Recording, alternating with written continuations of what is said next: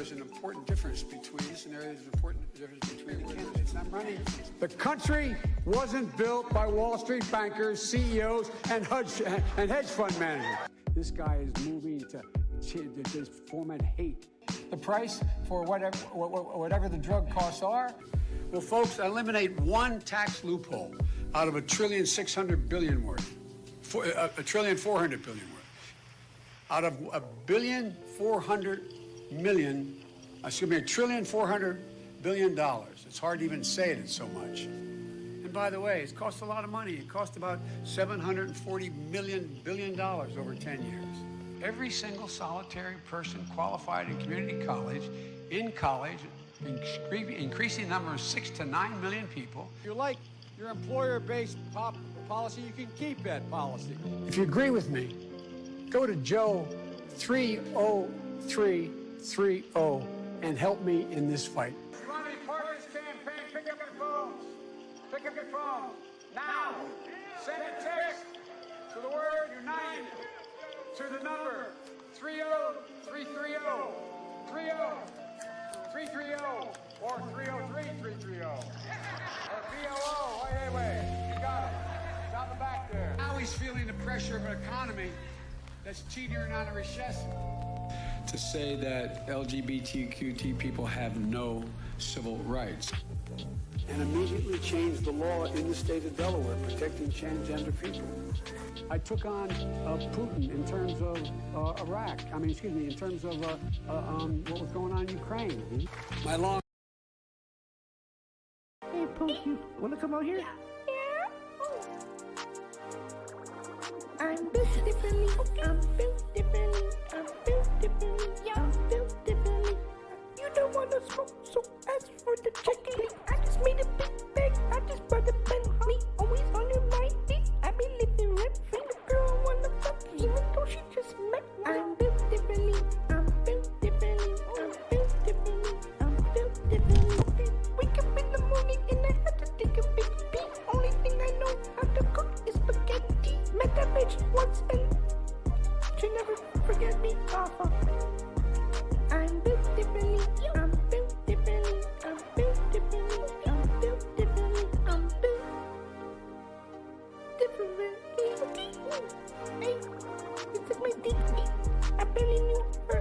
I go real fast on my scooter. Scared to have a gun, yeah, but I shoot her with my dick. I'm a coomer, wow. Where the fuck is Mario? I've been looking all night. I've been searching on computer. I'm built differently. Yeah. I'm built differently. I'm built differently. I'm built differently. I'm built differently. I'm built differently. I'm built differently. I'm built differently. I don't even know anymore. Why am I here? What? Yo! Goodbye, everyone. I have to go now. I must have to go now. I have to go. I have to leave this song, yeah. Okay, goodbye now. I'm built differently. I'm built differently. I'm built differently. I'm built differently. I'm built differently. I'm built differently. I'm built differently. I'm built differently. I'm built differently. I'm built differently. I'm built differently. Long friend, time friend, and she's a friend. She's been my friend in and out of public life. It will cost 1/30. 1/30. Costs a lot of money. Almost $740 billion is what I want to do in 10 years. Not $30 trillion. Not $30 trillion. Among many qualified people, I'm the best qualified person for this job. And the reason is not just to help people who have or in fact are like to get Alzheimer's. Because think of what's been adopted. Milton Friedman's notion that the only obligation, that all changed with our Republican friends in the late 80s when they adopted Milton Friedman's notion that the only obligation, we find ourselves in a position where you're in a circumstance where we've adopted Milton Friedman's notion of conservative economy. Now, if in fact you are in a position, what was the case, you worked for Jimmy. That's why we're so special. It took courage. It took resilience. They know who we are. We have to let them know who we are. We can do it, and it's going to take billions of dollars to do it, and we can afford to do it. We can't afford not to do it. Cut in half the number of uninsured of the Asian American Pacific Islander community. Cut in half. Don't worry, I'm so serious. Children, I love to hear them. Well, President Trump and the demagogues around the world, Donald Trump is re-elected. So people are figuring out there's not a damn thing we can do that we set our mind to. The single most stressed I was asked to speak to the American Psychiatric Association, to go over to the University of London and speak to the World Psychiatric Association. It's interesting. I just spoke to the International Society of Psychiatric International Organization of Psychiatrists over in London because this is not a Republican talking point. The Republicans are trying to kill Obamacare. Union workers, the UAW took incredible cuts in their future. We have $1.6 trillion worth of loopholes in the law. But I never thought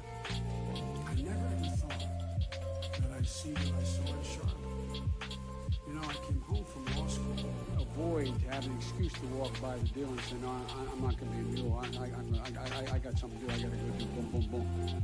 If we just were to reinstitute the CAFE standards. And I think Secretary, excuse me, I wasn't press going to say I'm downgrading if I call him Senator Booker.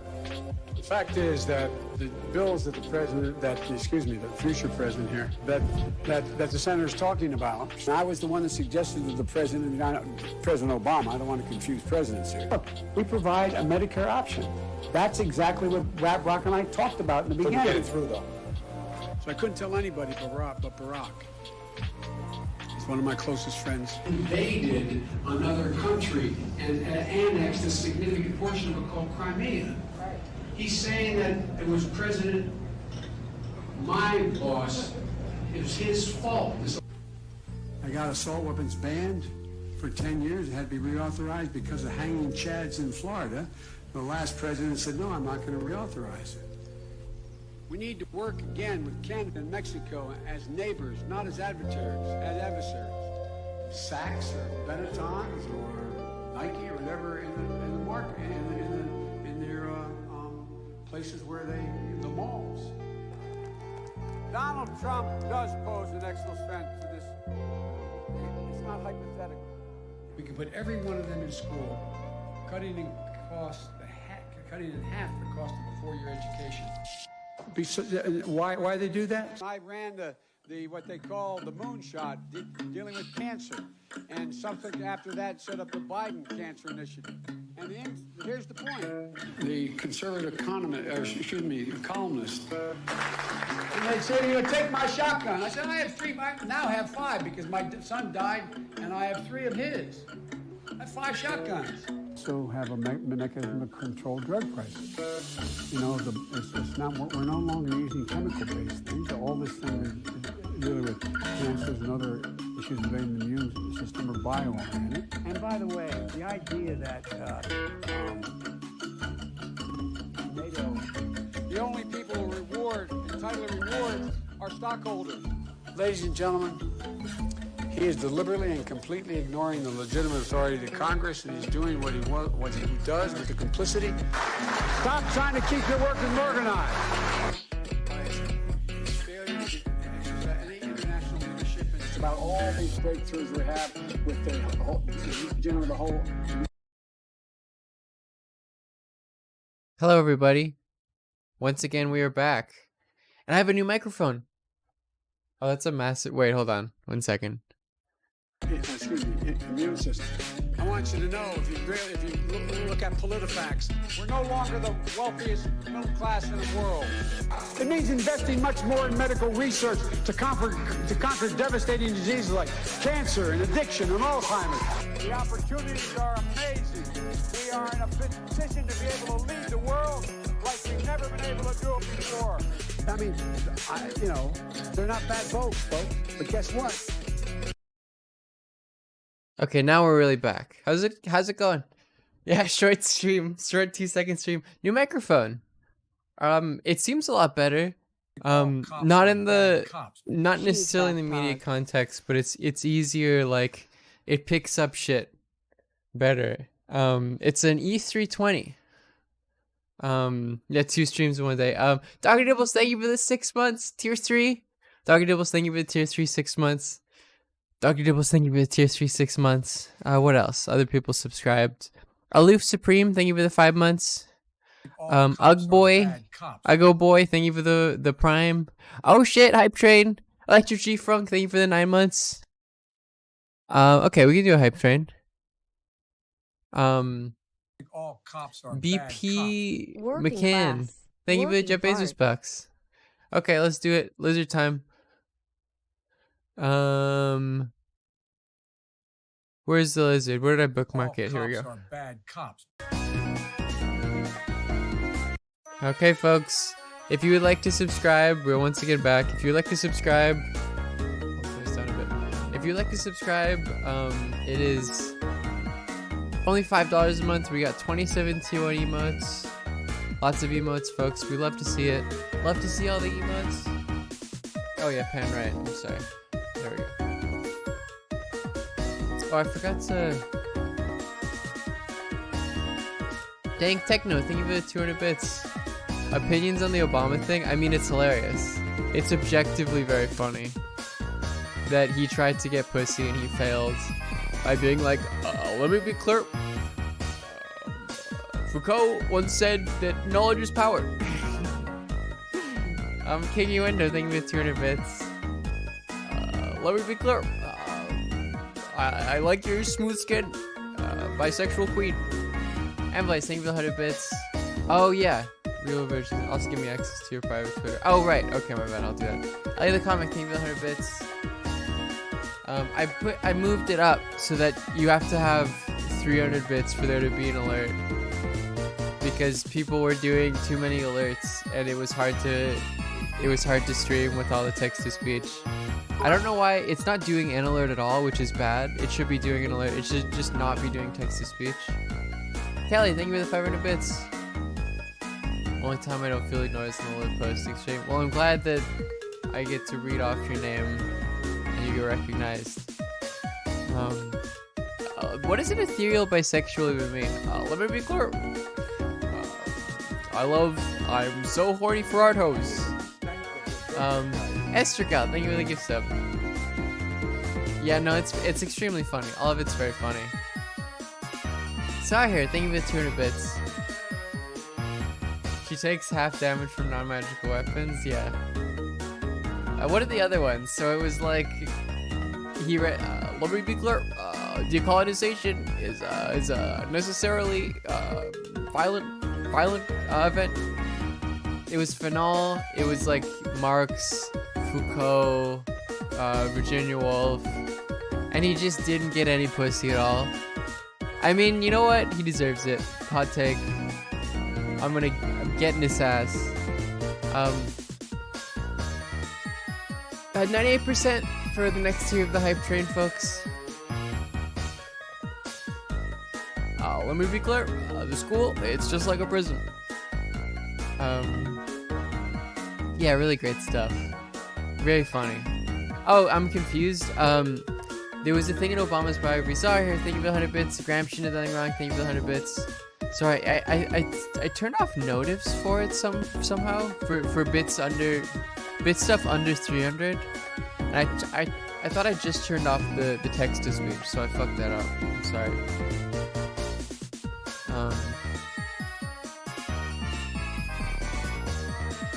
What was I gonna say? Yeah, there's been a couple things that happened because I haven't streamed in a while. I was supposed to stream yesterday, but my mic this new mic I have, which is a E320, which is very nice.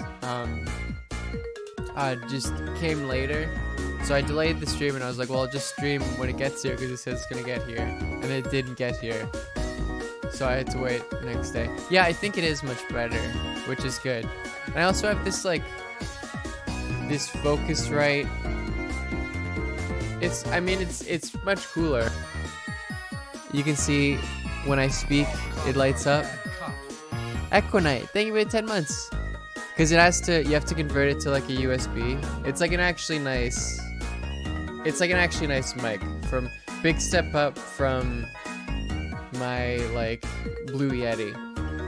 And I thought it was time for that. I was gonna get an E20, which is 200 more. I'm now in the bourgeois class. That's true. It's true. Listen, folks. Postmodern Pajama Wrestler, thank you for 100 bits. You think making it harder to simp will stop us from disrupting the stream? I don't. That's why I increased the price. That's why I did it. It's a mic from PA. Is the E320 from PA? Because that would say a lot about our society. Oh yeah, I'm doing a new podcast soon. I wrote out most of the script. I can probably give you a preview of it if you want. It's about the hyper-real and post-fascism. Oh, and also, I'm doing I did an episode with QAnon Anonymous, which is a very good podcast. It's a bonus app that they're gonna be putting out soon. Redwood, thank you for the 4 months. Yeah, which is cool. So if you subscribe to their Patreon, which a lot of people do, so I'm sure there's crossover, I would recommend looking at that. Liv posting is QAnon? Oh shit. Yeah, which was awesome. It's a very good app, very good podcast. They have a Twitch account too, and they stream. They were in the chat doing the. I believe it's just QAnon Anonymous. They were in the chat during the stream, the charity stream, which is cool. The QAnon cope has been super cool. And you can tell like the queue is sort of done. That like whoever's posting as him now sort of knows that they're like fuck. Cause you know they're gonna lose. Yeah, the Frank review. I need to do that so you get more emotes. I didn't realize. Yeah, it's gonna be Ian on. That's true. Do people still post in the subreddit?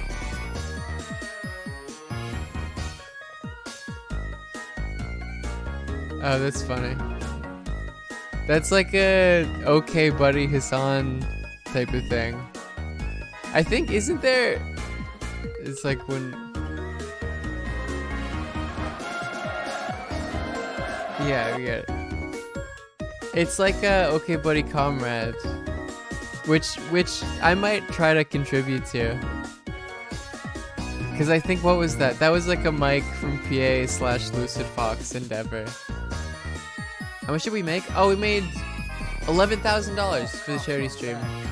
For Trans Lifeline. Almost school person, thank you for the 4 months. Yeah, that was awesome. We love to see it, folks. Lots of money. Yeah. It was really good. It was a very fun time. My computer crashed during it. Yes, Corbyn is a Labour member, but not an MP.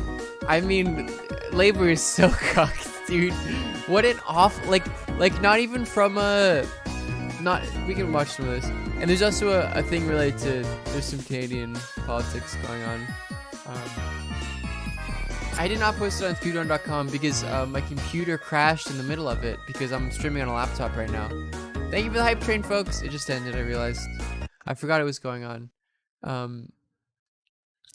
Yeah, and so you know, it could have been a splice. Who knows? I know it took me like literally 12 hours to complete, but like maybe I spliced it.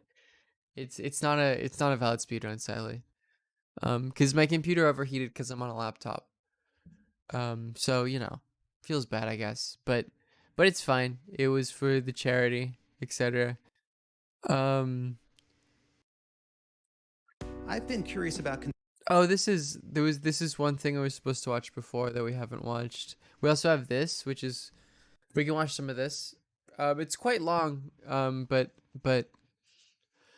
that's the thing. That's Bernard. That's the point where it's like, okay, if first off, if you're taking if Corbyn is himself personally anti-Semitic, which even the Labour report said that he wasn't, and you're removing him as a member of the party, but the guy who's running Labour was in his shadow cabinet like half a year ago. It's like, well.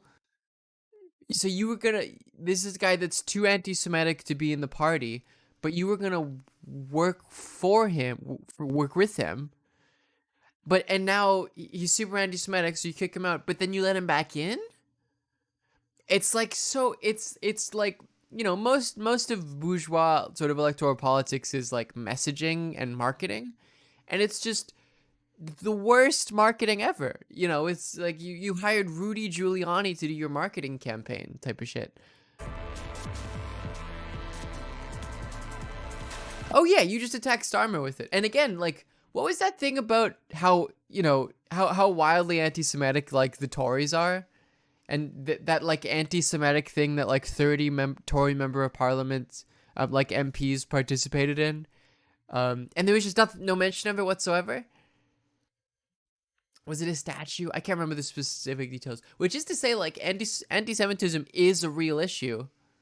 Corbyn is too popular. Yeah, that's why they brought him back. But it's such a like, anti-Semitism is a real issue. There was a statistic about America, for instance. I don't know how that translates to Britain, in which, at least in recorded hate crimes, here it is. I don't know my bookmarks because I think it's interesting or concerning at least.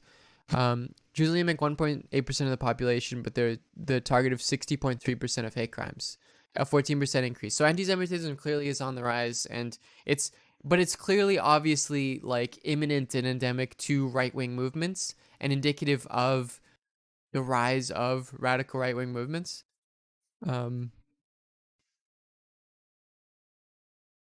Yeah. But again, like what we see here, Boris Johnson's book, there's literally the villain is an anti-Semite, or is like a Cops are bad. no, the villain is like a Jewish caricature. Laugh posting, love posting. Maya, thank you for the tier 2 to 8 months. Maya, thank you for the tier 2 to 8 months. It's literally an anti-Semitic caricature in Boris Johnson's book, but the media did not talk about it, which is again to say like, that anti-Semitism is a problem, but the actual source of the problem, which is that anti-Semitism is basically endemic to the right. It's like an imminent it's an imminent quality of right-wing and especially far-right politics in like Western society, let's say, isn't being actually talked about, which again makes anti-Semitism harder to fight.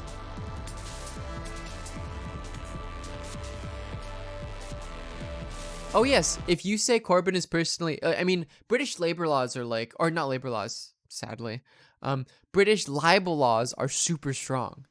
Sorry, that was a Freudian slip of sorts, because I wish that was the case about labor laws.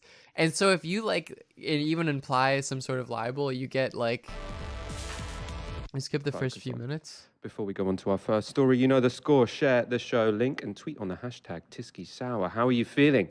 Do you guys like the new mic, by the way? I'm still tweaking around with the settings and stuff because I don't know how any of this shit actually works. But I tweaked around with it a bit today and yesterday, and it seems to be a lot better than like the Jeremy Blue Yeti. Corbyn being reinstated, but having the whip Oh yeah, the Blue Yeti is fine. removed, I suppose. I know you're not going to feel that positive about it, so I'll put a more concrete angle on this. How are you going to react to this? Are you going to stay in the party? Are you going to be passing motions to try and get the whip reinstalled? What do you think is going to happen next? We'll be discussing your takes as we go through tonight's episode. Of course, super chats, we always read those, also incredibly welcome. Yesterday, we all got a pleasant surprise when Corbyn was reinstated to the Labour Party by a 5-member panel Tell Chad of about the your tech. NEC. Now, we speculated this Is it could bring tech Labour back podcast? from the brink, and This is an E320 microphone, and it's being run through a Focusrite Scarlett 3rd gen Solo.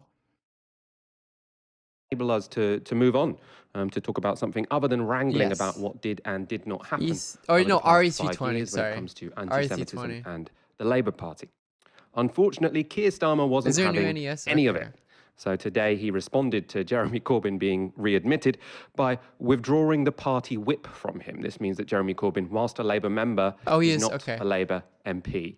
This decision was announced and explained in a tweet thread by Keir Starmer at about 11 this morning. So we can take a quick look at that now. Since it's been So forever. I Keir love how it's Starmer 3 wrote, days is forever. Since I was elected Labour leader, I have made The it my daycare mission has to been root out too- anti-Semitism from the Labour Party. I know that I will be judged on my actions, not my words. What a fucking incompetent Blairite shithead. The disciplinary process did not have the confidence of the Jewish community. That became clear once again yesterday. It is the task of my leadership to fix what I have inherited. That is what I am resolute in doing, and So I have correct. asked for an independent process to be established as soon as possible. I'm the leader of the Labour Party, but I'm also the leader of the Parliamentary Labour Party. Jeremy Corbyn's actions in response to the EHRC report undermined and set back our work in restoring trust and confidence in the Labour Party's ability to tackle anti-Semitism. In those circumstances, I have Corbyn did the one thing that they were mad about was like bad messaging, obviously because Corbyn's enemies used it. But like the idea that it's taken the like decision not to restore the whip to Jeremy Corbyn. I will keep this situation under review. I mean, Johnson's gonna be the fucking PM for like 8,000 years. We're going to talk you through, what actually happened over the past 24 hours, because I think there's versions of the official story that don't quite add up. First of all, I want to go to you, Aaron, for your instant take. And the reason is because last night, I kind of took the position that maybe Keir Starmer's kind of hostile tweet thread was him sort of trying to put some personal distance between himself and the decision, but it wasn't really a sign that we weren't all going to be able to just move on. We could kind of ignore if he had a bit of a cold tweet thread. Hopefully it was the end of it. You said that you thought there were going to be more fireworks to come. I'm afraid to say, the events as they have unfolded have very much accorded with your analysis and not mine. Yeah, it's a very sad spectre to watch, isn't it? I wasn't particularly confident in how he would respond to it for a few reasons. Really, I've been told by relatively in the know people that people around him aren't very accomplished. They're not very competent. Of course, yesterday was really It's like it's not like marching Corbyn to the firing line, taking the gun and shooting yourself in the face. It's like putting Corbyn in the firing line or whatever, and then jumping in as they're about to shoot. You jump in and like block a bunch of the shots where it still sort of hits Corbyn and injures him, but a majority of the shots hit you. Best of David Evans, the party general secretary, being like, it's actually, unclear no. what he thought was going to happen, what the outcome would be. You had an NEC panel, which included, as we now know, basically 3 non-members of the left. We talked about this all last night. They're meant to remain anonymous. And yet even then, the Labour right was briefing those people. One of them has come out today, a gentleman who ran on the same slate as Luke Akehurst. He's come out saying this is meant to be an anonymous process. I've been completely thrown under a bus here. You've had an MP ally, very close ally of Keir Starmer, on the BBC today saying this was a factional, stitch up. A political ally of his was on that panel. So it's just a complete car crash. This is a complete car crash. Take away the ideology, the politics, left, centre, right. Keir Starmer ran fundamentally on, I'm competent, I'm a professional, I've been the head of the Crown Prosecution Service, I was the DPP. Good grief. If he carries on like this, if we have another 7 months like the last 7 months, people are going to have to start reopening the cases he was responsible for. Maybe we've had loads of, injustices, people going to prison who shouldn't have been. Who knows? Because the man seems the polar opposite of professional right now. So that's why I thought today would be as bad as it turned out to be. As I said, we're now going to go through, you sort of touched upon some of it there, but what actually happened? Because I do feel like the official story is not really being particularly honest about what seems like the most likely sequence of events to have sort of ended in this incredibly messy Which is situation. just like they're like, oh, to people present like the Corbyn. official story. This is Steve Reed, so he is a shadow cabinet member, shadow minister for communities, and he is speaking here to Politics Live. I'm also going to include a short sort of intervention from Laura Kuenssberg, just because it's so ridiculous that I want you to see it. There weren't really any good decisions for Keir Starmer to make, or there were no damage-free decisions for Keir Starmer to make about all of this. He's clearly going to upset the Corbynite faction, but I think that actually the majority opinion in the Labour Party will actually think this was probably the best course of action. But of course, that's hard to prove scientifically. But remember Plus, how he was much re-elected as Speaker of the House. Isn't that like better than the other options, which are like worse than Pelosi? Keir Starmer's central message from day one and all the way Like the risk was that that the Democratic Party went more right-wing in its leadership than Pelosi. through his campaign was that he would have zero tolerance, and sorting this out would be his first priority. But he is back in the party, Jeremy Corbyn. Has that undone what you might see as the good work to sort of build bridges and mend relations with the Jewish community? Because on the back of that decision yesterday by Labour's ruling executive... Isn't it so funny how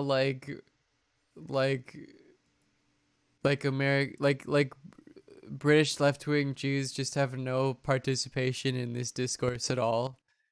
They're like this sort of like phantom like reference, which it's like, well, we need to protect them. Let's not listen to like anything that they say or any commission or ideas that they have. Jewish Labour movement called the decision to readmit Mr Corbyn extraordinary.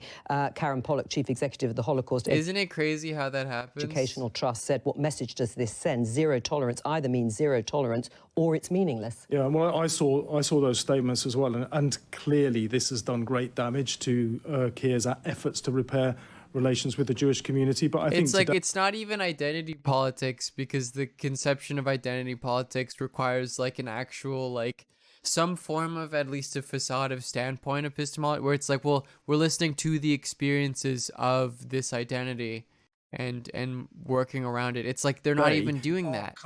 It's like they cut that part out of it. Centrist journalists are just fucking insane at this point. Todd WJP, thank you for the 5 months. It's like there is no actual reference to the real world. Keir's shown that he will step in and show leadership when it's required. Keir doesn't control the complaints process. That's in the control of the NEC. It will be reviewed because the EHRC told us in terms it's not fit for purpose. It's not appropriate for Keir to interfere in that. He can't, but he can determine who sits with the Labour whip. So the official story there from Steve Reed is that Keir Starmer doesn't have any impact on the process that happened in the NEC. That's a completely separate process, and what Keir Starmer's done is he's taken a tough line in the only area where he has any control. I'm going to challenge that in a moment. First of all, what the hell was Laura Kuenssberg talking about? I mean, the analogy there, she's saying, look, I don't have any evidence for this, but I feel like probably most members agree with this outcome. Now, there's just been an election to the NEC where members got to vote, and which slate won? It was the left slate, the Corbynite slate, right? So I don't know where she is getting that from. And for me, the analogy is, it's a bit like you're an industrial reporter and you say, look, I haven't spoken to any workers, but I've asked the boss and he says everyone's very happy. It's not journalism. What is she doing? She's on national television and just saying something that's completely made up. How can you possibly say, oh, I think most Labour members will be happy with this? She only speaks to MPs. She only speaks to MPs and MPs who are quite friendly to her and who are close to the leadership. So, of course, that's what they're going to tell her. Anyway, let's focus on this issue of the official story and does it add up? Is it the case that Keir Starmer had no control over the NEC process, over the process within the party, and he sort of kept back and stayed independent? He was shocked by the outcome, and so he decided to take a different tack. Now, where I think this falls apart is in questioning which was made by journalists to the Labour Party spokesman today at the parliamentary briefing, where the Labour Party spokesman speaks to whoever from the lobby wants to. The Dems might be better on trans issues than Labour. Well, yeah, that's just because Britain. This was tweeted out by Sienna Rogers from Labourlist. Very useful thread. You can check it out if you want to see the whole thing. I'm just going to pick some of the most important ones, some of the most worrying ones, if what you're hoping for is honesty from a Labour leader. So The first one we're going to get up. Turf Islands. The last time Keir spoke to Jeremy was the day before the EHRC report was published. So this is the Labour Party spokesman. McCluskey, I don't have a date, but obviously Keir speaks to Len and other union leaders frequently. Now, this is important background because one of the suspicions many people have, and I think it sounds quite likely, is that actually Corbyn's readmission wasn't something that was a surprise, but there was basically negotiations going on between the different sort of interest groups within the party. People had said, look, you've done an incredibly provocative thing by suspending the Just like a previous leader widely who has a popular great level of politician. support, both in our union and in the membership. Well, And I mean, so for us to be able to move forward in a it's very similar. Like it's interesting because like although there is some shit going on with the NDP right now, so maybe I'll hold myself on that. Well, the NDP have no chance of winning the election, so it's different. But like there's something very similar to like Britain and American politics here, where it's like the center element of the left reformist party would rather shoot themselves in the face than actually let like the left wing of the party in any way control power. constructive way. This has to be settled pretty soon. That's an impression many people have. I can't comment on whether it's true or not, but it seems plausible, and especially it will do as we go through more of these tweets. So the next one, again, this is questions being asked to the spokesperson. Who made decisions Turf to speed exclusionary up radical the case? feminism. That's funny though, because the analogy for turf exclusionary radical feminism is just turf. The spokesperson said. So it's like they're the good turfs. That was a decision taken by the party headquarters, and I'm not going to give a running commentary about how those decisions are taken.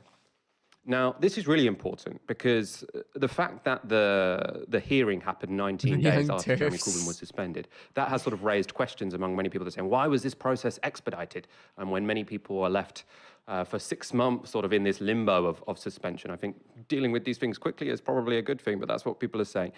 And this is important because it's showing that this decision was made by HQ, where David Evans, who is Keir Starmer's pick, is in charge.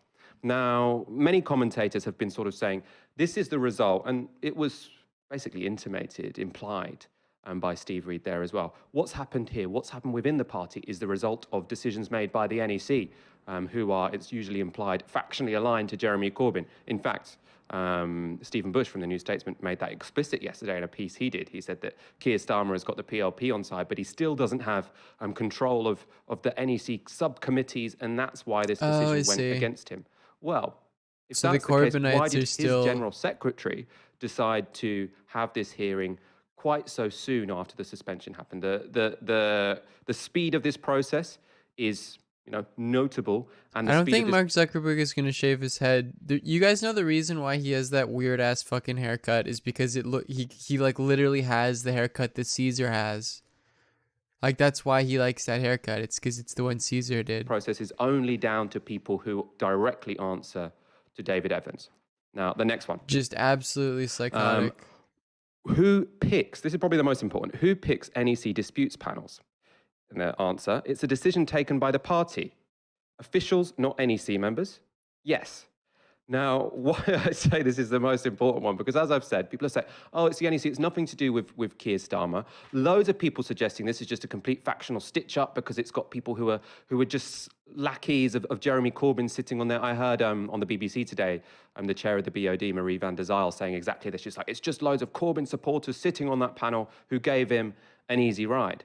Now, we've already said that people on that panel, there were 2 left-wingers, 2 right-wingers, and basically someone in the soft left. But also the legal advice was that if you take this case any further, you're probably going to lose in court. Right. But anyway, what we know here is that that panel was chosen by HQ, by either David Evans or people who work directly under David Evans. Now, if David Evans knew the legal advice, which presumably he would, they're lawyers who work for him. If David... Well, they got away with this, Bernard. I'm just going to pretend I'm talking to Bernie Sanders. Because, like, Corbyn's first election was incredibly good. It's the biggest win for Labour since 1944. But the one afterwards, they ate shit. Just because, like, Corbyn sort of didn't do Brexit, like had a sort of weird semi soft Brexit position, Evans or knew semi anti-Brexit position, who was sitting on the and it just like it was the Brexit election and the messaging of like we're gonna get Brexit done because it's a very simple marketing scheme because modern politics is marketing. Was like resonating with panel voters and when it more. was going to happen. Then presumably It's David one of the reasons why like Bernie is a better politician than Corbyn, because like Bernie's messaging is very to the point and simple. Evans could have made a good guess at the outcome. Now, to me, this sounds like there was a deal. It was agreed that David Evans would sort of start a process whereby... Second referendum is the funniest shit ever. It's like lib brain is just so fucking poisoned. They're like, well, all of the like everyone has really thought about Brexit a lot. And everyone, because of they're thinking about it a lot, they've realized how much of a bad idea it is. So all we need to do is just have another referendum, and then we're gonna win. And then they're gonna have another one. Or they won't. You know, there's second referendum isn't gonna happen, and they're just gonna say yes again. And they're like, oh, well, now it has even more legitimacy. Okay, shit, fuck. You'd have a panel which would arrive quite soon. You'd put a bunch of fairly neutral people on it. You'd have they legal would have advice. crashed in a I mean, second referendum. Did people really change their minds? To say that you should, because again, like people were saying the exact same shit about Trump, and the polls said it too, and it like wasn't that close, or it was like closer than you would have expected. Like Trump would have won a second term, if COVID didn't happen. Probably let Corbyn back in, and this was all put in motion. David Evans was very aware of it. We know. Because it's been made official, they've said so, that David Evans consults. So I'm gonna think of it in the same sense. Keir Starmer on these issues. He consulted Keir Starmer when Jeremy Corbyn was initially suspended, so we would expect he would do the same here. So this seems to me. Well, yeah, and also, of course, second referendum policy as like a decision, regardless. Maybe I'm wrong about that. Polls say we would remain. Didn't polls say that initially as well? I don't know. Maybe this isn't in reference to empirical reality, but regardless, the idea that like your main goal should be to get a second referendum is itself cucked. David Evans knew this was going to happen. Keir Starmer most likely knew this was going to happen. And what has actually happened is they got freaked out. They got spooked by the response, and that's why they're desperately trying to backslide. We'll go to the final tweet from this press conference. Was it right for union leaders to be brokering a deal in private? The answer, there were individuals who were publicly lobbying. But by how much? 35% of British people support Brexit, with 57% wanting to rejoin the European Union. Okay. This was recently, though, to be fair. I wonder what this would have looked like 2 years ago. Like how many people would have wanted... Like, you know, 1 or 2 years ago when, like, the referendum shit, when they wanted to really do a referendum. For Jeremy's reinstatement, that was no secret. That is their right. So again, no denial whatsoever. If you're reading that tweet, Fred, which is, you know, the best answers that a Labour Party spokesman can come up with, it seems fairly implausible to suggest that the reason Jeremy Corbyn was reinstated was because of factional manoeuvrings within a body over which he has no control. No, it seems much more like this was actually a situation which was, you know, in part engineered by David Evans, which presumably had the blessing of Keir Starmer. I say presumably because I don't know. I can't confirm this. Oh, you got the stats here? Let's see. That's not that much of a variation.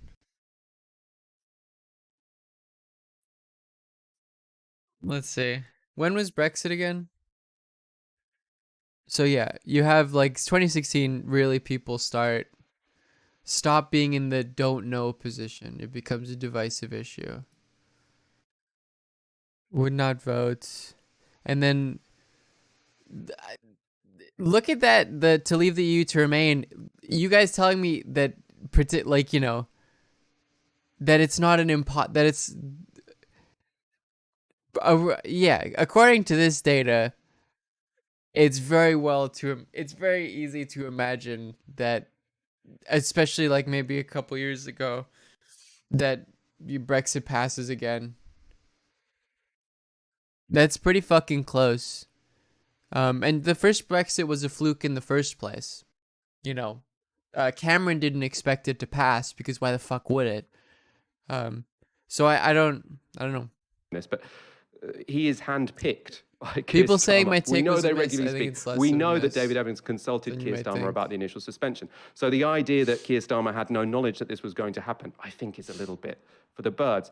But he has brought him back in. There's been a bit of a freak out from various groups within the Labour Party and from the media. Oh, and he's Cameron just suddenly, totally ate gone shit. It silent was funny for- to see for Cameron eat 16 hours, shit. which is what he I did. will say. Woken up in the morning, said, the only thing I can possibly do is say this has nothing to do the with me, worst. and then suspend the He whip. just left. He was like, "Oh, I'm Aaron, fucked." Do you share that analysis? Do you think that's what happened, that there was probably a backroom deal and then Keir Starmer freaked out?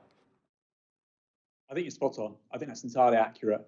And it's important to say, that Sienna at Labour List, she is not on Oh, the I radical mean, Brexit, particularly as it's done by right wingers, is just fucking disastrous. left. I Because think it, like, in concept, the idea of leaving the European Union is like a good idea. Because the European Union is like a neoliberal institution, etc., etc. she's just a really objective But, journalist, like- and she believes in truth. And Well, also, facts. it's important to say this isn't her. This is from she has verbatim, Yeah. Sort of She's talking- yeah, but reported she's- on what was she's being talking- said in that conference or that Sure. But she's. question and answer. I'm saying this because but it was she had that access because she's a member of the lobby, and all of the lobby should be asking those questions, or at least publishing the responses to those questions. Yeah. And she's quite unique. She's quite unique. And you compare that, which is just I am now getting the information, the facts out to an audience that cares deeply about this stuff, whether you want Corbyn in or out. Look at that compared to Laura Kuenssberg, just making stuff up. Or Steve Reed. Imagine if you were hosting Douglas, Policy Slides hello, today, Michael. Kaylee, how's it going? Steve Reed would be saying those things, and he was held to absolutely no account at all. So many inconsistencies. He's talking about zero tolerance. The guy was referring to Richmond and Desmond being a puppeteer, and you can apologise from that. You can walk back, and that's I think that's the right thing to do. Good. I mean, that's how people get over their mistakes. However, he doesn't appear to want to extend that to other people. It is really so fucking depressing that, like, in the Anglosphere, I guess New Zealand is the exception, that Canada is like the most left and has the highest chance of having like a left-wing party. Because literally a year ago, I was talking about how left out we were, that we didn't have we have Jagmeet Singh, but it's not really the same. And the NDP don't have a chance of like winning a national election. It was like, well, Britain has Corbyn and America has Bernie, and now you guys have nothing. You have nothing. You're like us. Like, we'll have an impartial process in the future. It's and rough. this was independent, and Keir Starmer doesn't want to comment. Jagmeet is honestly not that wildly left wing. The letter sent to Jeremy Corbyn notifying him of his suspension came from David Evans. David Evans is the General Secretary. In the EHRC report, the General Secretary is a political... I'll tell you, I'm not looking forward to an NDP. If Jagmeet is the Prime Minister, I would not think that it would be nearly as good for, left-wing consciousness building in Canada as, Corbyn winning or Bernie winning would be. But Leighton isn't really a leftist. I mean, Leighton's the Leighton NDP period was we're gonna balance the budget and do a bit more left wing shit. They're like Blairites, Keir Starmer was consulted, as you said. That's political intervention. The gentleman who sits above the head of GLUE, the head of GLUE is Andrew White. There's a person That's the governance above and legal him. unit, yeah?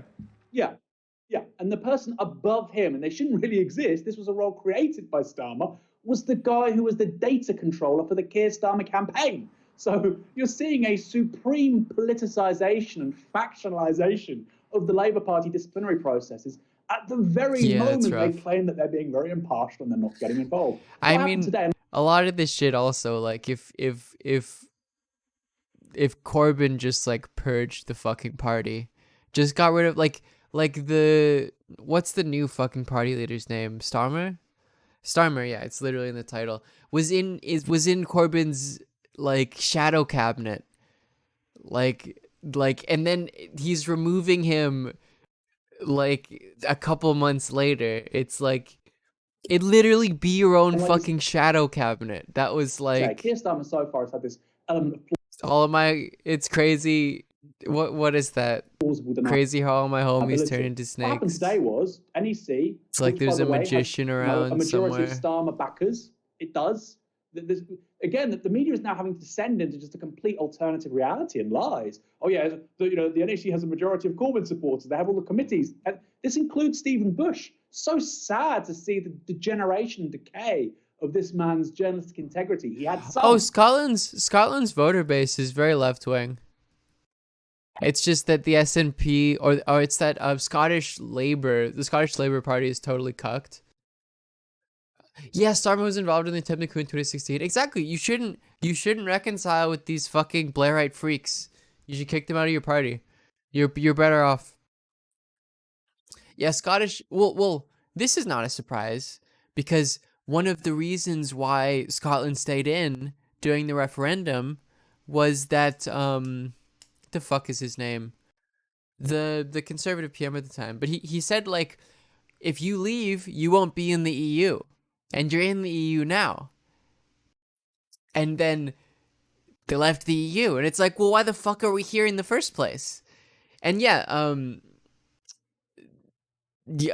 British or Scottish Labour is very cucked. And most people vote SNP, Scottish National Party, which is like, has a very left-wing electorate, but doesn't have particularly left-wing policies. It's just like they appeal to the Scottish position better. He had some before all this, and now he's lost a lot of it. That's not factually correct. The NEC is not controlled by the left. Like you say, yesterday on that panel, it had a pretty even breakdown. And from what we understand, that may be inaccurate. There was a unanimous decision. That's being denied by one of them, but that's because he's been thrown under a bus. And so Keir Starmer now can't do that plausible deniability anymore, and he's had to get his hands dirty. So what it tells us is the story we've had for the last 3 weeks. Keir Starmer's taking a step back. Oh, he's so upset this entire process is happening, but it's nothing to do with him. You know, there are evil, nasty advisors who are really pushing this. No, this is coming from Keir Starmer. I spoke to a source quite close to Keir Starmer last night. I said, do you think he wrote that Twitter thread? They said yes. They said it comes across as self-pitying. I think he wrote it. I don't know the guy. I don't know if he's prone to self-pity. But like you say, that and then seeing his response to being doorstepped this morning, he was in shock. I'm being doorstepped, but I'm Keir Starmer, DPP. You don't treat me like Jeremy Corbyn. They're going to do that, by the way, Keir. Get used to it. Because the media loves this story. They love the Labour Civil War story. Oh, they love it. No research, gets lots of hits. It's always going to get you lots of attention.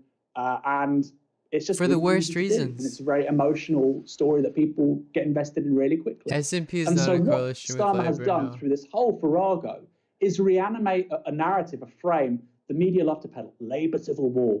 And the first people they call when that happens, as you know, Michael, are people like me and you, right? They don't want to get us to talk about the Green New Deal or how do we deal with the housing crisis, but Labour Civil War, oh, let's get somebody from Novara Media on, which is the last thing Keir Starmer wants. So to conclude, it really speaks of a complete absence of political yes, insight. Baby Yoda is cancelled. He did a professionalism. genocide, We didn't kind he? of knew that, but I think the complete absence at the same time of integrity, of course, one of the three words in that memorable poster, which couldn't have been further from the truth, and authority really surprises me.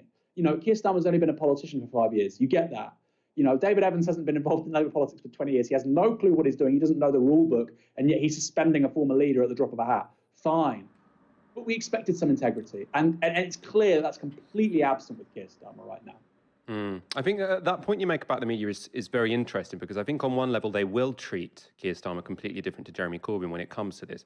As we've just pointed out, there seems Oh, I can't wait for like England to be its own thing, like for Great Britain to dissolve and Northern Ireland to be readmitted or to reunite with Ireland, and for Wales to leave too. to be Because a number of holes in the official story being put out by the Labour leadership or being implied. What's the thing is like right-wing English people don't want Ireland in their union. It's very fucking weird.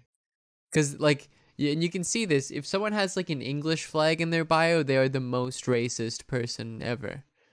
Like if it's not Britain, it's England. by Like the Labour leadership. the Scots are not white enough.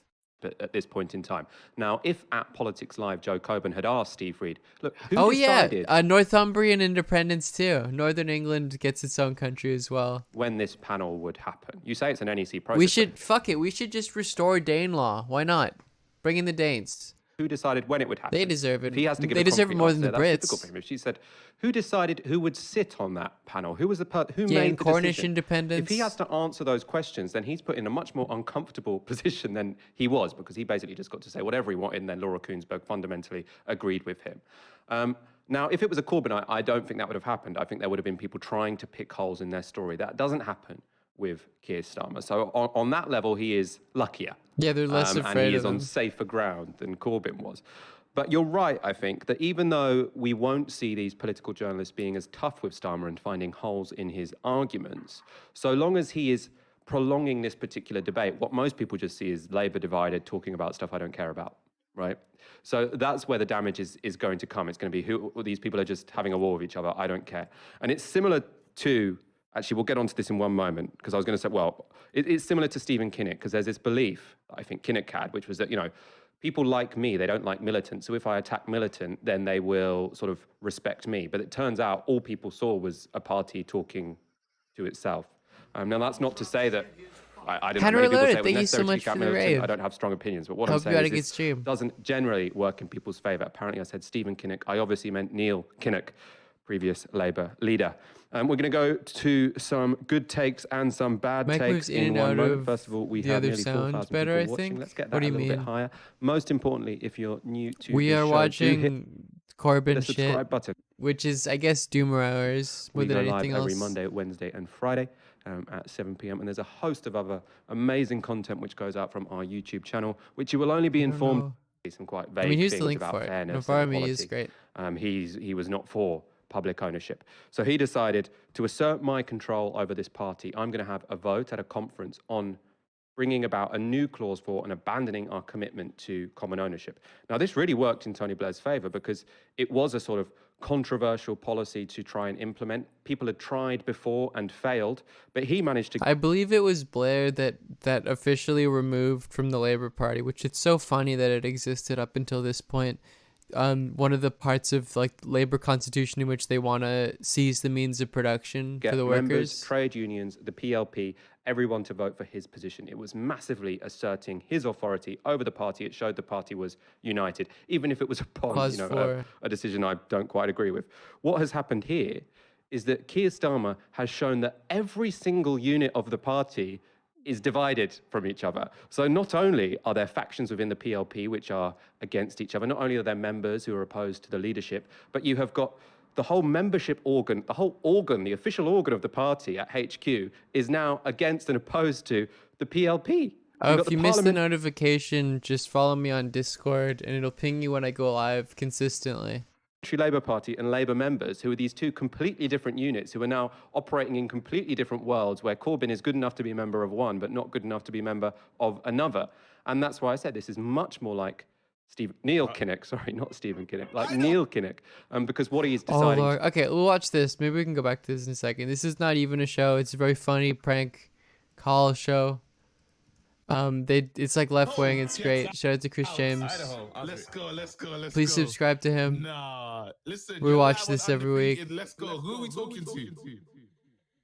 Hey, it's Murky. What's up, Murky? Wow. Wait, where are you calling from, bro? Please let us know. He's calling into British. I'm in Genesee, Idaho, United States of America. Genesee, Idaho. Shouts out to Idaho. Listen. I love you guys. You guys got the good energy. I'm doing the cold open for the Not Even a Show right now. So These dudes I'm the do big seem man cool. who does the cold opens, the Stoop and Kyle. He's like, I don't know what that means. Wannabe fakers do it, but I'm the man. And so basically, I call these and shows in the cold open, and we're doing it right now. And you just have to say, let's start the show, and then I can go 3 for 3 to start the year. So wait, what do you want? Wait, in the comment section, people are saying it's Biden. It's Biden. Wait, so what do you want us to say, bro? Wait, what you say? I just want you to say, in unison, it would be great if you said like 3, 2, 1, let's start the show. And I promise you, everyone will go crazy. All right, ready. 3, 2, 1. Let's start the show. Let's go. I respect the balls to do this. To just like. Oh, you guys are awesome. I love you. You honestly have a great show. I really like it. He left. He just called for free. We got a voice note, bro. What the hell is this? No, but he called from Idaho, man. We got to let him have that. Shouts out to Idaho, bro. But what did we sign up for, fam? I don't know, but we're about to be. We're about to be in the intro for some mad website with Let's Start the Show. Sorry if you thought it so, but The name of the Gen Z entrepreneur, Ziad Ahmed. Saturday night. Oh yeah, I have to watch out for copyright now. Shit. SNL is going down. I mean, this is fine. Need to give us thanks. Just tune in and watch the pranks. Yeah, 1 call, a 2 call, a 3 call, 4. Just when Oh, you that's think so we're finished, cute. and we call once more. That's so You're in cute. a little battle and we're fighting Here's a no comment more. from the Ridiculous How Cool can Show we from the stop Cold the Open. pranks Let's. when we're pranksters Alright, the to show. core? You're the man, bro. You have no idea what you're Saturday doing. Much love. night, yeah. Oh, that's cute. Yes, Saturday night, yeah. Musical guest, the Tony Rich Project. Yeah, not even shows the Your real host, SNL now. Richard Heen.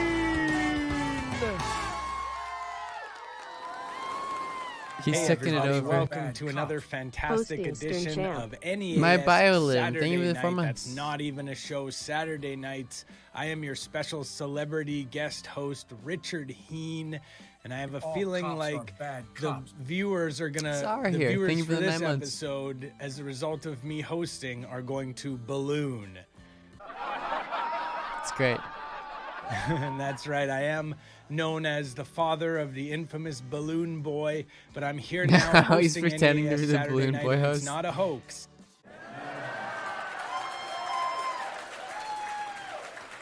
What happened I'm to that here guy? And all my Heen heads can rejoice. Hashtag Heen heads on Twitter and Hashtag Instagram. Heen I'm Hive. banned from Facebook. Anyways, we have a wonderful episode for you this week, as we've got calls to Rudy Giuliani, Ian Miles Chong. Wait, Matt is Rudy still doing his talk Schlupp, show? as well as Dave Elswick. First things first, though, Laura Loomer is an Islamophobic internet troll who recently ran for office and lost handily. We decided to call her with Which was some not a inside surprise. info on what went wrong. Check it out. But it's still very funny. The Loomer logs. Oh God, it just sounds like she's like it's like a. This is what she calls her shits, as well as her podcast. Hello. Oh, hi. Good morning, Laura. How are you? My name's Jason. I received your phone number online because I have some information to provide, and somebody said that you would potentially be interested in it. What kind of information? Sorry, I'll down mix it to audio. Well, it's in regards mono. to your election, or your campaign, rather, and the results and why they were skewed so far in one direction. I have a fairly good explanation that I think you guys might want to look into. Is it you ran shitty? Okay, the explanation is that everybody hates you and you're a terrible person. Got him. Oh, it's TOS. Or DMCA, I don't know. Who knows? I don't fucking know. He is easily our favorite target. Great streaming platform, by the way. And the Free Wolf is easily our favorite prank caller. It was only a matter of time before the two met each other in the marketplace of ideas, and that's what happened this week. And also some other callers came for the party as well. Check it out. Rudy time, baby. So now we go to Tom from Minneola. Hey, Tom. Hello, Mayor Giuliani. How you doing today? I'm good, Tom. This How are is you? great. I wish I was doing better. I was This is a listening great to you voice. talking, and I have a question I've been running over in my mind over and over again. But I want to preface that by saying I was a New York transit officer for 28 years. This is great. I've seen the changes in New York, and I never had the opportunity to thank you personally because I saw what you did as mayor and the This is changes that took fucking place great. under you. So I wanted to preface it by saying thank you. And thank first you of for all, your that. service. God bless you. Absolutely.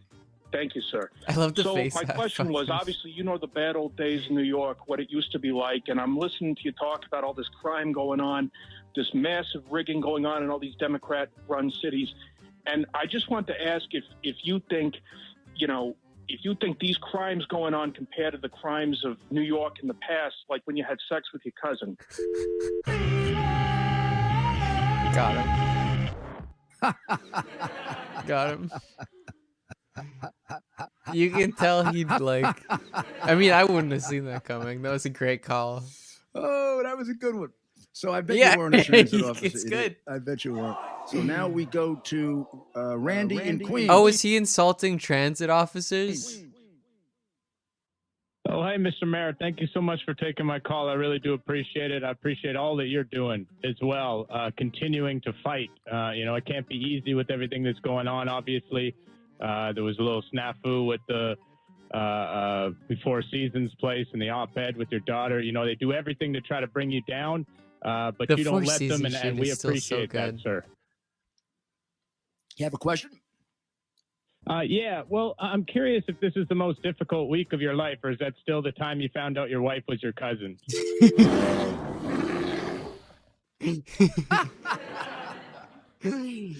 Rudy is gonna become the fucking Joker. I don't know. These guys must not work. He Nathan really in is Brooklyn. gonna lose it. Nathan, Hey, Rudy. how are you, Nathan. Nathan? You there? I'm Hey, here. good. I'm right How are here, you, Rudy? Nathan. Thank you I'm for here. taking the call. Not at all. What do you Hey, got, Nathan? why are these flying liberals saying you married your cousin? That's not true. Oh, now it's the back to the back prank calls. Officer Steve O'Path has been on a I little mean, bit it of really is a sad state for Rudy's existence that you can prank call him 3 times in a row. Like, that's how few people call into his shitty a talk show hiatus, thing. getting some training on how Well, to he's deal like with a national figure, right? He's Trump's personal lawyer. He's now leading the legal team. Isn't he leading the legal team for Trump's like lawsuits to try to steal the people, election? but he's back now, and he came back with I don't know. I just picture like Rudy goes to court, $200,000, and you can back to back prank call him on his show because so few people call in. It's incredible. I just picture like Rudy going to court, like and trying, in Pennsylvania, trying to get like all of the ballots thrown out. All cops are bad in like cops. in like Philadelphia or whatever, and he's making this like really long speech in the court, and he's pacing back and forth. He's like I'm exactly in a movie, and then he has a massive cum stain on his pants, something like that. Space Time Wonder, thank you for the 6 months, and Argonian Bum, thank you for the 5 gift subs. Thank you so much. We love to see it, folks. We truly love to see it. vengeance as he called Dave Ellswick with one of his best calls ever. Check it out.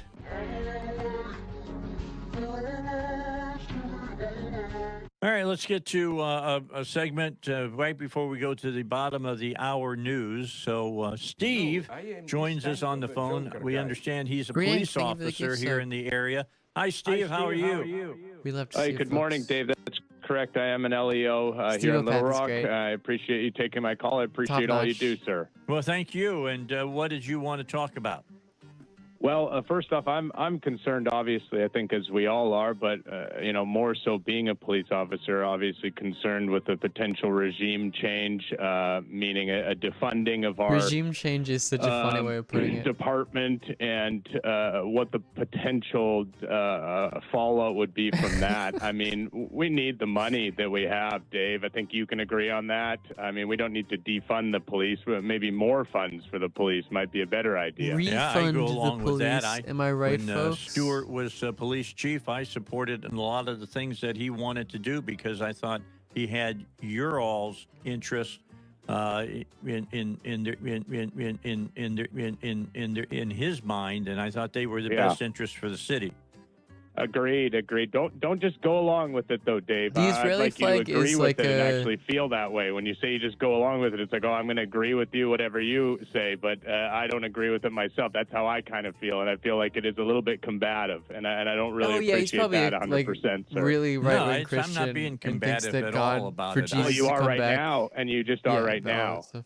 A little bit, but it's okay. I appreciate that. We're all a little bit fired up right now, but just please respect It me. is Allow so me to funny. dictate the conversation here and Every stop trying to take control of it, please, sir. Well, I don't dictate.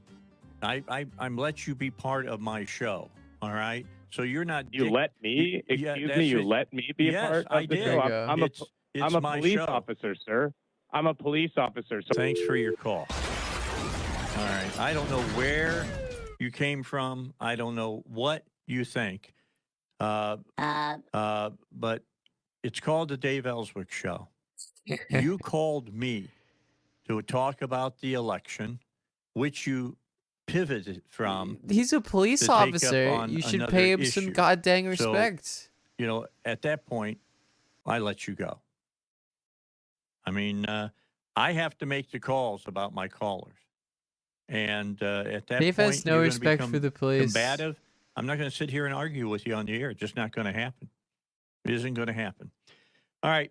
A few weeks ago, we pranked Ian Miles Chong, and it was a lot of fun, but a lot of you I know wanted us to grill him a little harder, keep him on the line a little longer, and so that's what we did this week. Check it out. Oh, that animation is so uncomfortable. Hello. Can you hear me? Hello, Ian, my man. How are you? Hey, good. I'm good. I got your email.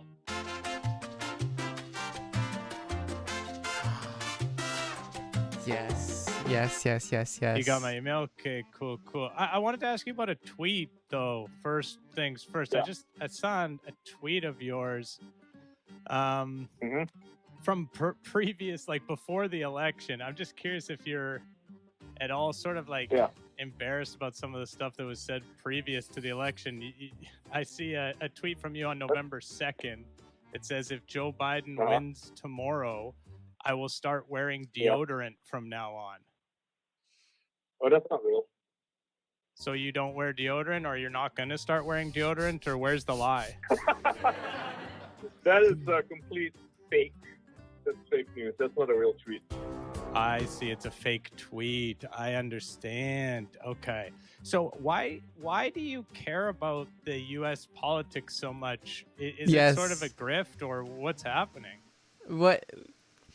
That's a funny question, because I personally think I will be a billionaire if I keep this up. Yeah. Well, are you being sarcastic? I don't understand. So where is your stake in all of this? Why do you care? You've never been to America, right? You've never been to America before? I have been to America. Yo, you have? Oh, he That's has. interesting. That's good. I'm getting good info here. This is a breaking A lot of story. people say you've never set foot on there. Which state did you Yeah, go no, to? that's all crap. Like, I mean, I'm wondering where your questions are coming from, because I thought they were like trolling me or something. Oh, no, I'm not a troll. I think you're kind of a troll, to be honest. I mean, right? You A little bit. You are, A little right? bit. I mean, crap. He wants to become a billionaire. That's how fucking stupid A Ian little bit. is. Yeah, but not to the point where I don't believe what I'm saying. No. I mean, I'm you provocative, sure. often tweet stuff that's factually inaccurate, and you get called out on it.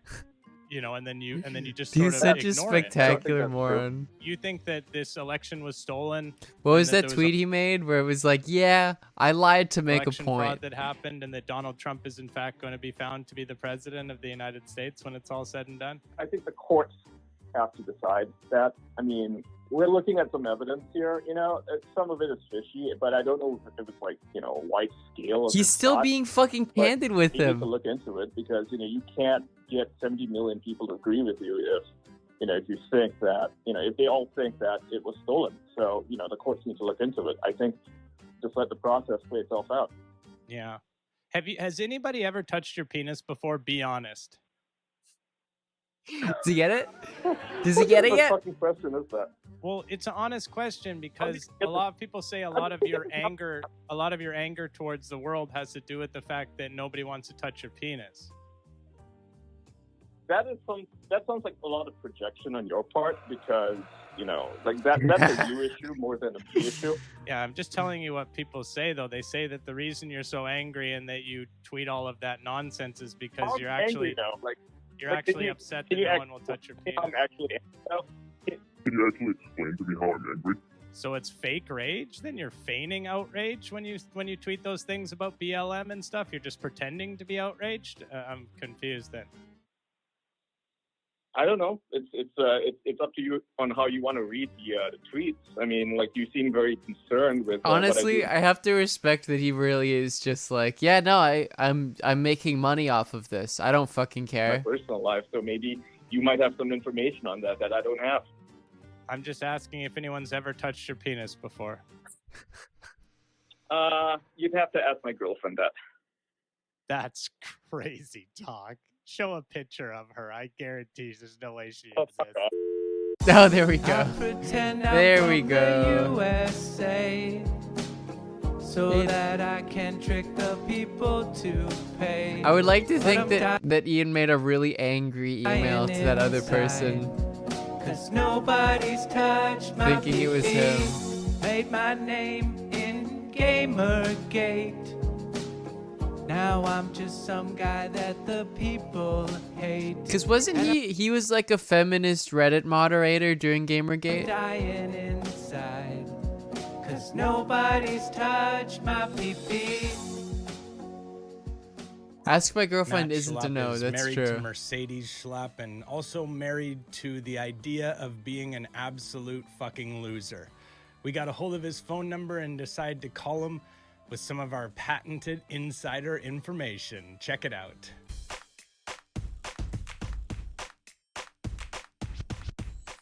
With Matt Schlapp? Oh. Hey, is this Matt? Yeah.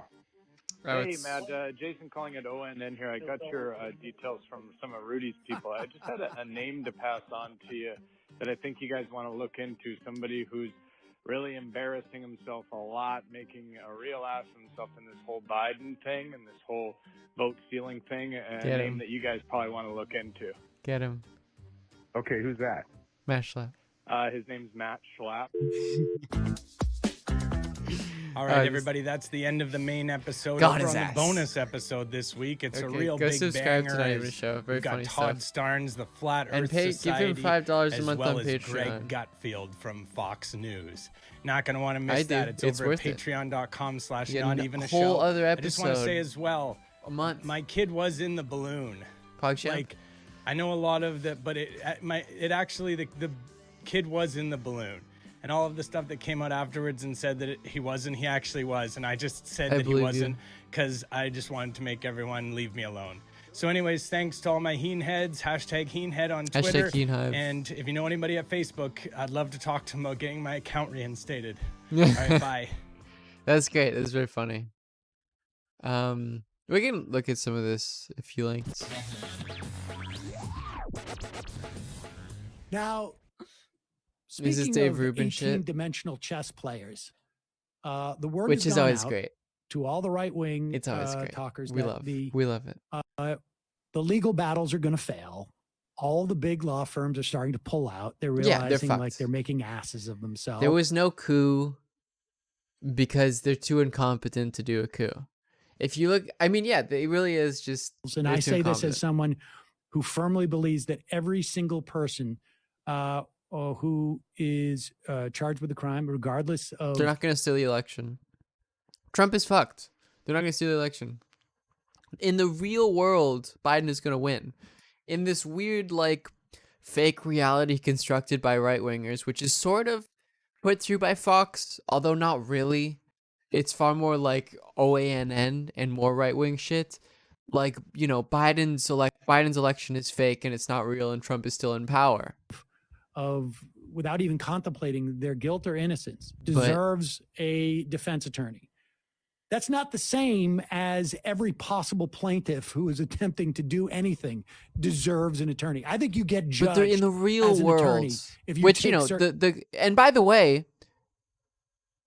Like in 2008, like half of the Republican voters thought that Obama stole it with Acorn.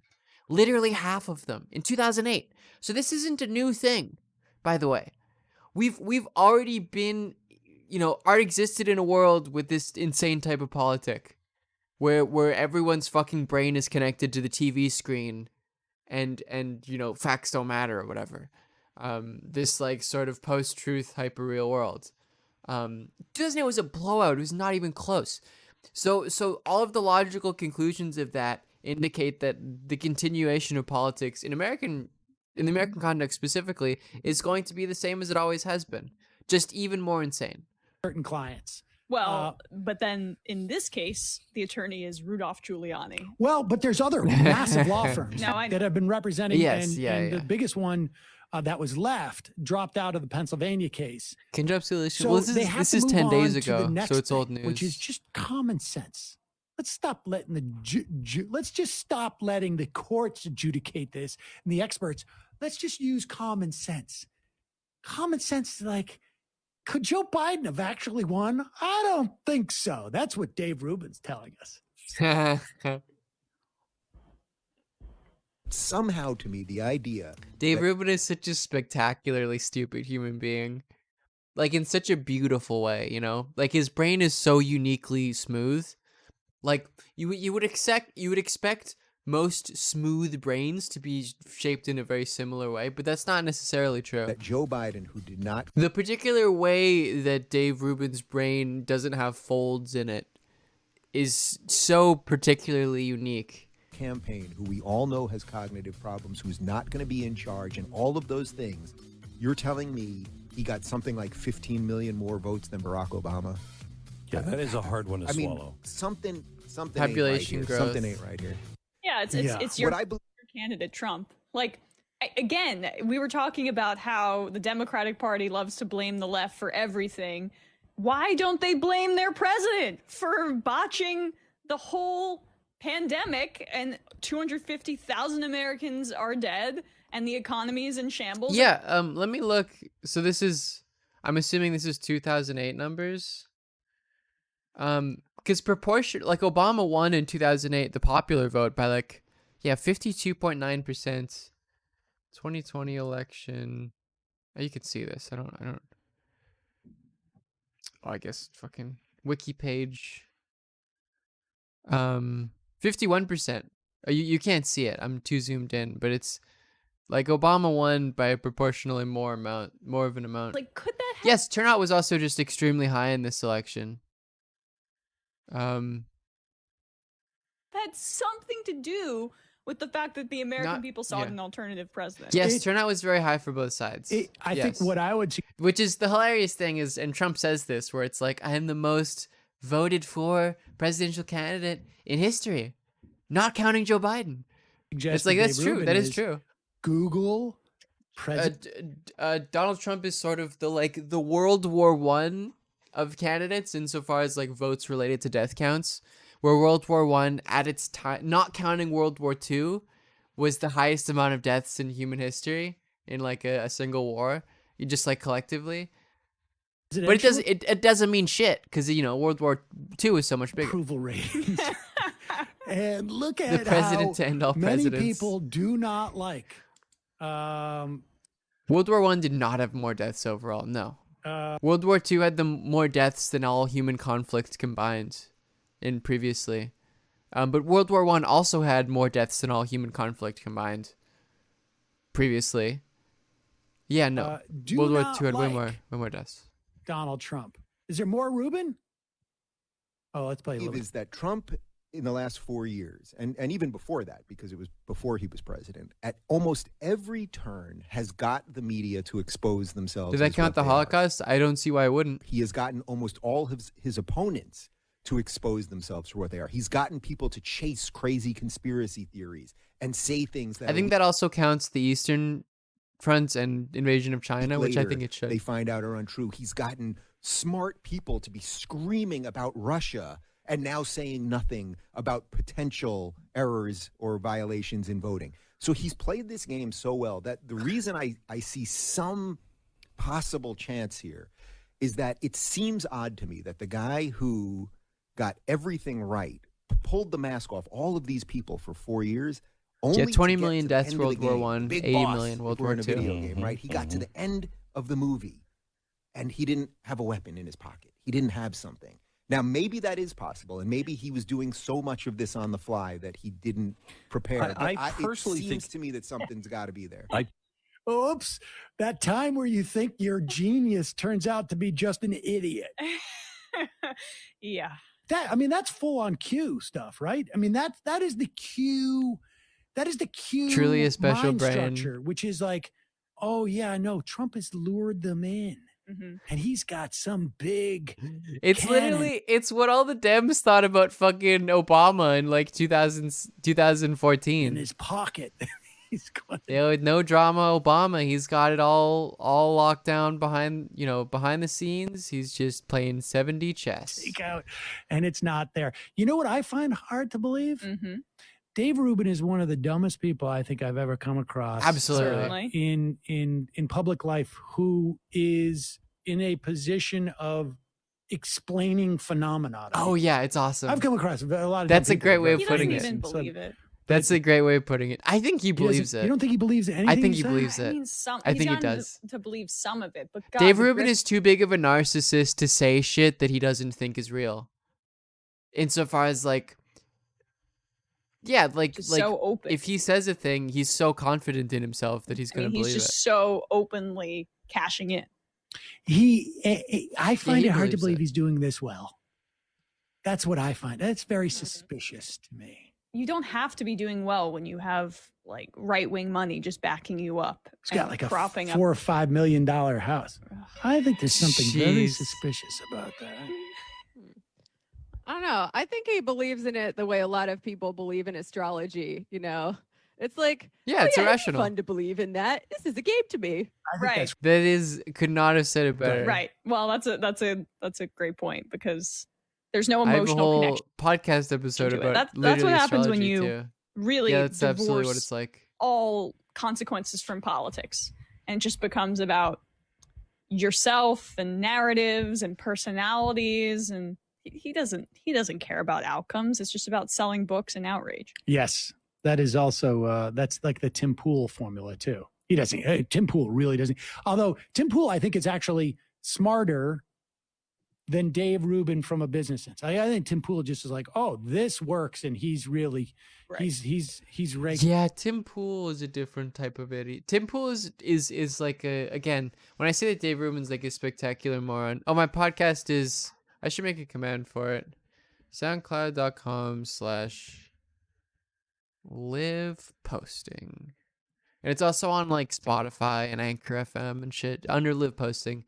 You can if I'm on a website, it's just live posting to make it easy. Same with Patreon, where there's the other half of my podcasts are stored.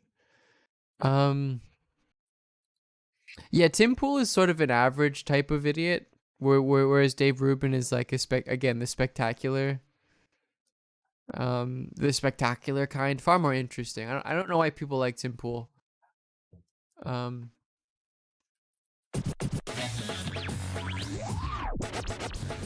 Speaking like of Ted Cruz, I at least sort of get Rubin because he's just like such a unique style of idiocy.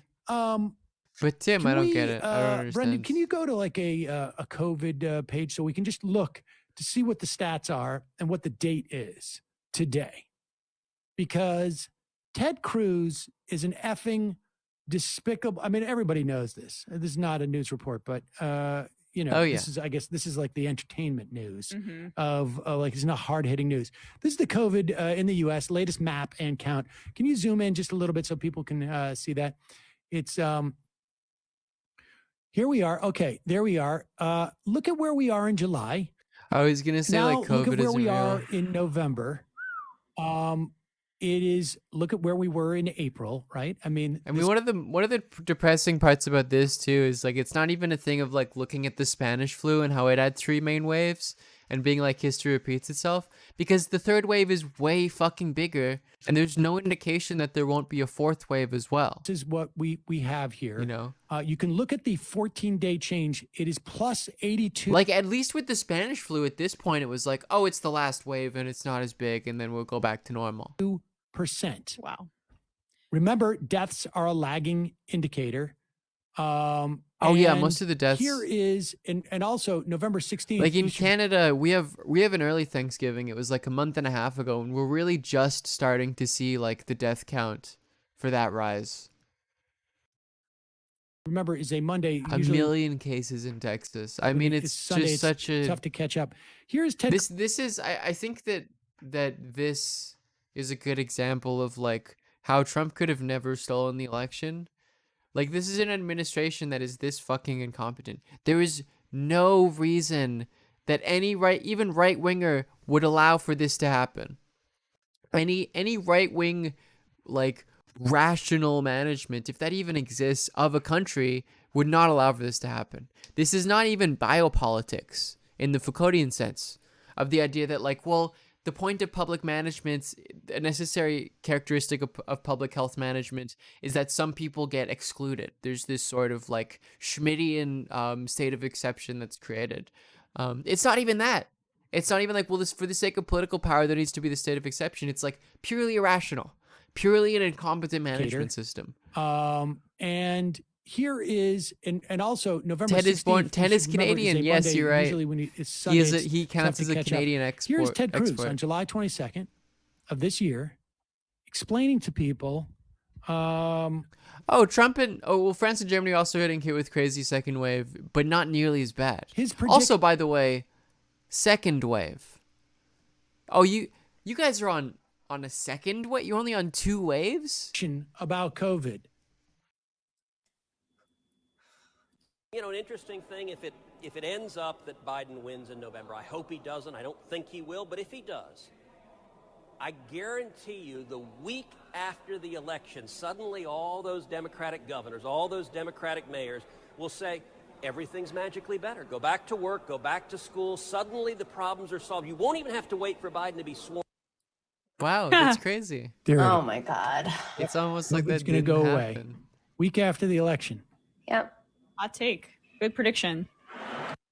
I would love to gamble with Ted Cruz. You know what? I mean, just like contemplate something. I mean, obviously, this is a lot of a Monday morning quarterback. I wonder if Ted Cruz genuinely believes that. I don't know which conclusion is worse, that he's stupid enough to think that that's true, or he's such a despicable human being that he knows it's a lie, but he doesn't. Although care. at the time I thought like I know wasting money with Amy like McGrath. when Trump says shit like that, because he does say that exact type of shit. Oh, we can do the Greg Gutfield thing, because we've watched Greg Gutfield on this, and I was like, this is the funniest shit ever. Oh yeah, well when Trump says that shit, I know he believes it. Ted Cruz, I don't know. I don't I really think don't know. that kind No, of I'm gonna eat my money food. necessarily. I'll be right back. I don't buy the idea like I don't have a mute button on this. millions of dollars went to Amy McGrath. That's what inhibited giving to other places. I don't think it works that way. I think people just they're expansive. Would you imagine if you had that, let's say $30 million right now, and the Democrats just did like a national ad campaign, just running Ted Cruz, that clip, and a graph of where COVID And that was would have I mean, even before the election, things like that. No, as not even cases before were- the election. But now, but I'm I mean, saying like tying Republicans to the coronavirus. Right. Yes. Like they did it with, I mean, actually the brilliance of the Obamacare, they actually did that with Obamacare. They had a massive ad campaign for the Affordable Care Act. Now, can you imagine that for COVID?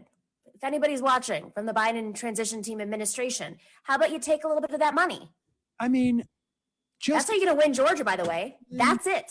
Spend the off year. Exactly. You spend the off year, even the off year, forget about Georgia, but certainly in terms of Georgia, like, why aren't you just telling people right now when in an ad now versus in the run up to the campaign, that much more powerful, that much more effective, because it's not perceived as a campaign. It is not being buried by a bunch of other campaign ads, but just now, like, hey, want to make sure you're aware of this. You don't have to be on Twitter to see this. You should be able to see it when you watch TV.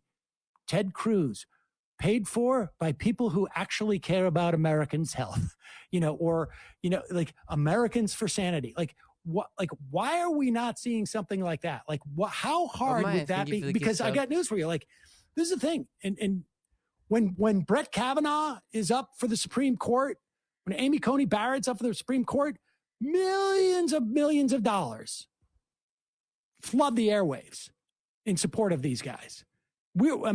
These issue campaigns, bless you, they exist, and Democrats just don't have that notion. I mean, that's the difference. That's like, on some level, that's Doug Jones saying, "Don't focus on the candidate. That's right. Focus on the district." In this instance, the district is America, or maybe that's it's Georgia, what the Democrats are supposed to do. So, like Jamie Harrison, I mean, while I like him as a person, and I covered him as a person, he was a state chair. He's a lobbyist. You need someone who understands what it means to build a party that exists. When, like Doug Jones said, but that's not something new that he said. This is something that Democrats going to do with him as state chair. I'm curious because it doesn't seem like and how did South Carolina do with Harrison as state chair? Yeah, the rule is if you want to be a simp, you have to give me money. I mean, I'm not trying to be a jerk, but long-standing. Well, some of that also has to do with. I'm not saying that it was his management. It's just to do. There's no state party infrastructure. So is Jamie Harrison the one who is going to revive? I mean, I covered the DNC chair race. No, I can tell you because I have him on camera from 3 years ago when he ran for chair before. They're not interested in using the party as an apparatus to win the messaging wars, which ultimately wins them. You'll have to see it. Wars. They're just not interested in it. It's just not how it functions.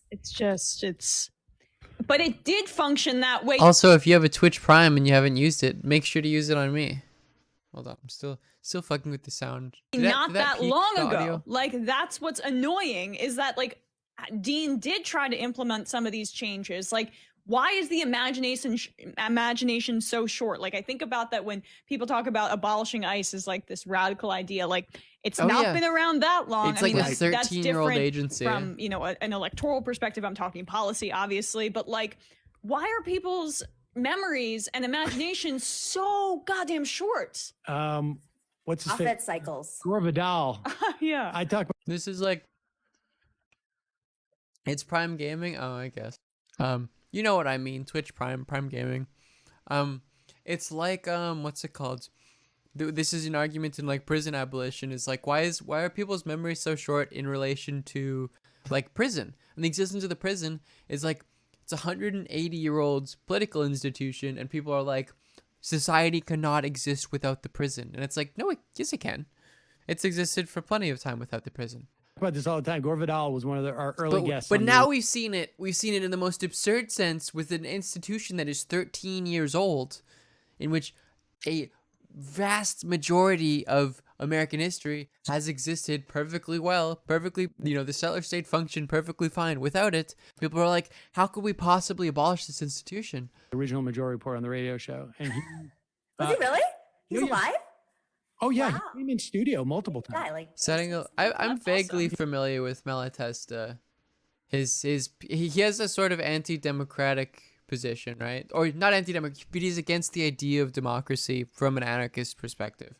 Not insofar as it's like, people should have control in their lives, but like the sort of majoritarian democratic, liberal democratic politics. Amazing. Oh my God. Yeah, it was great. In fact, at one point, actually, the funniest group of people does Malatesta write about imagination? Because that sounds interesting.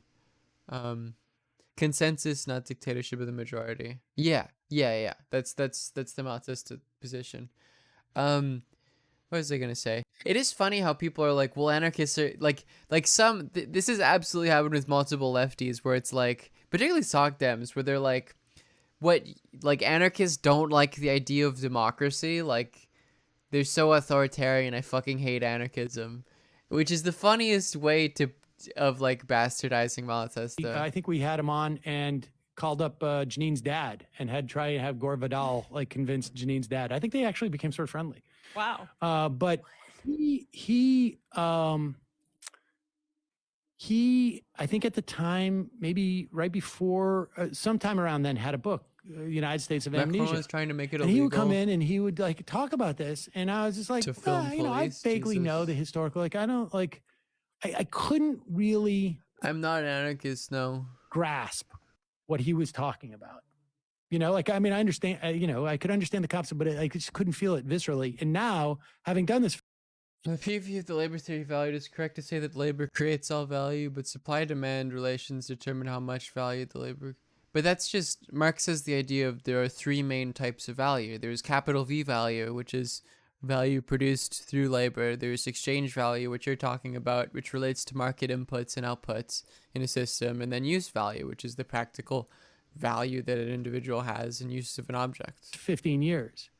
And I don't know how that watching relates to what we're how talking short the memory is. Like, I mean, just like we were just talking about Benghazi. Like if there was a consciousness of how hard, you know, the right went on Benghazi, those 4 deaths over and over and over again. Because we just remember it in terms of like, that's how Hillary's, you know, emails came up. But for them, the animating principle for years was those 4 deaths. If that was in, like, if our brains had the capacity to sort of like remember that and then hear these guys go like, look, you know, 600 people died today. It's not that big of a deal, you know, or 1,400 people. You know, we've got a crisis. Like, everybody would be, and I don't know if it's just this country, but it's sort of, I think, you know, at least Vidal's idea was that, there is something unique about our society. I would recommend absolutely Robert Wolf's general lectures. He's very cool. Not Richard Wolf, sorry, I'll just link them. He has a great lecture series on critique of pure reason. This lecture series, which, you know, is only really meaningful if you're reading Critique of Pure Reason. It's hard to like skim, but even this one, if you're not reading the required readings, this Marx lecture by Wolf is really good. His Freud lecture is good as well. That just sort of like capitalism. Well, I mean, there's capitalism other places too. No, but like thinking about it from terms of how we do our electoral system. So Wolf is not a Kantian Marxist, no. I think you guys have to confront, like, most philosophers have these sort of incoherent political loves or appreciations, especially if you're on the far left. Yes, there's capitalism and the cooler Wolf. Well, yes, I mean Richard Wolf's or Robert Wolf's position is that Althusser is sort of gets a lot of Marx's idea of like over-determination and co-determination wrong, and that like Richard Wolf's whole, you know, Althusserian project is like literally based on false premises. Other places, but for instance, in the UK, there's a shorter time period where you can actually do electioneering.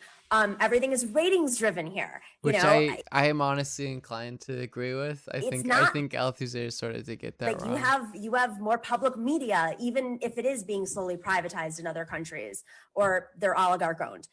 Our entire system, whether it's campaign. Oh, but yeah, Robert Wolf also wrote a book called In Defense of Anarchism, which essentially argues this is like the Chomsky endorses this position and argues it. And I mentioned that before, that like anarchism is essentially viewed as the highest form of liberalism, in which you detach liberal values to like the sort of the state function and private property rights, because, you know, private property rights and liberal values become incoherent and unable to maintain each other.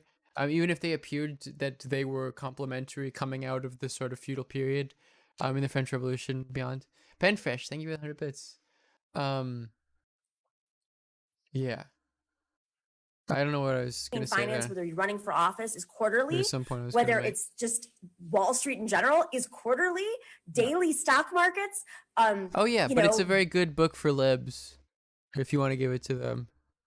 It's this defense of anarchism. Buying and selling the ratings. No, he doesn't critique Chomsky style anarchism. He says that it's like good. It's a defense of anarchism. It's to say that like if we apply liberal values, this is the logical conclusion we get. It's this like far left anti-capitalist position. Show, I mean, Benghazi was a ratings bonanza. That's why, but it's not because they thought they were going to defeat Democrats. It's because they realized, Citizen oh, Quinn, ratings thank are you great for on Fox News during continuing your sub. Benghazi. AOC is great for ratings. Hillary's great for ratings. Kamala Harris is going to be amazing for ratings. Yep, I think that's probably true, actually. And the idea that we just like churn stuff out, don't ever digest it. It's like almost like that. What is that stuff that they had that they developed that was like the fat that wasn't absorbed, and it basically would just go right through you for that ice cream. There was a fad at one point. I want that. Tell Right. me more. Yeah, like most far leftists in academia and particularly philosophers usually attach like some desire with an older writer that they like that isn't particularly coherent with Marxism, and what they then try to do is sort of make a post hoc justification for a synthesis with it. You see this with the Frankfurt School and like Freud and Marx, where one of the primary goals of the Frankfurt School was to sort of combine Freud's cultural and social, criticism with Marx's. They're the two most important cultural critics of the post-Enlightenment period. Well, I mean, is that what all the diet sodas are made out of? It's like 0 calories, except it's there's like nothing with Hobbes and Marx, but there's quite a bit of shit with Rawls and Marx, which I think if you showed Marx what Rawls was as a contractarian, which is, insofar as it's a contractarian with Marx, is the closest you can get.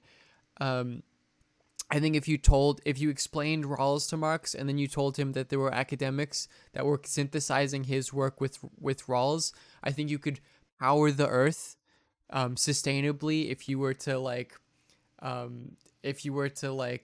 harvest the energy of Marx repeatedly rolling in his grave as fast as he would.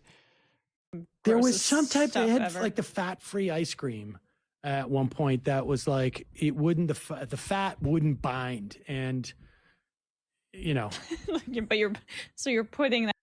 I'm more sympathetic to Deleuze's critique of Freud, which is to say that like consciousness doesn't, and subconsciousness as well. And I mean, desire is probably the better. I mean, it is desire. Desire does not begin at the point of the family. It begins at the point of politics and the material world, or the how whatever weird transcendental materialism Deleuze has.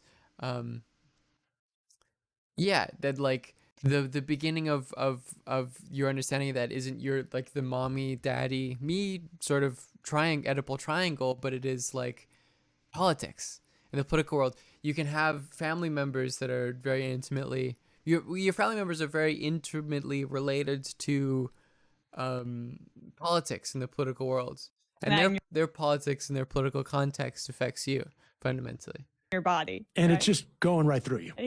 I don't think it's Deleuze that does transcendental materialism. That's like it's a weird Deleuzean outreach. Or is it transcendent materialism? I think is that Deleuze. It's weird. You don't have to care about it. Because Deleuze was like an eminent thinker. All this doesn't matter. Give a shit. It's all annoying, obscure stuff. It's delicious. That's what Freud said. Is the Oedipal triangle is delicious. You love to eat it, folks. That's what the oral stage of development is. That you love eating the Oedipal triangle. It feels like in New York we're close to closing down the schools again. Just my own guess is that it's very possible after Thanksgiving we're going to. It does sound hilarious. Transcendental this is the biggest. There are more kids going to school. Deleuze does materialism in a weird way city than in any other place in the country, and I think it's only about 300,000 or 400,000, and which is less than half, maybe even close to a third of the normal amount of kids going to school. They're obviously they're going remote. There's a huge percentage of kids who are just sort of like lost. I mean, not literally lost, but they're not showing up for remote school. They're not going into school. I mean, this is a very difficult time. And part of it is obviously, or a big part of it is that we can't prioritize sending kids to school and shut down everything else because there's not enough support from the government. Yeah. part of the problem why there's not enough support for the government because there's a significant portion of the country that does Sounds not too believe close to Chris that this is real. Cillizza. And part of that reason is because of idiots like Greg Gutfeld on Fox's The Five. Listen to this. We watched him for like a couple of his clips and just like laughed at him. But someone like Greg Gutfeld is a genuinely awful human being, and he isn't a comedian. It's just that like conservative boomer moms love like think that anyone is funny that agrees with their politics. I mean, just the numbers are stunning right now. If you think, and this is just off the top of my head because every day we would read the numbers on the show. A month ago, we were at 80,000 new infections a day. I don't know what the number is today. I suspect 172,000. More than checked. double. Yeah. More than double. Duluth wants to be playful, yes. Well, in a certain extent, and this is I should have incorporated Duluth. I did a whole podcast episode about philosophy and comedy and their relationship, and how there's sort of a tenuous relationship, beginning with sort of Aristophanes making fun of Socrates in the clouds, in his play The Clouds. But yeah, there's a certain element of Deleuze in which like his jokes are no laughing matter, in a sense that like they are very serious, but like in terms of what they're about today, but they're also funny. It doesn't. We're at what, 1,400 deaths that doesn't a day, make sense, somewhere but around it does. that. Understand that deaths are a 4 to That 5 the humor week, is a very serious lagging element of his indicator politics. where we are in terms of infections. If we have more than doubled in a month to today in terms of number of infections, The fact that people don't get another we could stimulus check possibly is fucking double insane. in a month from now in terms Which of is not a deaths. surprise. And at one point, Because we're Trump is also a lame going to duck. hit I'm sorry, it was 149,000. 149,000. Okay, so about double Yesterday. anyways. Yeah. And at one point, we're also going to hit a threshold where we do not have the capacity in ICUs to deal with all the very sick people. And that's not just a question of beds. That's a question of medical personnel. And then listen to this guy going on national television and saying this type of thing. Juan and the governor, I'm thinking of becoming a liberal because you can trash people who have to make the cost benefit risk, the adult risk decisions. You can trash them. And then when they do the right thing, you could say, well, no, that's not good enough. Even though I didn't share the risk at all. I had no skin in that game. He and I sounds like a child. still say that. Here's This the is fact. how a Here's the child thinks about Pause politics. it, please. I'm sorry. We're talking about someone who doesn't have risk in the game. The people that are dying of COVID-19 right Which now again, are the obvious point is like he is a child. Yeah, the obvious point is like no, we're like people arguing for everyone to get locked up is like risk is like dealing with the consequences of doing so. disproportionately workers on the front lines. It's actually essential representing workers, people delivering reality. you your sushi at night, right? Those are the people that are hurting. That's why it's about 4 to 3 times the rate for Black and Latino Americans and Native Americans in this country right now. So we're talking about risk assessment. You get to go home Gutfeld is what Crowder wishes he was. and have everything delivered to you because you're rich. Sorry. Oh. line, okay? The mortality rate is 0.65. It has been declining consistently. That's 65 die out of 10,000 cases, all right? We're entering a stage of manageability, and it's only the increase in hospitalizations are really due, let's face it, to as the weather gets colder, people are going inside, that's going to cause a spread. However, the number of hospitalizations is not affecting non-COVID patients. What does that tell you? That we did the right thing with capacity, that the worst state right now is Wisconsin, has 10% COVID patients in the hospital. That's nothing compared to what was going on in the spring or in the first wave of the pandemic. So we are not at a crisis moment. We have to pat ourselves on the back for what America did. Let's talk about this. I mean, just legally speaking, and this isn't like I'm talking about what the law should be. So it doesn't relate to, like, just empirically speaking, he should go to jail for saying that. Any functioning society, he would go to jail. Which is not against the Twitch terms of service, I would like to point out, because I am arguing that it ought to be legal. vaccine because it's pretty freaking amazing. It doesn't have any of the virus in it. Oh yeah, you should be in jail for that. You shouldn't be able to say that. This effing moron. Yeah. Okay, Any congratulations. Any We're down to functioning society, there would be some sort of there would be at least an admittance of fault and harm, that would require to deal with the justice system in place. to point 065 on a thing. That means 65 people out of 10,000. 1 month ago, we had 90,000 less cases per day. So now, today, whereas 1 month ago, we had 80,000 cases a day, 0.065, 6 times 8, 500, 600 people. It was a little bit higher than that, but let's just say 600 people dying a day, and now we're closer to 1,400. This moron apparently doesn't understand trajectory. Well, what I Don understand Dark is, do you Sonny, remember? thank you for the 5 months. Sorry, go ahead. Also play the clip of him desperately calling for Mitch McConnell to not stand in the way of a COVID relief bill that would mitigate the cost-benefit analysis that he's talking about that people need to make. Let's play that clip. Cue that clip up. Oh, it doesn't exist because every day he went into work, heard to him. I was wondering where that was. To him to say, hey, this cost-benefit analysis that I think is so important that you shouldn't be shaming people about. Funny. Why don't you funny. ask the leader of your party to do something about it? Unbelievable. And why don't they have a full staff in studio? And this guy Fox? sits in his mansion out in Long Island. Because they know it's real. He just looks upon everything. He's like, I can't believe people are shaming people. Oh my God, give me a break. Why don't you sit a little closer to your colleagues? What I don't understand is 6 months ago, 8 months ago, in March, Kennedy, the other libertarian, because he's libertarian on Fox News, the other comedic libertarian who has a show.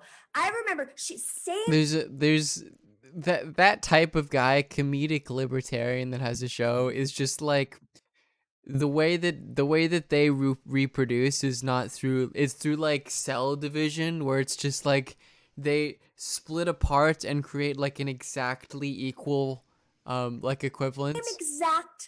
That's why there's so many of those types of guys. It's mitosis. And they literally took her off air for several months because of that. And they're allowing this behavior again, but this time it's not on Fox Business, it's on Fox Mainstream at this moment. Right. It's unbelievably reprehensible.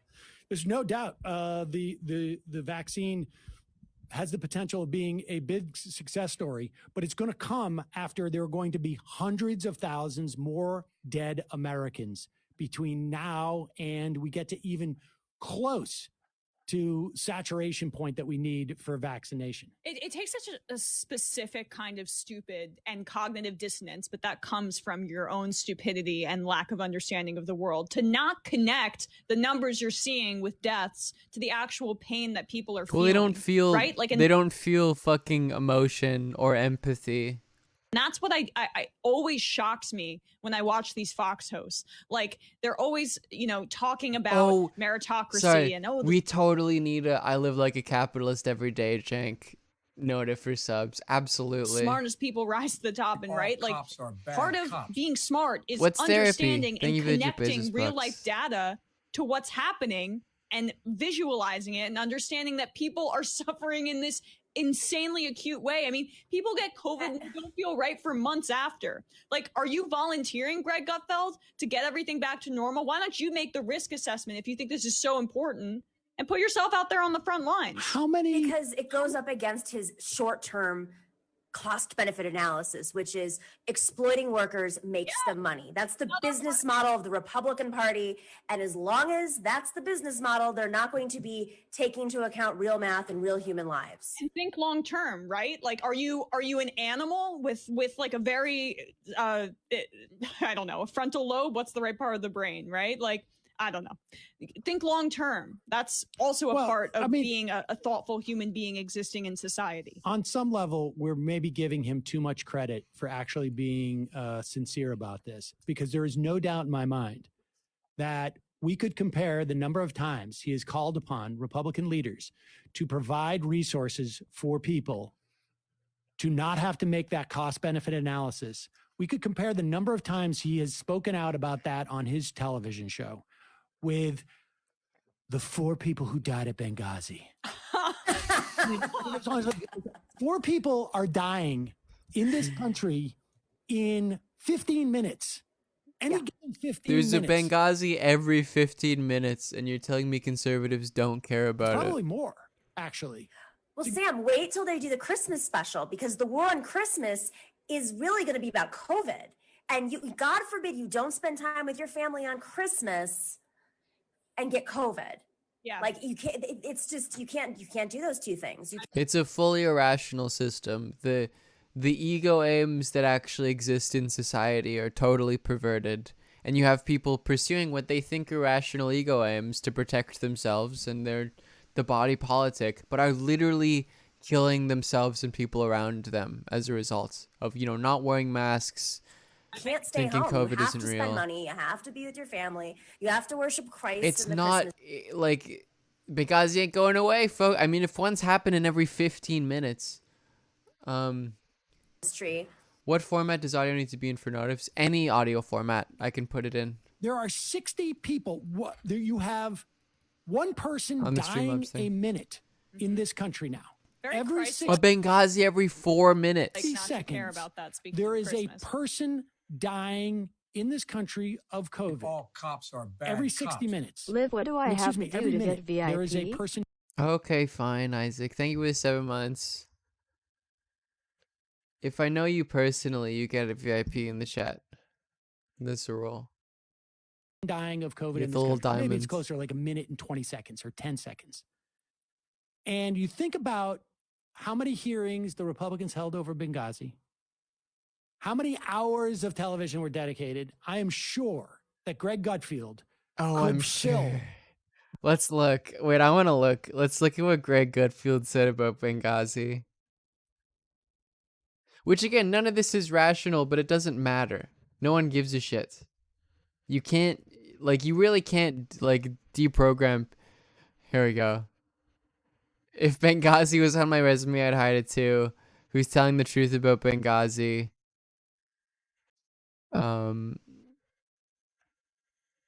Let's look.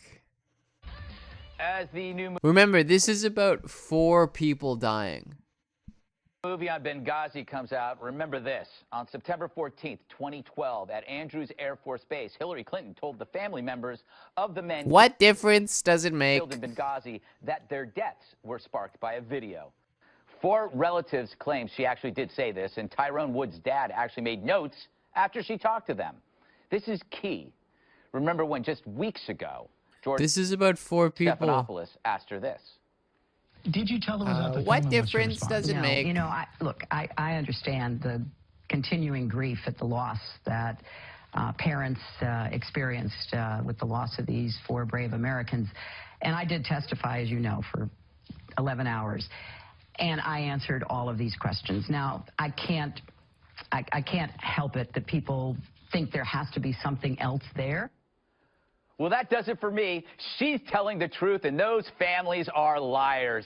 I mean, who are you going to believe? You're literally, this is 4 families. Some grieving people, including one who took notes, or some heroic woman who braved sniper fire in Bosnia?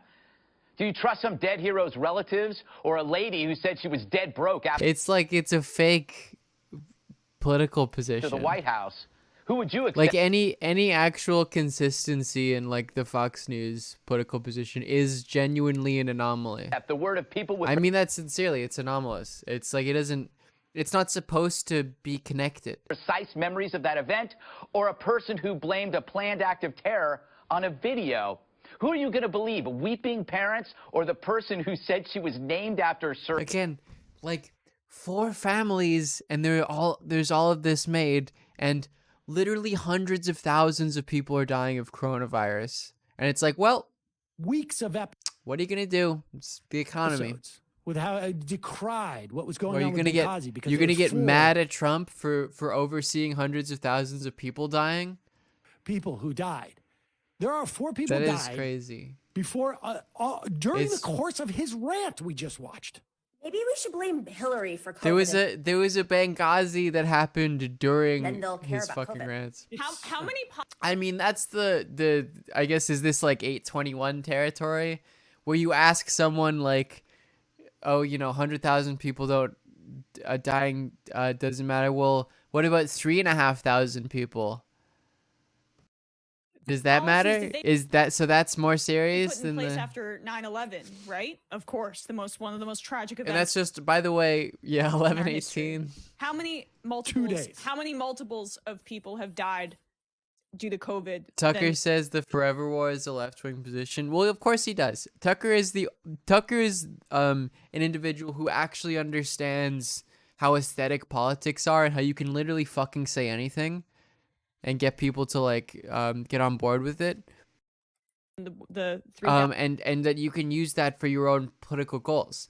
He exists in the real world in that sense. Like someone like Trump, for instance, is totally fucking, he's in deep in the TV box land, and that's how he understands the world. Plus, right, on 9/11. I mean, I can't do math, but it's tens of times over, and we changed the way we do everything in this country, everything, and now it's just go back to normal. I want normal now. It's not just stooges like Greg Gutfeld who are promoting this. The idea. Oh, sorry. I want to watch this. Will Alex Jones run? No. Alex Jones is his own thing. Also, one of the things I was talking with the QAnon Anonymous people. I don't know if this is in the episode or not.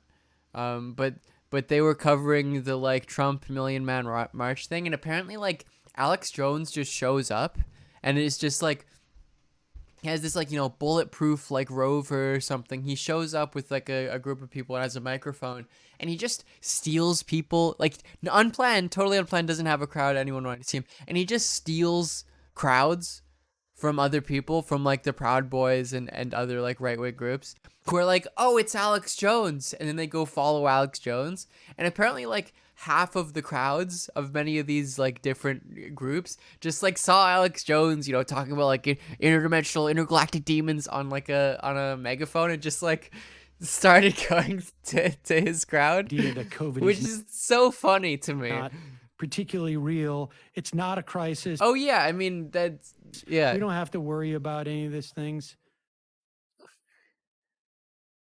Oh yeah, no, sorry. I want to watch. So let's do this for a moment. I want to watch another libertarian call in for Sam because it's very funny. It's very good stuff. I don't know when we did this. Some video of Matt Walsh. This is the guy from the Daily Wire. Oh, is he the minimum wage guy? The minimum wage guy. And this is, I refer to him as the not funny Matt Walsh, because I know Matt Walsh, who is actually successful and funny, and he's an actor and a comedian. He used to be a guy. And this is the not funny Matt Walsh. And we did a video about I guess a video he did on the minimum wage, and a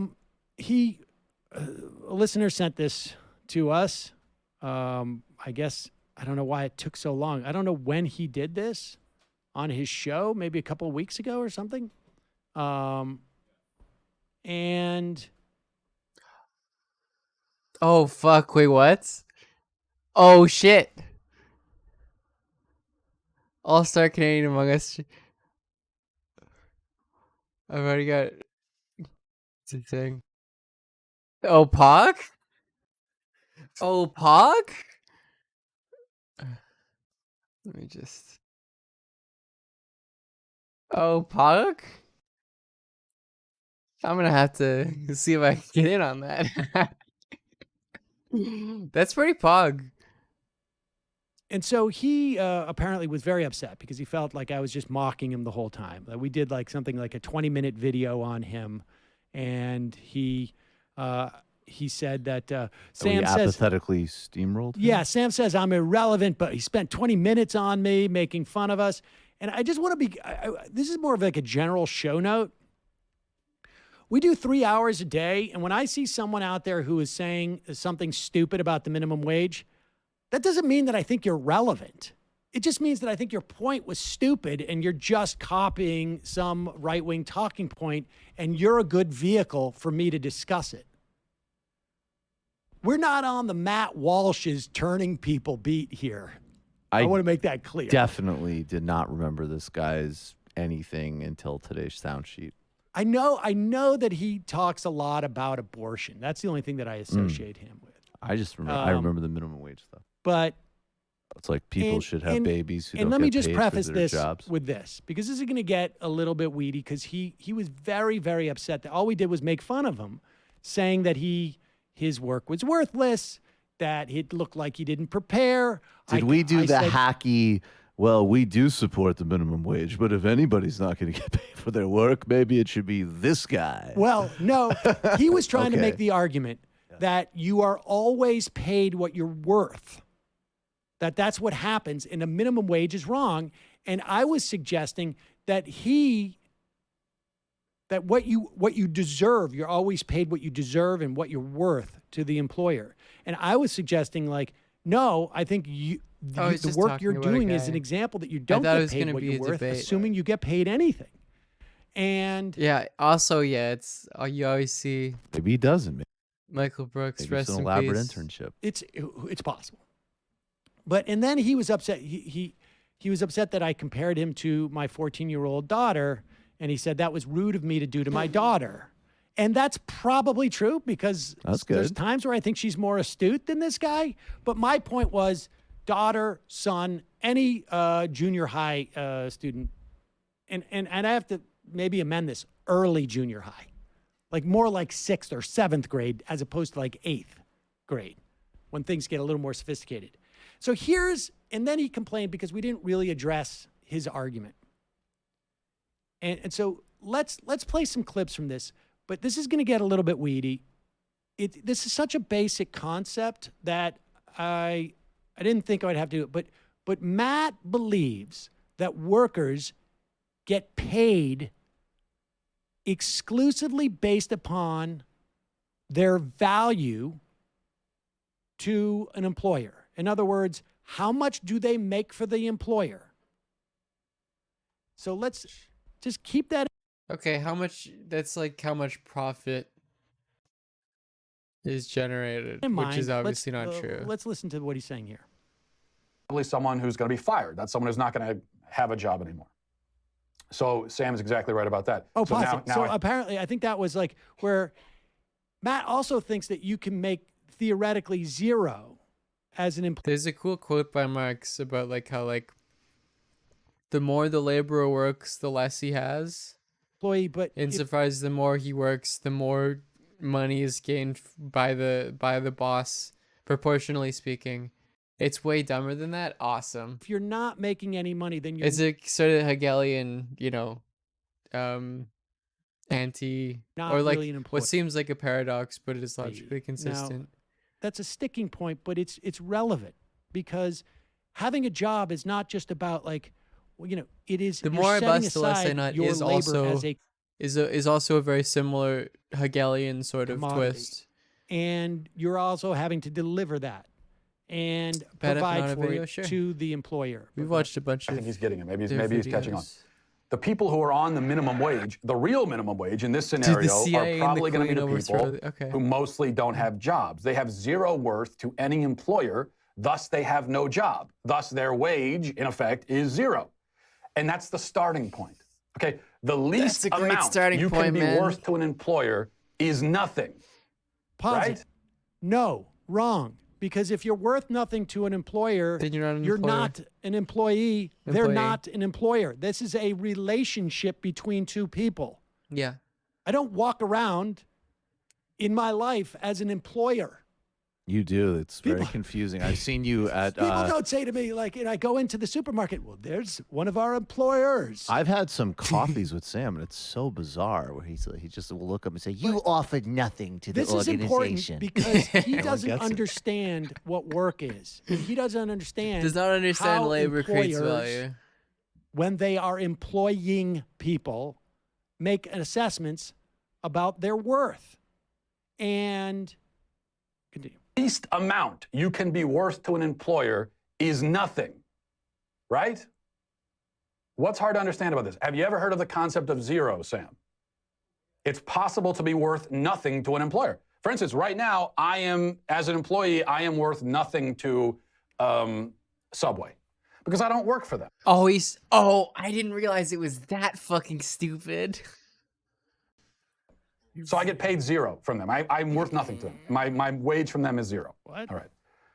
What I'm saying is, every month I get a check in the mail from like Subway. I get one from every other corporation and place that every single employer in my area gives me a check in the mail. Is that a minimum? And it's $0, and I'm like, why would you send this to me? Wage of $15. Now I know it's. But, and I know I'm not supposed to make fun of him on this, but he's doing this from notes. From notes. The old we all work for everybody and no. Did that sound weird? When I just like buddy argument. Because my other mic didn't know how to deal with. I think I need to like laugh away from the microphone. What I'm saying is that a minimum wage like of $15. Now I know it's an obvious point, but so you might say, why am I bringing it up? Sounds because fine. people like Cool. Sam struggle with it. Oh, awesome. So I feel like I have to, he's someone on a remedial level here, which is fine. I'm not making fun of him. Oh, he's calling out Sam specifically. Awesome. So I've got to just slow down and spell this out for him. Could someone What I'm clip saying it? is that I want to a hear. minimum wage Can someone clip that laugh there? I'm actually curious how that sounded. $15 an hour doesn't make sense because it commands really that every person who has a job must necessarily be worth at least $15 an hour to their employer just by the fact that they exist and they walk in the door. So the argument here is that every single employer should not pay you $15 an hour. Like every single person or entity that employs people should not collectively pay everyone $15 an hour. I don't think that's the case. So Sam, of course, goes for another personal dig there, as you saw, says that I'm worth zero to my employer. But again, not an argument. That's just an insult. And here's the thing, Sam. It's also not accurate. It's actually not an argument because I'm not worth zero to my employer. I'm not even worth zero to you because you're using me for content. That's not how that works. That's true. All right. Well, look, I don't know.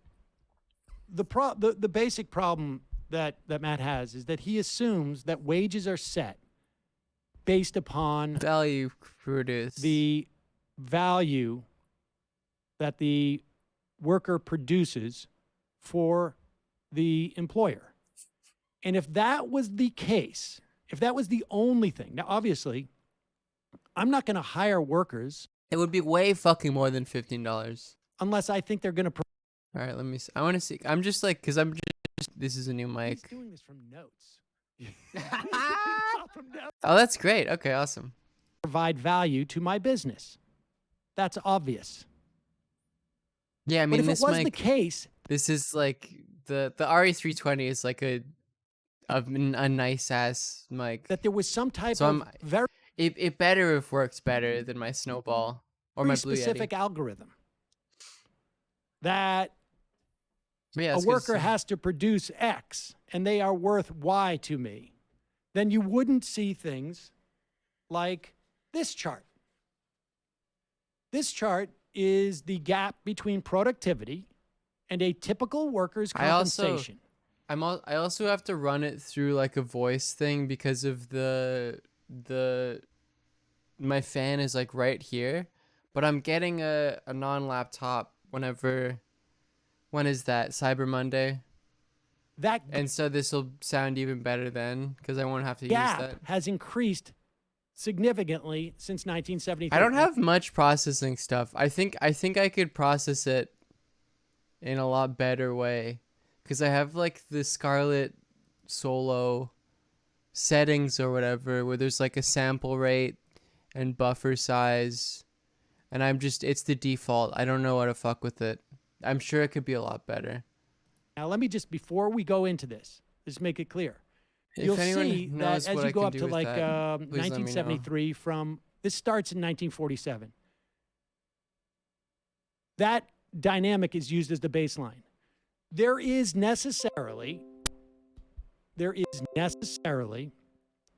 a delta difference between what a worker's productivity is and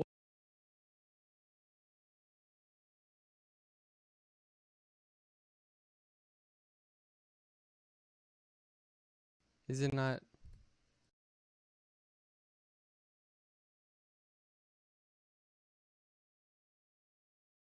what their compensation is. This is ultimately, out of that chunk of money comes paying for capital improvements, paying for Is that there we go. I don't know what paying happens. the rent, I shouldn't fuck with it when it's live. It's gonna screw it up. paying for the goods that come in, and then profit. Now, your rent may be fixed. Your systems costs may be fixed to some degree. Maybe you can improve the efficiencies. The investment you have to make in your equipment may be more or less fixed. Your labor costs, maybe you can fudge those, and your profit. Okay? Now, so understand, even though it looks like these two lines are equal, there's still that's just because it's indexed to 1947. Well, maybe the workers just got lazy starting around 1973. Well, if that was the case in 1973, you would not see productivity continue to rise in the same fashion. However, well, how does it work hourly then? compensation goes flatline. A noise gate? Yeah, while it's productivity good too. goes up. So that delta grew significantly during that period of time. Now, which is not to say that there wasn't a delta before then, but again, it was static because it's indexed at 1947. But just the existence of the ability of hourly compensation versus the productivity to change disproves all of Matt Walsh's theory that you are paid what you are worth to an employer, because the value of those employees did not go down from 1973 until 17, when that chart was finished.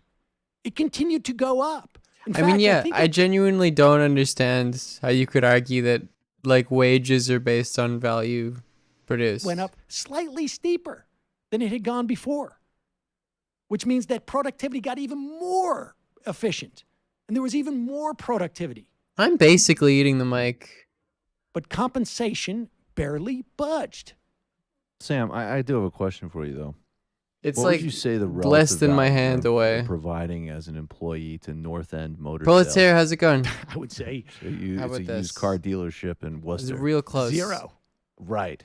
How's it So going, you can Proletariat? kind of Thank see you for how the that's raid. sort of I hope you had a good tension of stream. what So we're saying he here. doesn't understand this concept that Does this sound better? it's really just a question of how much Turn it profit. down a bit. Now, there Like are this? instances, of course, where you run a business where you're barely taking any profit whatsoever, and a minimum wage, you can't exploit, you can't create that much of a delta, as much of a I delta also need like a noise pop, like a anti-pop filter or whatever. as you want between the productivity of your workers and what you pay them. There I had an are old one, but it businesses doesn't like that. Now, of tell me if course, it's- what is also problematic with those is things like your rent.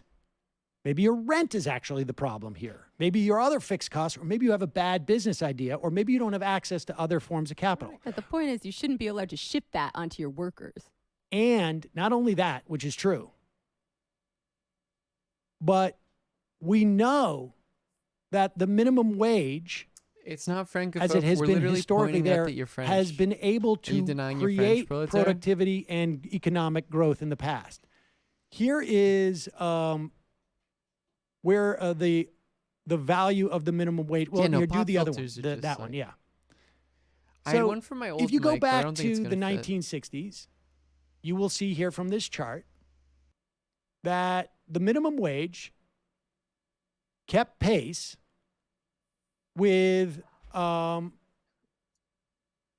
where the economy was. And then starting somewhere probably around that same time, 1970 some odd, it dips. It doesn't keep pace with productivity. This is just another way of looking at that same chart, except for instead of this being the delta between productivity and compensation, now we're just looking at it relative to the minimum wage. If the minimum wage was maintained from where it was last in 1968, the minimum wage has been around since 1938, I think it was, and has been raised periodically, maybe about a dozen times over the years. If it had kept pace with productivity, in other words, if like that this? dynamic, which worked for so many years, from 1944 I guess this is closer to in this chart, I guess, through to 1973 worked. Oh, And how I is would remind you- how is the truck driving simulator? Is just like driving a truck? Oh, we had great, massive economic expansion during that period of time, and we had it broadly shared, at least amongst white people.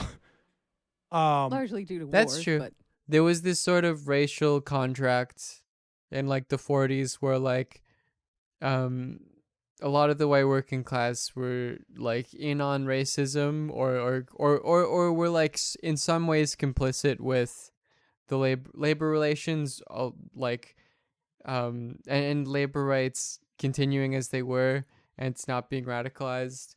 But and I think this is actually probably more the 20s and the 30s, or more than 20s before the 30s.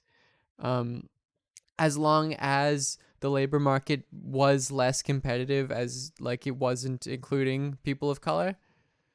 So it's this sort of, it's beside the point. Well, there was Charles Mills sort of goes over that in the book, his book, The Racial also Contract. there was Critique of also Rawls. just a broadening of the middle class. You could argue that's a function of like the rest of the world rebuilding. There's an argument you could make for a bunch of those. Southern things. segregationists were a critical part of FDR's New Deal coalition. Yeah. But that starts going south in 1968, I guess it was, where you start to see the minimum wage is not keeping nearly at the pace of what productivity is. And let's look at the other chart, which again just simply proves the point Whatever. I had a pop filter that there is no dynamic I where saw that an clip on employer says Twitter, like, well, you're proletariat. worth $12 to me in terms of my revenue here, and therefore I'm going to pay you 10. We're always going to have a dynamic of 5-6. That's the iron Proletariat for law Congress of now? compensation. Gonna be a socialist truck You're driver? going to get, I'm going to get, you're going to get 5/6 of the So is it productivity Ford who that you fucked make. America over, or it was America that fucked America over? From the beginning, the American project was a colonial one of like, rentiers of the bourgeois. Problem with that of slave owners, is that that's a fantasy. It doesn't since exist day one as a project. the because American project we have was that. seen evidence that it has moved instead of 5/6 to 5/7, Again. and 5/8, 5/9. Trump is preparing to Just- withdraw from, which is very like the idea that like the incompetent Trump administration and like their petty grievances is what's going to like is going to create some sort of impact that helps end the forever wars to a larger extent than like even seen in like the previous administrations, be and especially like the Biden administration is intellectually honest absurd. and fair. It's very funny. How we correlate this, though, with the fact that, no offense, Brendan, that Brendan Because Trump is isn't an worth anti-war president, of nothing course. to It's just McDonald's that as he an is employee incompetent. Right now. So Here's- how do we sort of figure out that tension. Here's another way of looking at that same thing. The ratio of minimum wage to average hourly wage for private production and non-supervised works. Which again, it had the idea of the wage itself is predicated on not paying people for the value they produce. As Marx has this analogy of like, you have an 8-hour wage in the day, and let's say like it's $5 for the day, and in the first 2 hours of that, you produce $5 of labor. And so the rest of the 6 hours that you're working, you're literally just making money for your employer. That's what the wage structure is predicated on. Basically steadily dropped significantly over the years. Now, it bumps up in times of economic peril. 2008, you can see there's a little jag there, but still significantly less than it was in the late 40s. So there it is. I mean, there it is with statistics. This is not for Matt Walsh. This is for everyone else who has a more than just passing rudimentary notion, high school, junior high school notion of how people are paid. Of what the word in his employer earlier means. video, and I noticed he didn't address this here. Maybe we missed it. He said if you work at McDonald's and you do a really good job, you'll get a raise. No, you won't. As if there are people. Do we have that? Not necessarily. Oh, okay. Let's see. And also, it doesn't matter. Oh, there's more. How much, how much you're worth to your employer. My contention about that fast food worker is that based on the effort and the skill he brings to the table, his financial worth to his employer is minimal. And the reason it's minimal is that almost anyone could do what he does. Almost anyone could replace him. That's not. It's like a weird I don't know if this is the product of like. I mean, you could argue that it goes back to like the form of the novel, but I'll say like it's the product of like American cinema and the focus on the protagonist as this like special chosen one that is important as a result of them being like very unique and very specifically important in their world's historical context. Where like I should be paid because I'm better than everyone else. Because I'm the best. It's like, no, you should be paid because you produce value. They could fire him, and there's a 99% chance that whoever walks in the door next, however old they are, they could be 6 years old, they could do what that guy does.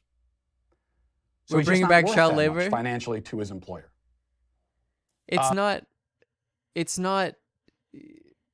is the novel stuff is the Angela Davis argument in Our Prison's Obsolete, but the protagonist really does sort of, it's this like bullshit individualist exceptionalism. And importantly, you only deserve a living wage, not if you create value in the economy, just like everyone else does, but if you're the best value maker in the economy. The automated things that McDonald's, that they already have set up, that thing can do what that guy does and do it better, actually. Now, that could change. Build differently. Here's the good news. He has the power to change it. That's why he could come to work tomorrow, energetic, on the ball, helpful, involved, engaged, on time, ready to work, making the customers feel good, upselling, doing. This is. It's so funny how during all of this he doesn't actually, and he nodders in chat, he doesn't actually reference like the labor done to produce value. All this stuff it's like, well, he's smiling and he's on time and he's nice to the customers. He could do that tomorrow and instantly, just like that, in an instant, he could be worth considerably more than $1 an hour. Pause it. Which is not how it's not how value is created in an economy. It's an insane world.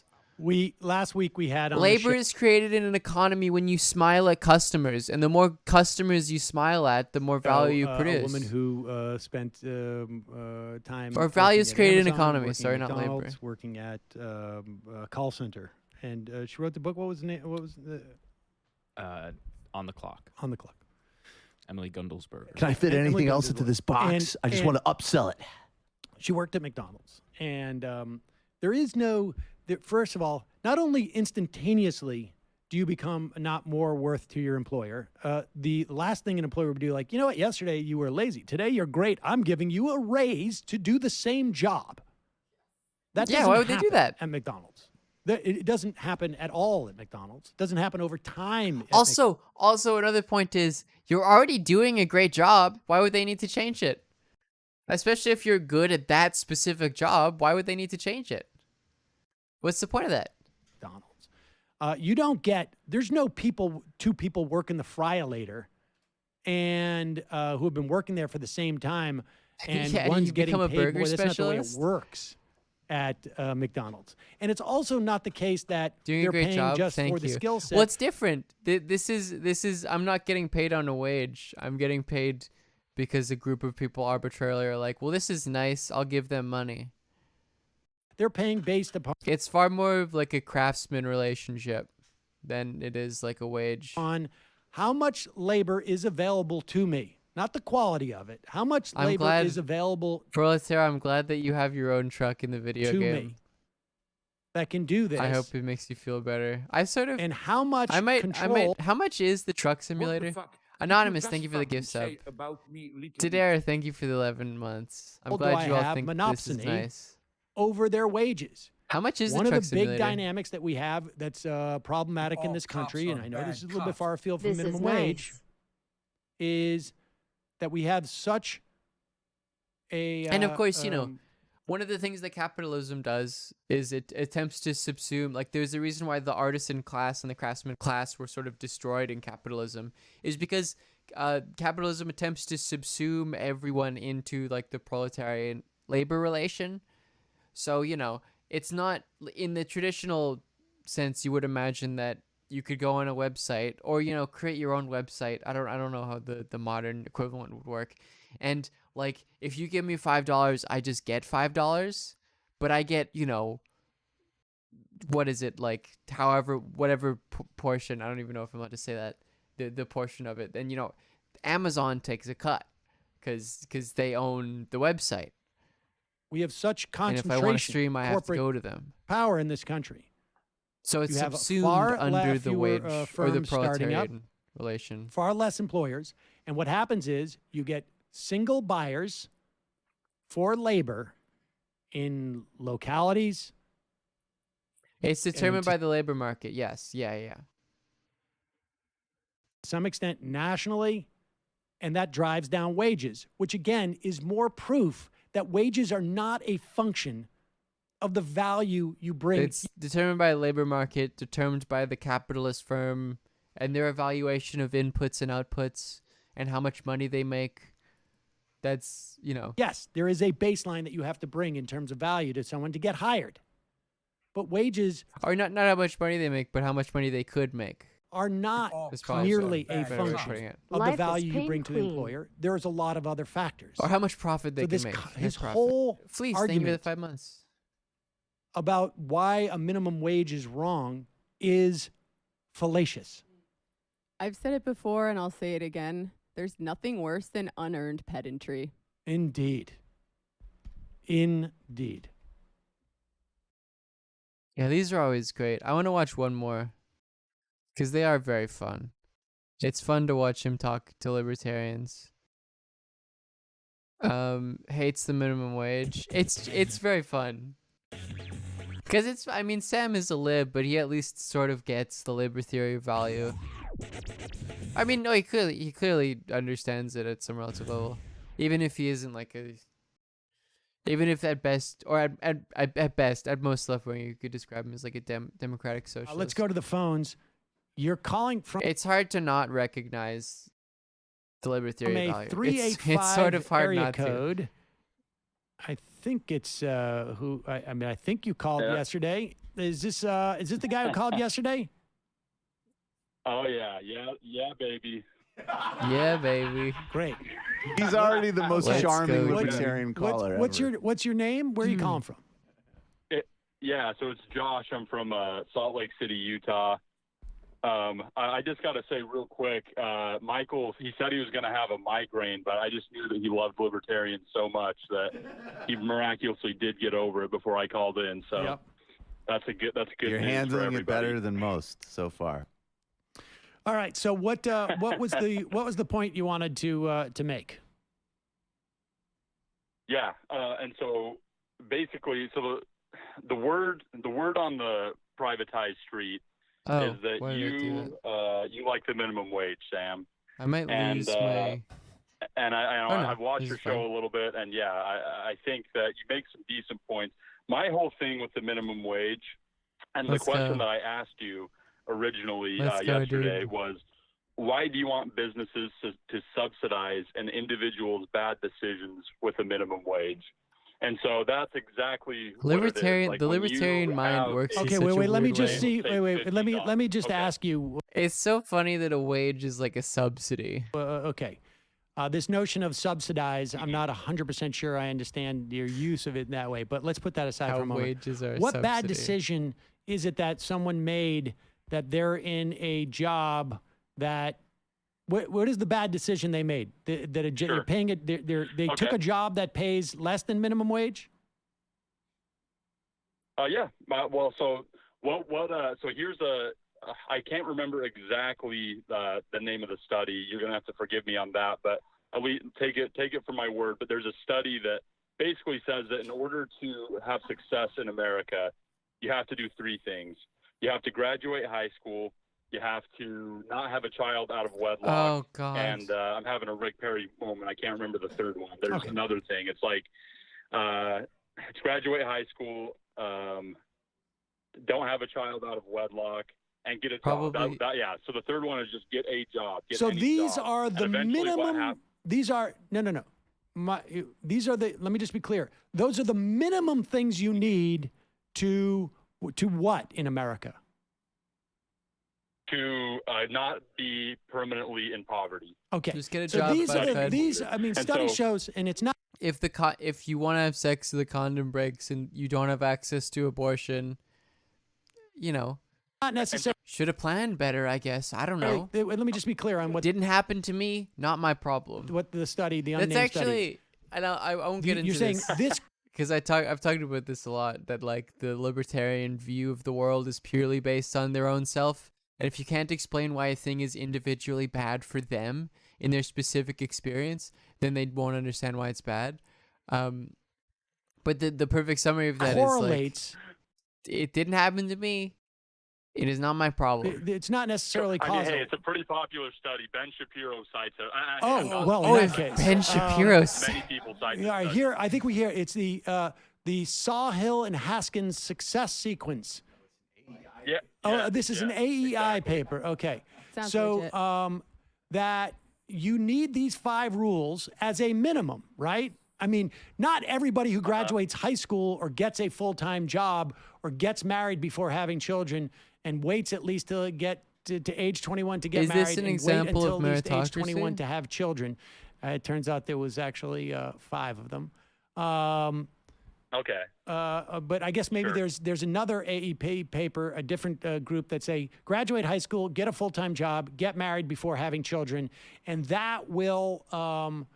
Those are the success sequences. I'm not quite sure what that means. If that guarantees it, or if that's a Exactly. minimum. It doesn't That guarantee. basically means if you do those three, Sam, if you do those 3 things, you're not going to be in permanent poverty. And so what you want, unfortunately, is you want businesses to step in when people haven't done those 3 things, and you want them to say, all right, well, you've made bad choices. You had kids out of wedlock. You didn't graduate high school, but hey, we're just going to pay you $15 anyway, even though the market that's not exactly what the market would value their labor at. Maybe you would value their labor It's at not $10 about or what they value $11. labor And actually, is. we can talk about how there are very low-skilled jobs that pay way more than even $15 an hour that the market. Because it's not about skill. Again, it's I said this before. I think I swear to God, this is like a product of the protagonist mode. That it's like so ingrained in the American psyche of like, it's based on skill and being better than other people that you should get paid more, not on the value your labor creates, which is the fundamental thing that I guess if you make it a moral imperative, it ought to be based dictated, on. But what you Or want, that a Sam, is you rational want system would be businesses, based and, on. and in particular, One who without would hurt class the most are the conflict. small businesses, to subsidize people's bad choices and bad decisions, and that is something I cannot abide by. That. Well, okay. First off, let's distinguish between what if they have. Chuck You saying that there's Griesley? no one who graduates high school? That's not a real name. Chuck Griesley? 87? Oh, this is like the oldest guy in Congress. Longest serving Republican senator in the Senate. Third in line of presidential succession. Well, who has a full-time job and oh, who is Grassley. maybe has no okay. children. Greasley. Sorry, I changed it in my head to make it sound funnier. Or hasn't gotten married yet, that they don't. So you'd have no problem if someone made all those decisions. You'd have no problem with them with a minimum wage in that instance. Is that your point? At first, I mean, That's your senator? I mean, for now, I guess. everybody has to start somewhere, and then It's what rough. happens is you It's gain rough out here, skills, folks. No, but I'm and asking then you, would you have a problem with the minimum wage if it was only for people That's a fine thing to say. Look, I hope he's okay. How about that? I hope Chuck Grassley is okay and he recovers. that fulfilled the Wilcox and Wang success sequence? How about that? No, I would have a problem with the minimum wage because on principle, Okay, so wait, you so, don't get so to dictate. okay, wait. So I'm just Was trying that to the get to your deer point here. guy? So it's not. That's the guy who like takes a fucking like a Zoloft or something and just like free associates on Twitter. Just consensual relationship. Oh, okay. Then I hope that he's okay. It's not. His Twitter is just, great. It's not just that you think that these Yeah, people I wish him a aren't speedy morally recovery. I deserving wish Chuck Grassley a of speedy recovery. $15 a minimum or any minimum. This is the funniest tweet anyone has ever made. This is Windsor Heights Dairy Queen is good place for you know what. I wish him a speedy recovery. I sincerely mean it. I'm not even just Minimum for wage. TOS. It's that you have a problem with the government imposing the minimum wage on a business. Yeah, let's go with that. Okay.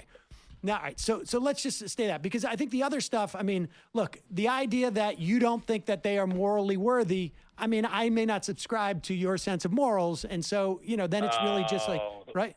Well, also the point of it isn't like, I mean, maybe this is like the Marxist point that like it's an economic political issue. It doesn't matter about like what ought to happen. You don't need to. It matters like what is and what could happen. Straw man to get your point across. Come on, it's not about moral worthiness. Yes. Well, that's what I'm putting that aside. I mean, that literally success putting it sequence, aside. you're saying, why should they be subsidized for making bad choices? That's just not. your assessment of bad choices. I mean, That's not. well, do you have a problem with Sam, bank? we can Okay, all wait. agree. People don't understand the extent to which oughts have like a role in politics, in which like a normative analysis, because you'll see this. I ran into someone like this a while ago. I think this was a while ago because I was actually replying to people on Reddit, which I don't think I've been doing it since the last 6 years of my life, thank God. But this person who claimed to be a nihilist but had these like very sort of like relatively vast right-wing political views about what ought to happen in society. And you point out like, if you're a nihilist, if morality doesn't exist and there's no oughts and it doesn't, there's no meaning, then you can't have these political goals. So I think particularly in layman context, people like don't understand. Josh, do you have a problem with bankruptcy? Do you have a problem with bankruptcy? Do you have a problem with the concept of bankruptcy? A problem with the concept of it? Yeah. Do you know what bankruptcy is? Bankruptcy is when you have, as an individual or as a business, made poor decisions that have led your business to go out to be cash poor. Sure. You can't pay your bills, so you get protection, and you get. Oh, of course. One of the David Perdue bought stocks at a company that made submarine parts out of being put on the subcommittee overseeing the Navy. Of course he did. Oh, this is an exception. This has to be an exception. I mean, I mean, I guess I literally broke this rule. This is such a weird subreddit. r/fragile communism. They posted my thing about Marx said, I wish you could write less about Marx's mom said, I wish Carl would write less about capital and make some. I'm the one who posted this on Twitter, and you're all fucking babies. And it's like fucking, I prefer MILFs, and it's like, no, you don't. You have ANCAP in your flair. You don't? I don't know No. what fapidalist means. I don't know. They're all fucking freaks. That whole subreddit. I mean, Reddit in general should be shut down immediately. Immediately shut down. If any just society would look at Reddit and say this is not allowed to run, but especially whatever subreddit why. that is. Because the lenders, because of the private lenders that gave you the loan for the business shouldn't have. I mean, that's what happens sometimes. Is you take a risk. It's not just lenders. By giving a loan at a it's also certain interest vendors. rate. Therefore, it's also vendors. Okay, you get what's protection that? from vendors. Somebody sells you. You have a. You have a. I don't know. You have a a TV store business, retail, and people sell you the TVs, and you don't pay the bill, and then you go into bankruptcy. You get protection from the vendors as well. Okay. So it's not just lenders; it's just people who sell you stuff, and you don't have the money to pay them back, and so you declare bankruptcy. It's not just lenders. Yep. Yeah. Sure. Okay. But so why do you think that? No, Twitter is not the same thing. Twitter is like the first person on the human centipede, and Reddit is like if it was a 7 long chain, and Reddit is like the 7th human centipede. That's okay. Why do you think that bad decision that a business person makes? Which again, still a bad, even if you're the first person in the human centipede, you're not having a good time. You're having a better time than everyone else. Certainly. But, it's still not a nice place to be. Bankruptcy is okay. I mean, I'm willing to dispense with this, but don't pretend you're not making a moral decision about these individuals when you don't apply the same thing to bankruptcy, to discharging debts in bankruptcy. This is a good argument. No, I don't know where I don't understand what you mean. Well, you're saying to me that if someone makes the mistake, by not graduating high school or not getting a full-time job or having children before they get married, that mistake makes them unworthy of getting any type of relief from government. And I'm telling you, bankruptcy does the same thing. Well, here's the difference, though, Sam. So when you're starting a business, there's no ABC step to have a successful business. Of course there is. ABC steps. Of course there is. The ABC business step is exploit labor. There is. Of course there's. Is probably. You don't think I can find a paper that says, here are the 5 things that you need to do to be a success in business? Absolutely. You probably could find that paper. Be born from wealth. Be a white man. What are the other ones? Just that are like, you'll do a really good job. But it's not okay. It's not pragmatic. It's not. Sam, you're right. It isn't pragmatic because you can't equate. Because it's based on privilege. Let's just move on because I think that I think that's nonsensical. Yeah. Okay, Josh. I think it's quite clear that I was not straw manning you on that, but I'm willing to move past that because it's clear that you have a different set of standards for people who would get the minimum wage than people who use bankruptcy. That's fine. But you have a problem with the government imposing on businesses what the minimum wage would be, right? Yeah, I do have a problem with that. Why? Because you're again, that goes back to my question. You're basically subsidizing people's bad decisions. So what happens? What you need to do. So would you have a problem with the government doing it? Would you have a problem with the government doing it if the workers met your 3 special requirements from the American Enterprise Institute? Yes, I would because. Okay, so then you don't have a problem. It's not because they made a bad decision. You have a problem with government, just in general, imposing a minimum wage on businesses. Yeah, well, I have a lot of reasons for that. It's not just what we were talking about heretofore. It's also. What are the odds he owns a business? Laws end up hurting the people that are intended to help the most. That's not true. You don't have data for that. But why don't we stay with one point at a time? You don't have data for that. Do you think the government has a right to tell a business you must have No, a these minimum guys wage? always own businesses. Remember, there was another... Oh, yeah, middle-level management. Yeah, that's probably true. Which, again, labor is stratified in 21st century capitalism. It's not like a massive pool of sort of semi-skilled labor that moves around based on, market forces. as Marx imagined sort of the final stage of capitalism to be. But it's these very stratified different levels that you're unable to like look down on someone if you're making, you know, $30 an hour. You're not able to look down on someone who makes 15 or 10 or 7.25, isn't that the federal minimum wage, and be like, well, we're on the same side. It's like, well, you know, if you just worked harder, you'd be like me. Does the government have the right? No. No. Do you think the government has a right to say to a business, you must have safe working conditions for workers?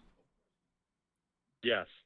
Well, how do you square those? It's impossible to get this type, you know, assuming it's hard to, I would like to know this person's actual material social position. The Canadian minimum wage is $7.25. It's, what is it? Isn't it like 10 now? 10.25? Or did they raise it? Because I know in Ontario it's 14, and in BC I believe it's also 14. Oh, it's 14 now federal? Okay. Those two things. Because they're completely separate issues. It's because 15 the Alberta? minimum wage is If the Progressive Conservatives didn't win in agreement. exchange worth, it's like $2. How much is the Canadian dollar worth? 14 Canadian to US. Which importantly, it's $10.69. Nice. You're buying in the Canadian market, so it's not a direct equivalent. Between two parts. Like I get paid from Twitch in US dollars, and that's great for me because I'm spending money for the most part. Although when I buy shit, it comes from the border. But I'm spending money in the Canadian market, so it's like parties, a business and beneficial. Independent contractor or person, The I guess. exchange rate works. And they're saying, hey, I'm going to do X amount of work, even if it's under $15 an hour. But yeah, it's 14 is still not for this high price. enough. Now, when you have In safety Vancouver, in no, the workplace ridiculous. issues, the person might not have known that there was safety issues in the workplace. What if the They didn't person know there was knows that it's asbestos in the building. dangerous to work in a Well, they should have found out on a construction site? Uh-huh. Yeah, Should have found anybody out. can Yeah, tell you that definitely. it's dangerous to work on a construction site. So if he agrees, then we don't need to have any safety regulations. Is that what you're saying? I mean, you're making a classic freedom of contract argument to me, and I'm asking why you decide that one part of the compensation package is you can enter freely, but the other you can't. Well, so Do you like think I that said, overtime laws should exist? Like, you don't always know. Do you think Everything overtime has to be laws up should to code. exist? Do you think Man, you got to let me finish. You got to let me finish my point. Josh, do you think overtime laws should exist? No, I don't. Okay. There we go. Okay, and good. do you think that child labor laws should exist? Yes, let's Yes, go. I do. Why can't Why? a Where's parent the say line? to their kids, Where's the line? you're going to work? Where's the line? Because before you're a kid, before you're an adult, your prefrontal cortex is not fully developed. You can't make informed, rational decisions at that point. I'm But when you're the a kid's fully parent. functioning adult- I'm making the decision for them. Well, you can't. They're not your property. You're not. Yes, they your are. parents can't make decisions for you as a kid. That's like a very central libertarian argument. In that sense, because you're not. You're your own human being. You can do whatever you want to do. Is that And right? Yeah. Nobody's arguing that. Nobody's arguing that. So, what we refer to as an epic Rothbard moment. Kids are slaves that have to do anything their parents want. No, If it they should be don't have, illegal because according to like the libertarian ethos, if they are not rational human beings, then yes, someone else has to decide what they do. it, like I said, when you're before the age of like 20 years old, let's say, I'm not 25. a scientist, but let's say before the years of 20, your prefrontal cortex is not 25. developed. You can't So you make shouldn't work before informed 25. decisions. So no, you shouldn't be Literally, able to sign. literally, Lopez. It was no, enormous genus. No work until your prefrontal cortex is done developing at age 26. That's literally what he just said. I know you brought that up as a joke before he said it. Contracts in order to do labor based on that. And also, And so- 100%, if you ask this person, like, well, what about if you're 16 and you come from a really like I still do have a developing cortex. That's true, prefrontal cortex. If you're 16, what happens if you're 16 and you have like an abusive household, that doesn't support you and take care of you, and you need to like help yourself. Like, should the government interfere and subsidize you? He'd be like, no. They should go out and work. They should go get a job and live by themselves. Because but back to the this logic only works insofar as like, well, logic only works because like, yeah, I guess Twitch should stop paying me. I'm not rational enough to do labor. But back to the root. This only works because like it's so obvious that child labor is awful that you have to make that exception. But if your analysis was symmetrical, there's no reason why this person would say that child labor is bad. The issue. Are you It's not, an inconsistent Are you position. not subsidizing an individual? You haven't answered the question, because are you not subsidizing bad individual choices by saying, hey, no matter what you do, you're going to get $15 an hour? How about this, Sam? I agree. You know what it should be based on? How much value the worker's labor produces. So they can't slack off. And the net difference between the inputs the net differences between, let's say, in the traditional factory sense, the price of the input that the laborer works on and is bought at, and the price of the output that the laborer produces that is sold to should go to the laborer. That's a good idea. Do you think that somebody should be able to... How easy would it be to get like this type of libertarian to accidentally become a Marxist? Live in Malibu and flip burgers as a career? Do I think someone should be able to live in Malibu? I mean, I don't know. Are there any burger stores in Malibu? Do they need to eat burgers? I don't understand. Yeah, if you I'll be at want the burger Homeowners stores in Malibu. Association later. First, I need to flip some patties. But no, that's my entire point. I support yeah, that. there are That's your entire point? Yes, I this is what support we're that. always There are saying. I think No people one who flip should burgers work should be able to 40 live in hours a week Malibu. and not be able Yeah, to that live in pisses me Malibu. I off. agree with that. Also, when you That read pisses the me whole off. Hot The idea Slang that thing, they don't you want Let to me say it finish in the my Borat point. Let me voice? finish my point. Good. Okay. Well, my point with that was, so there are burger places in Malibu, obviously, but the cost of living in Malibu is pretty dang high. Or you can choose San Francisco, or probably where you're at in Brooklyn. So they're going to pay more money. If there's a minimum wage, they're going to pay $15 an hour. If there's no minimum wage, then there's going to be a bunch of people that say, hey, I can't afford to live in Malibu flipping burgers. I'm going to move to Texas or something like that. And so since people wouldn't be employed by those burger joints, they would have to increase their wages. That's why the market is so fantastic, because when it turns out that people are going to make good, rational choices for themselves. Right. And so, but the government coming in and saying, no, it's going to be, the minimum wage is going to be $15 an hour. This is like the 7th Human Centipede, and the first one is like Milton Friedman. No, the first one's Adam Smith. Second one, Milton Friedman. The like 7th or 8th one is this guy. It's been so many digestive tracts it's fucking gone through that it's just nonsense. In Malibu, well, what's going to happen? Like you can sort of see the reproduction.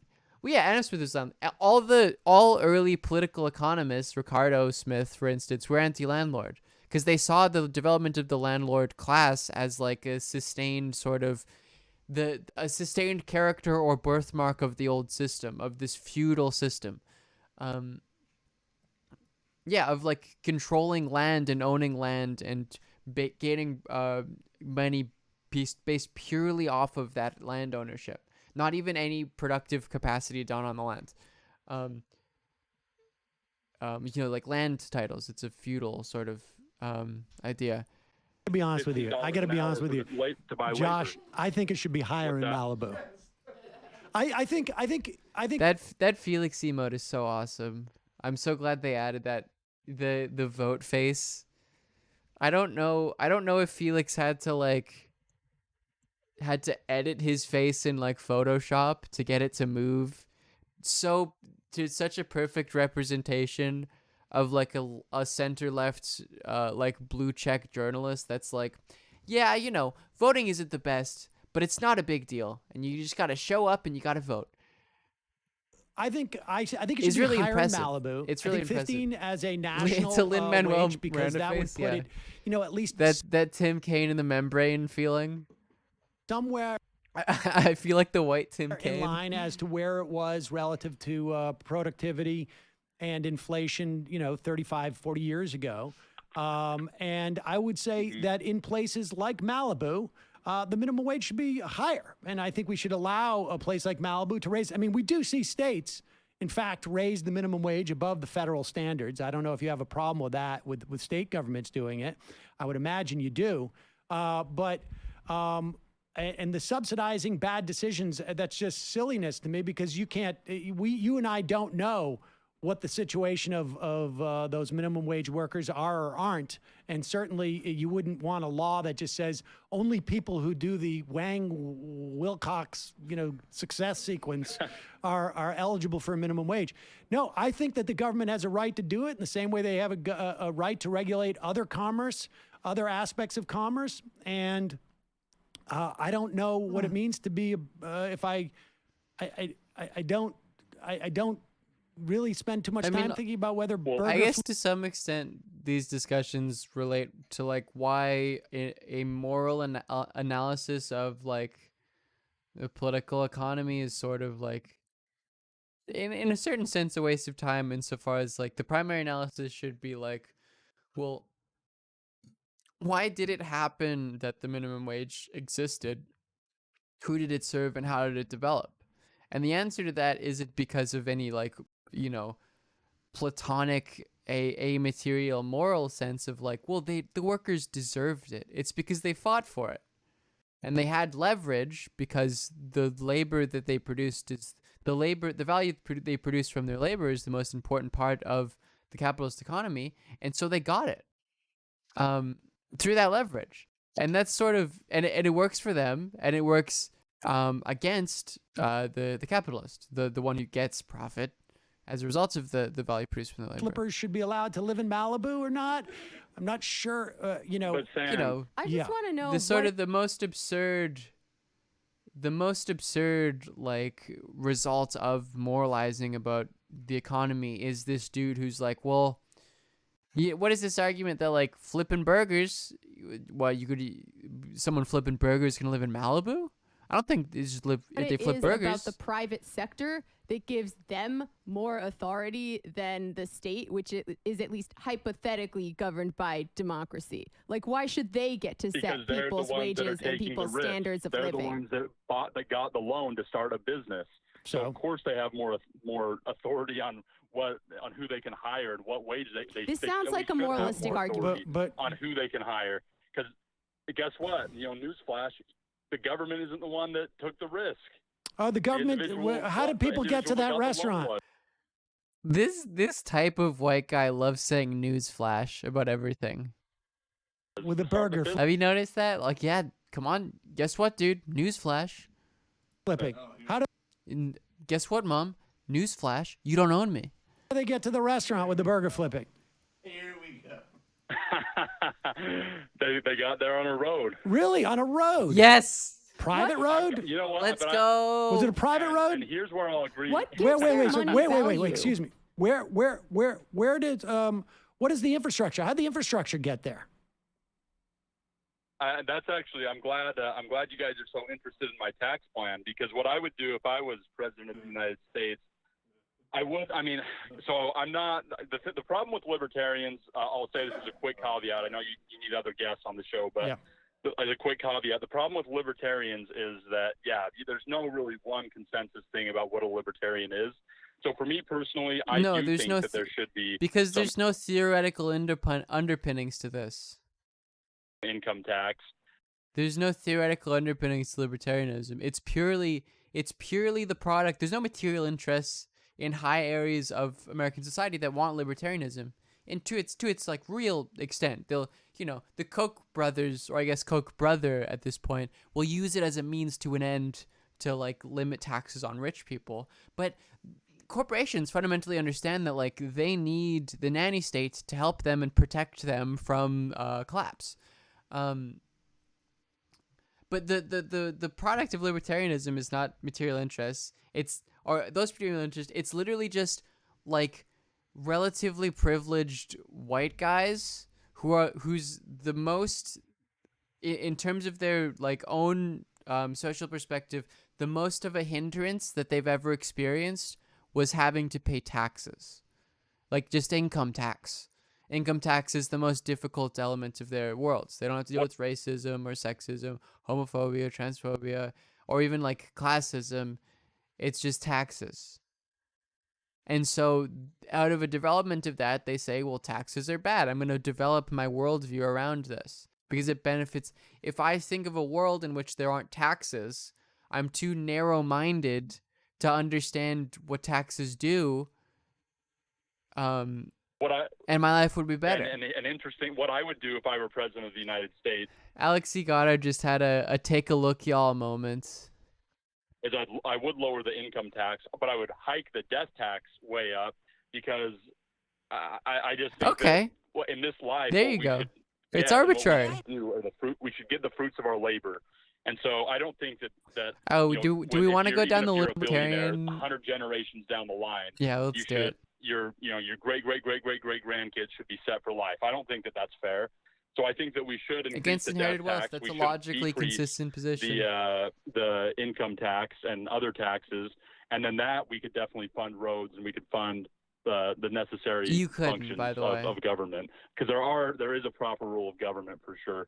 Right. It sets up. I wonder the proportion of income based upon like a death tax, and if you hiked it compared to like removing an income tax and, you know, sales tax, these types of things. Businesses to succeed.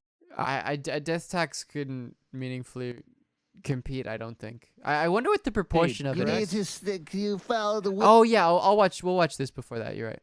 Wilcox Wang Success Module. I mean, the bottom. You make a baby. I mean, Josh, you go to a high school. The point is, you make a man. The point is that the government has the authority to do this because these businesses can't exist without the government and society. And we as a society make a decision, and it's a political decision. Do we want people to be able, if they are working full-time job, part-time job, obviously, to get paid per hour if it's a minimum wage situation, do we want them to be able to make a basic subsistence salary on this? And the answer is... But they can already do that without a minimum wage. They can already do that without... Well, then we don't need a minimum wage, and it's irrelevant. Then in practice, it would be completely irrelevant. So why would you call in about something that's not going to have any implications for anybody? No. You're misunderstanding me. No, in some places you can't. No, like I said, in Malibu, you couldn't live off $7.25 or whatever the minimum. I don't know what the minimum wage in California is. No, yeah, you're right about that. But that's why you move. Like you can. Okay, so for example, I was just in Texas. Just move. They have a big old. This is the funniest thing. It's why, like, I at least understand those really weird, like, Evolin tradcath people who are like reject modernity, is because like capital, what it fundamentally does, and this is a quote from the Communist Manifesto, is like everything that is solid melts into air. This sort of aerosolization, and one of that is like the defined important like local social political structures that like a small town, let's say, is contingent upon, where it's like, well, if the solution is just to move whenever, then those are just totally destroyed. These like it's why like you could see this development of like the Catholic Church losing its control over like, you know, France, Italy, Spain during industrialization, because these like sort of pre-capitalist ideas and like emphasis on, let's say, like the family and the local communal structure that is centered around the church just like totally melt away. All right, Josh. Just move. If the solution is just to move, then the small town is destroyed. Then the thing it's the Deleuzian articulation of that is that capital is an absolute force for deterritorialization. You're talking about someone uncoding flows. Josh. So why can't they move? Josh, how much money do you think in your mind? So bad? This guy, this hamburger flipper, how much money do you think this guy has in reserve? So he moves to Texas. He doesn't know anybody in Texas. What happens? Well, he gets into his car. Don't cry me a river. You don't know anybody in Texas. People have to move all the time for work. Josh, Also, Josh, I would wait like a second. to Hold on for a remind second. you- Hold on for a second. Josh, I want you to walk through this with me. Yeah. That How isn't much money? right again, Crimea River, where it's like, here's the thing that they ought to do to survive. Well, how are they going to survive if this? It's not my problem if they survive or not. Which again, fundamentally, comes to this conclusion that he doesn't give a shit because he's not going to have to deal with that. It's not something that he has to think about because the libertarian social perspective and political plan is literally only contingent upon the individual. There's literally no empathy involved. How much money does that guy have in the bank? He can definitely Newsflash, Crimea River. That's it's $7 They save and a quarter. He's living in Malibu. He's living in Malibu. $1,000 Now you know the statistics that over half of the country can't raise $400 in an emergency, right? Well, thank you for proving my points because they make bad decisions with their money. So, Okay. Yeah, exactly. So All right, Josh. thank you for proving my point. Josh, what you're talking about is a fantasy. It is you cite Ben No, it's Shapiro. not. You're basically talking about Ben Shapiro's like notion of like if they live on the coastlines. If they don't have money, then clearly that is not an example of the system not working because then I would be wrong. It's an example of the fact that they're And their stupid. place is going to get flooded. They could just flip their house. I mean, Well, no, the difference. Dude, is that you're not in reality, and it's and what's you know what's Okay, this is good. I'll link it. I actually I watched this after, but I wanna get into this. I know you. You're that jaywalking punk anarchist. You're that jaywalking punk anarchist. Jaywalking punk anarchist. This is a review of Murray Rothbard's Libertarian Manifesto.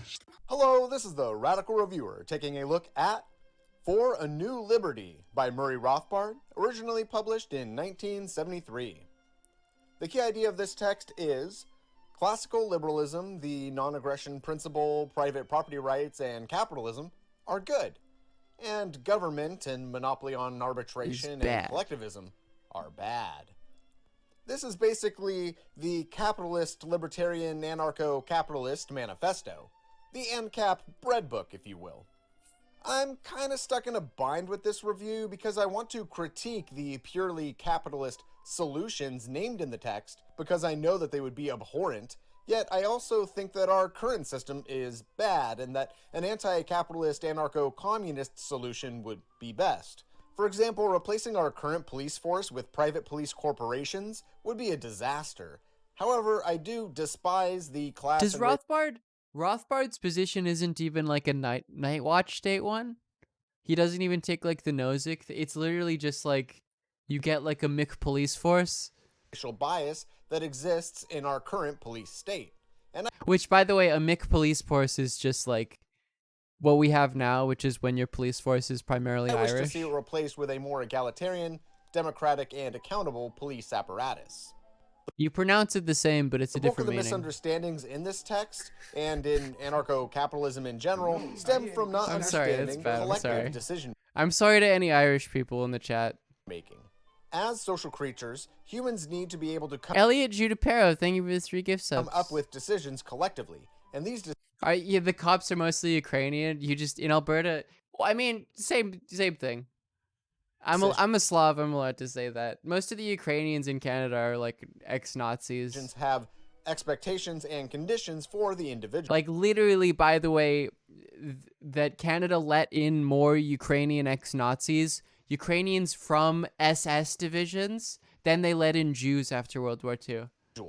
But this is not I'm not. That's not a fake statistic. That is literally true. not in itself slavery, as many anarcho-capitalist libertarian folks often like to claim. But you'll see what I mean as we keep going.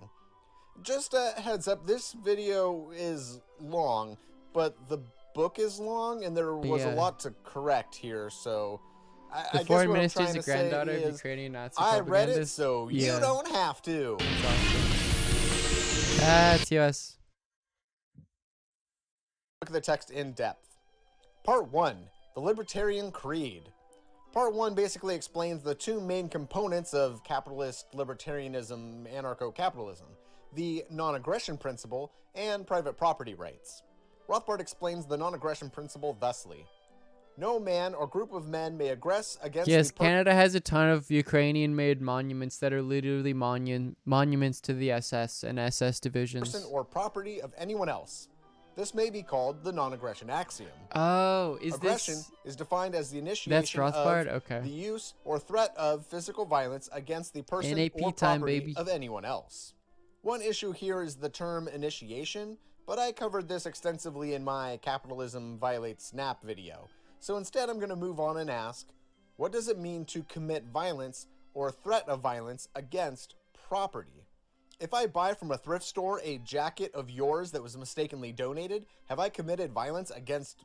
Which is also basically the argument people make when they say that personal property is as important.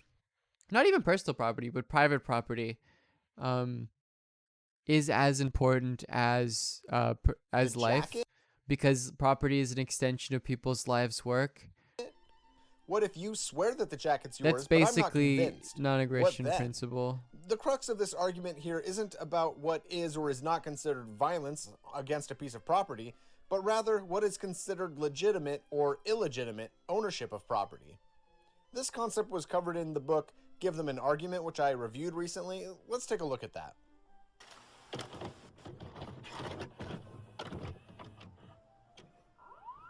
The NAP just tells you not to violate morally legitimate property claims.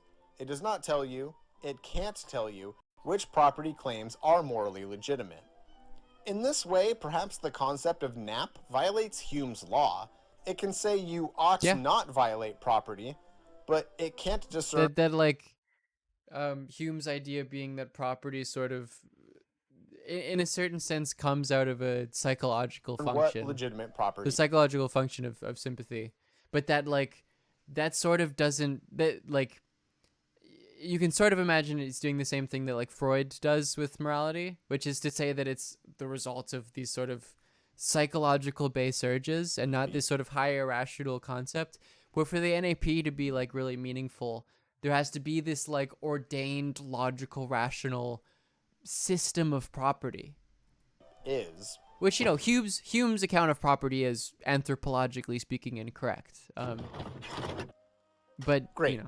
Next, Rothbard addresses the second main tenet of his worldview, private property rights. Starting with self-ownership, he states, the right to self-ownership asserts the absolute right of each man by virtue of his or her being a human being to own his or her own body. That is, to control that body free of coercive interference. Sure, okay, sounds fine so Is far. Blanchard just Freud applied to trans people? I mean, I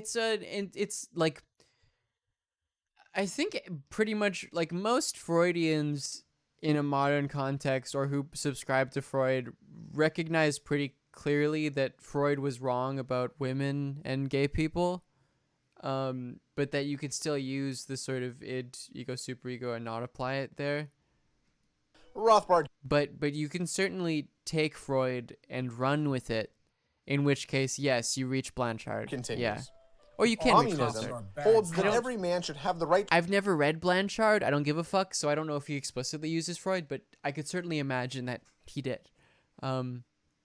Meg McCream Pie, thank you for the Jeff Bezos bucks. Thank you for... to own his equal quotal share of everyone else. If there are 2 billion people in the world, then everyone has the right to own 1/2 of every other person. The participatory communist world cannot be put into practice, for it is physically impossible for everyone to keep continual tabs on everyone else. What? What? For everyone to keep continual tabs. Because, well, what does... I'm curious what Rothbard would write about a hunter-gatherer society. On everyone else. Because the implication here is that a classless, stateless society isn't possible. Wait, what? Yeah, that's impractical. That's why no one's advocating for that. Having expectations and conditions for participation in a group is not having equal share of everyone else. No. If you want to live in my apartment, there you is have no to pay private your ownership. share of the rent. If you want to work at a grocery store, you have to follow the safety rules to avoid injury to yourself or others. And at the town or county or federal level, we have expectations for participation, a preferred level of educational attainment so that you don't become an undue burden on everyone else, and minimum qualifications for dwellings such as adequate plumbing and fire safety standards. Having collectively agreed upon rules and expectations when it comes to socially existing in a space is not every man having the right to own his equal quotal share of everyone else. Don't be ridiculous.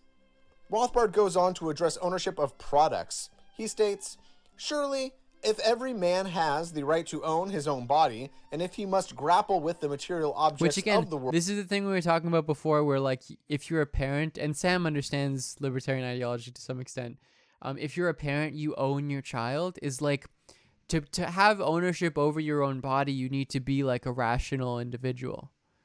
Like, you know, it excludes, I guess, what is the term, neurotypical, quite a few neurotypical as well as like young people. World in order to survive, then the sculptor has the right to own the product he has made by his energy and it excludes libertarians. Effort, the veritable extension of his own personality. Okay, but what if, as Kropotkin says, there is not even a thought or an invention which is not common property, born of the past in the present.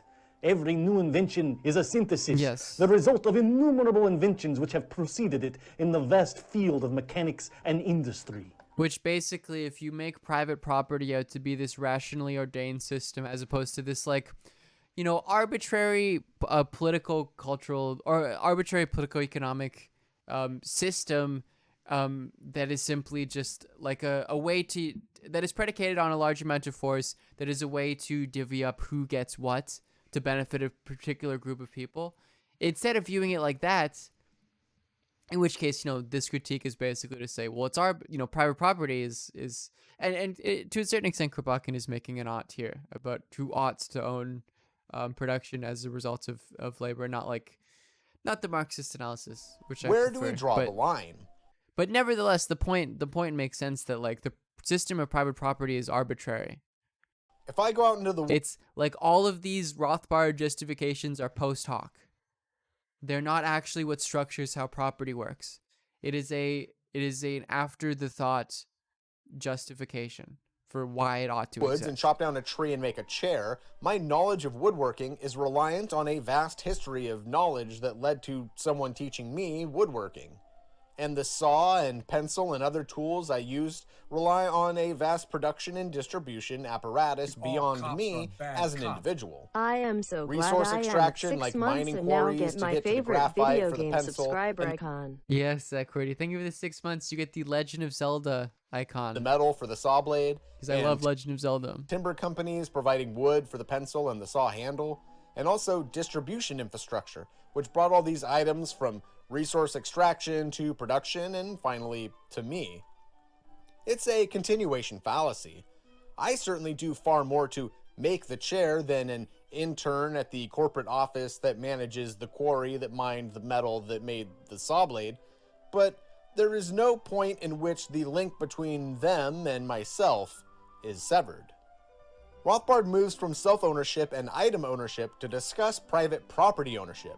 He states, the natural rights justification for the ownership of ground land is the same as justification for the original ownership of all other property.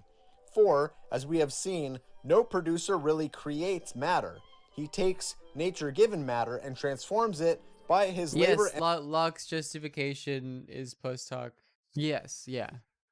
Energy in accordance with his ideas and vision. Arbitrary. But this is precisely how he takes the labor theory of value and converts it into a justification for private property as a way to justify like the sort of conquest of the I think it's not terra incognita. That's a EU4 concept. It's like unused land, the Latin term for unused land, which is the New World, because it was perceived as not being labored on properly. Terra nullius? That's probably it. That sounds right.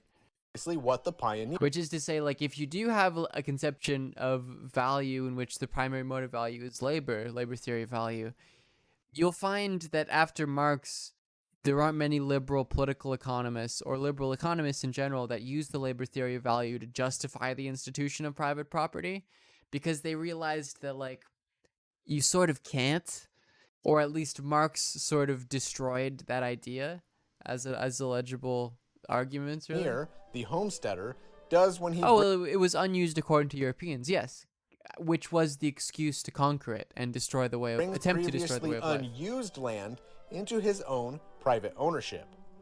There are a lot of problems here. To name a few, there is a finite amount of land. Eventually, some collective understanding... There's a really... The libertarians love citing the Lockean provisio, as it's referred to in some contexts, of as good and as much... That you, when you labor, you must leave as good and as much for others, which... in the context of, like, you know, basically in the context of pre-industrial Locke, where industrialization really hadn't taken place yet, that was a pretty legible concept. There was plenty of commons to be enclosed, to labor upon. There was plenty of stuff out there, not just in Britain, but in the world, that the idea that like, oh shit, everything is, you know, nothing is the commons anymore. Every area of the world is owned and subsumed into a system of private property. How is it possible to leave as good and as much for others? Wasn't even a legible concept for Locke.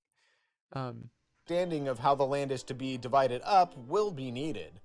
Also, the quality of various portions of land is unequal. People are going to fight over the best land, so how will we facilitate this distribution?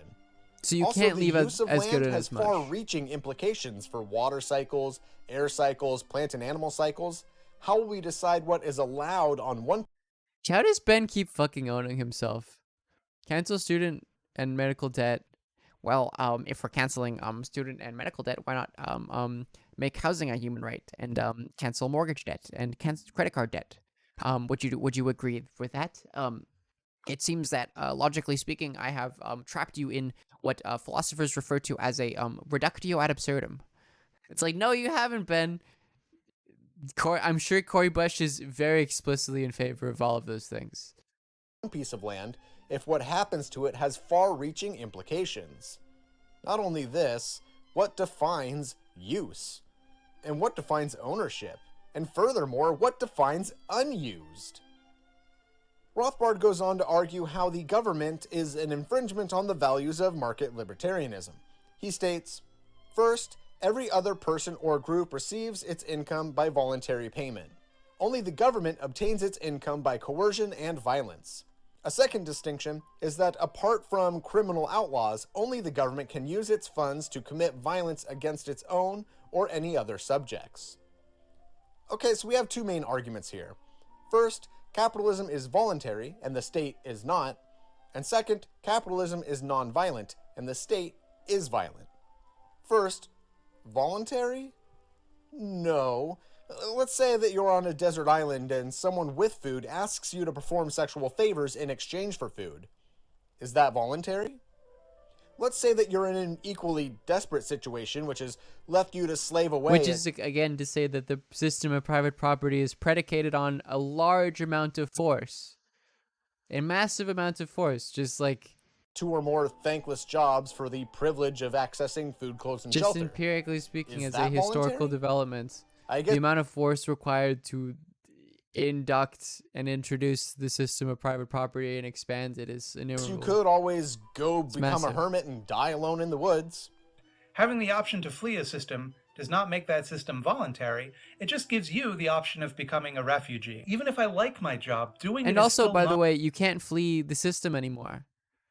Like, like I'm gonna go into central China, or this is just the first example I think of. There are plenty of others. Like an area in which there's like subsistence farming, and the market hasn't inducted the subsistence farmers into the global market relation.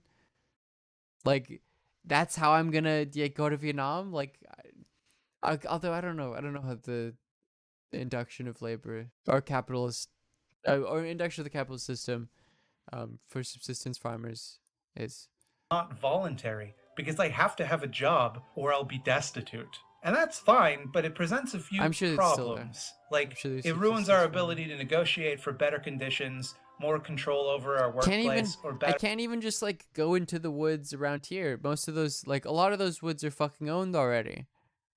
pay. Especially the good areas that you could hope to survive off of. You have to work to live, but the boss doesn't need you specifically for anything. Second, many aspects of a capitalist economy are Yeah, violent. you're right. It's this. I'm escaping to the one place that This is such a hasn't good been video. corrupted by capitalism. Space. Space. I love the little, like he's trying not to laugh. Space. That's a banger.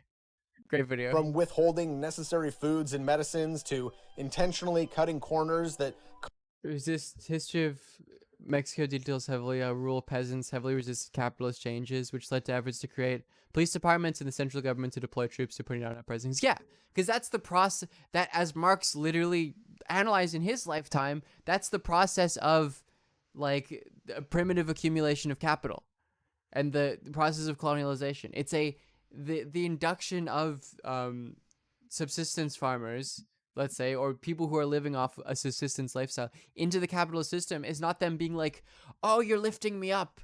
This is beautiful. It's a process of force. cause unsafe consumer products and working conditions to hiring company goons to break up union organizing efforts. Not only this, the government doesn't have a monopoly on violence. It has I mean, the word primitive is problematic. Monopoly on arbitration, which it can use to legitimate violence. That is, the government has the final say on the law of the land, and it can use that law to permit violence. Furthermore, this law of the land is reflective of who is in power in the government. For example, a capitalist state might turn a blind eye to the violence of company goons. Yes, Red Alert 3, I know. Great game. Good stuff. Beating striking workers, or to the KKK lynching black citizens. While a communist state might turn a blind eye to violence against counter-revolutionaries, or to the seizure of mansions. But Rothbard disagrees with my prognosis that the government is a reflection of the society it exists in. He states, "We are not the government. The government is not us. The government does not, in any accurate sense, represent the majority of the people." Yes, but it does represent the system of private property. Even if it did, even if 90% of the people decide to murder or enslave the other 10%, this would still be murder and slavery. But the funny thing is, and not voluntary suicide or voluntary enslavement. So why is that logic not extended to the system of private property? This would still be murder and slavery. I reject this framing.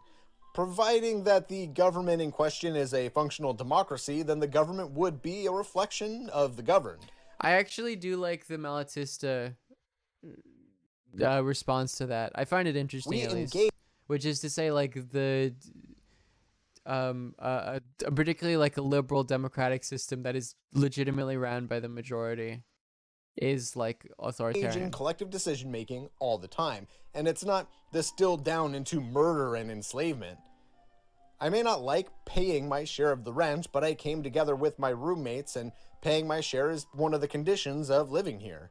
I may not like paying taxes, and there sure are things that my taxes go to that I disagree with, but whole body of economic thought is based on England, and the English are just pirates. There's something interesting. It was something I think that Engels and Marx talked about in like private correspondences, which is that they had the philosophy of the Germans, the politics of the French, and the economics of the English, which I think is funny. I want, for example, a public school system. I want every citizen to have a basic education despite their ability to pay for it. Capitalist, libertarian, and cap folks do this all the time, crying about collective decision-making and hyperbolically calling all of it murder and slavery. Rothbard ends part 1 stating, "The libertarian creed can now be summed up as 1. The absolute right of every man to the ownership of his own body. 2. The equally absolute right to own and therefore to control the material resources he has found and transformed. And 3.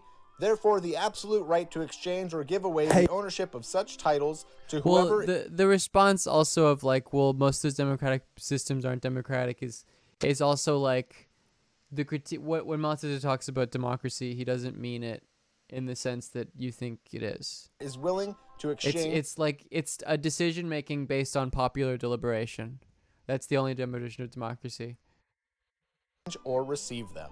So you could think of democratic centralism as being a part of that. Part 2, libertarian applications to current problems. Part 2 some accounts is of half democracy explaining why everything bad that ever happened was because of the government, and half explaining how full libertarian anarcho-capitalist free market capitalism will solve everything. I mean, obviously, like, this is what the whole book is about. First, Rothbard argues against taxation, of course, and calls it theft and slavery and torture and murder. And well, now who's being... Oh, this is why in a world where prostitution becomes totally legal, should sex workers be allowed to discriminate against their customers based on race? What a question to ask people. What a question. It's like, why do you want to know, dude? What a question. Hyperbolic. We're reaching new levels of discourse. Dramatic irony. Don't get lost in semantics. The fact is, taxation is theft. The government is taking something that belongs to you under threat of violence. It's just like when someone robs you walking down the street. It is theft. Well, what about your use of public schools and the interstate highway and other various publicly provided goods This is and services? hilarious. Isn't that theft if you use these without paying for them? Okay, maybe I use these services, but the payment is forced, and therefore theft. I'd happily pay for these services from the free market. Well, that's just a wildly implausible way of providing things that we would want for society. Many publicly provided goods are a direct response to market failures. For example, providing schools and streets for low-income areas that could not pay market value for them. I support having education provided for all citizens regardless of their ability to pay, because I want some basic educational attainment to be required for participation in my country. Is that really an incidence of theft? Well, it's an infringement on my freedom to force me to cover the cost. It's an infringement on my property rights. But this is a very regressive view of rights. Look, I've already explained how property ownership is a disaster in my video Capitalism Violates NAP, but basically we should want substantive freedoms. I don't want to live in a community where people are left destitute and forced to turn to crime out of desperation. I have much more freedom when I help collectively provide some universal assistance to all people. You get it? The only theft is that we are being robbed of the opportunity of living in a community where desperate people are left with no other option but to steal to survive. I won't watch, because this is very long, I realized. If you want to watch the rest of it, we're at the 15-minute mark. But that seems like a pretty straightforward critique of Rothbard. And you know how easy it is. You really, it's so easy to be like a right intellectual on the right. You can really just say fucking anything. I mean, you really just can. There's a market for it. There really is a market for it. The post hoc justification, like, if there is a person that can justify the market system and capitalism and private property in a better way, then you will the money you can gain from that justification is pretty fucking high. Okay, I'm gonna watch this. This seems interesting. And then we'll watch this. I promised I would watch, because Bad and Banana is good. Leftists are stuck in the supermarket of ideology. This sort of actually relates to the paper, or not paper, I guess the podcast I'm writing, and at least some element of it. I'm looking for, where's the point? Can I, how do I do this? I'll read a bit of this off if you want before we get into this. I'll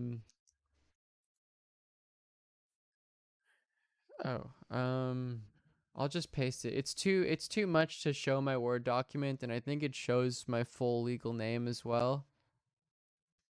So I don't want to deal with that, because I get through. It's about like the aestheticization of politics or whatever. I don't know. Do you want me to? Many should think it does not affect leftist politics. I've imagined.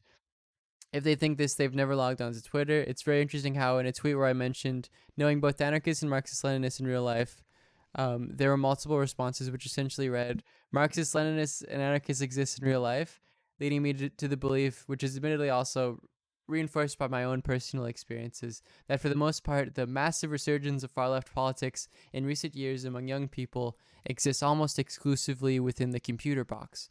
One of the clearest examples of this hyper-reality of a leftist politic, but built entirely online, is the example of the creator of the subreddit Gen Z Anarchist, who later decided she was a Marxist-Leninist Maoist and changed the rules of the subreddit to only allow posts related to praise of the Soviet Union, Leninism, Mao, and China. In an Ask Me Anything, the creator of the sub, her name is Grace, responded to the question of what do you do for a living with the answer, I do nothing. I have no future goals. However, I'd like to join a socialist militia or move to China one of these days. Mom doesn't want me to join a militia though, haha. Helping a revolution, that's the dream. Every good ML dreams of being a revolutionary like Lenin. She also said in this Ask Me Anything that, quote, I have no real life friends, so my politics affects no one. The saddest thing about this, probably not the saddest thing, is that Grace thinks she is doing political praxis by forcing her old subreddit to post about how President Xi is based. Her understanding of leftist politics has no reference to the real world. She is a young NEET who does not go outside. Her political world is a representation of nothing, a simulacra of sorts, and her experience is not unique to young leftists who post online thinking they are doing political praxis. So if you want more of that, soundcloud.com/live posting. It'll be released soon. It's about the 2020 election, post-fascism, Jean Baudrillard, and a bunch of other stuff. Anyways, we can. I think. Does she like Xi? I don't know. It's Hey guys, the actual substantive difference between that person thinking that Xi is a revisionist and not is literally meaningless. Local leftcom here today to explain why everybody is a tanky except me. Okay, I joke, but this video isn't actually that far off, so fuck. Okay, so the left has a pretty bad problem right now with how we're bringing in and educating our newer members. We have our own unconscious, pure ideology that's influencing how we're spreading our rhetoric and passing on new ideas. And it's setting up this vicious cycle that's just setting these newer leftists up to do the exact same shit to the new leftists that come after them. And I feel like this can be traced back to a lot of the modern problems of the left, be it Occupy, Syriza, closed off dogmatic orgs, or just plain old leftist meme cults on Twitter.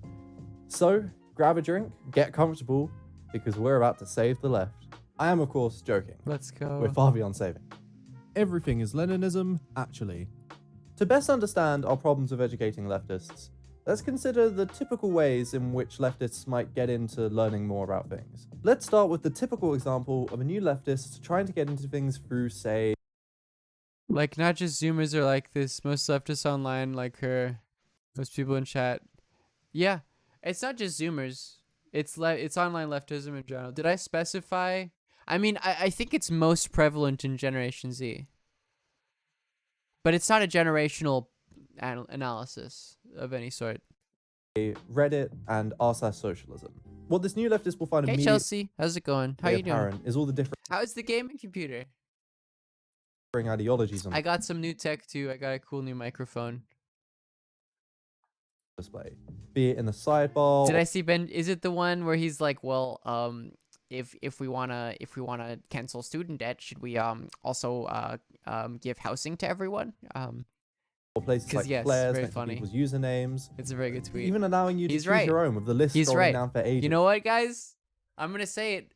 In that tweet, Ben Shapiro is right. Those things are logically consistent with each other. The immediate in terms of instinct that might hit a new leftist is, damn, I've got to find which one of these is for me. Realistically, though, their options consist of Trotskyism, Stalinism, or some kind of libertarian... I think this is basically the point I was making before, right? Which is that people window shop ideology because, like, you learn your left-wing beliefs if you primarily learn them online, which, I did this too. one of the main, the primary mode of like deciding which one is better isn't based on your real world In experiences. Marxist thing, like Luxemburgism. All of these just end up manifesting themselves, however, as different strains of Leninism. And so whatever choice this new leftist goes with, they will invariably be taking on a Leninist-based ideology and all of the baggage that comes with it. Now, all cards on the table, this pretty much is the path I took as an inexperienced leftist trying The Brezhnev Republican versus the to get into Dengist socialism Democrat. online. Yeah. So a lot of this does come from It's the first-hand same division. experience. That being said, it could have gone a lot worse. I could have stumbled upon the legend of r/communism 101. Oh no. Oh, it's literally about fucking Reddit leftism. Oh, this is perfect for the quote I read. This thread is swarmed with liberals who think communism is a utopia of individual liberty and fulfillment, where you get to sit around and smoke weed all day. This said, if you know your Why do people not like why do people love work so much? This is a thing on the left too. It's like being anti-work is base. history, If we don't have to, if we can build a world in which no one has to work, then they shouldn't have to work. it's clear why left communists are big fans of the slur tanky. If you didn't know, tanky is a slur. For the millionth It's a slur. time, you don't get to jerk off to filmed rape under socialism. Every socialist state that has ever existed has Oh, it's weird banned sex porn. work shit, Under of course. socialism, hard drugs are obviously banned, and if you try to trade it, you will get shot. Yes. Are obviously banned, and if you try to trade it, you will get shot. You will get Yes. Everyone must work, else they are committing parasitarism. Criminals are not an exception, and parasitarism must be punished with forcing you to do what you don't. The best part about this is his name is Lenin Gamer. Having an epic Want. gamer moment on Communism 101. In my opinion, it's the best way to teach the people work ethic. Really? The biggest failure Well, I mean, the reason for this, of course, yeah, is it's like Protestant work ethic shit. of Stalin was probably not to purge more. It would be similar to the suppression of any Because their left-wing politic is aesthetic, so they just simply internalize their other cultural reactionary context. cultural product, music, films, etc. Addicts will be sent to rehabilitation centers, where they will receive free Work and labor are not the same concepts, training, by the way. get educated about the harmful effects of drugs, and perform rehabilitative labor. But what if I filmed me and my girlfriend having sex with the consent of both parties? First of all, if you have to ask Oh, that, no. your First of all, is most likely imaginary. I'm sorry. No, a woman would never want to have sex with the consent of both parties while being filmed. First of all, That's the first thing you learn about women. Women if you have 101. to ask that, your girlfriend is most likely imaginary. Leftist subs are a fucking psyop. Now, let me get something clear. When I say Leninism or Leninist biased, I don't specifically mean in the traditional sense it's often regarded as the vanguard party that's going to guide the revolutionary movement or something that wants to take over the state for the good of the workers or whatever. It's more because it's not actually based on like reading Lenin, which is the funniest thing. It's based on looking at the Soviet project and its conclusion and saying, "We'll just do this again." If I did, then certainly Which, council like, communism. there are quite a few Leninists, of course, who don't believe that. It's a more reductive group of people. Wouldn't fall into this at all. It's an aesthetic based on like, well, they were a superpower. That's fucking cool. What I mean is specifically the interpretation of Marx and what communism actually is. For instance, socialism being a transitionary phase Actually between existing capitalism and socialism, communism, sort of thing. or socialism and Brezhnev-esque. communism being two different modes of production Khrushchevite altogether, revisionism, or really just basically. generally socialism and communism being two different things, as well as seeking to place capital in the hands of the workers such that they can expand the forces of production. You see, even if you don't consider yourself a Leninist explicitly, you Yeah, might Khrushchev said socialism in 20 years, so obviously Brezhnev is socialism and communism because Khrushchev would not have lied about still that. find some of these applying to you anyway. Now, if you knew anyway and you don't specifically know what I'm talking about, then that's fine. You don't need to worry about it. The key point here is just that I'm talking about Lenin in regards to his theoretical understanding of Marx and what socialism is, not his organizational tactics or how he applied theory to his time. With Trotskyism and Marxism-Leninism, it's pretty clear how they're both Leninist. But with something like council or libertarian Marxism, you need to remember that while there does exist a mature theoretical framework behind it, the key defining feature of that is a rejection of the Leninist vanguard party.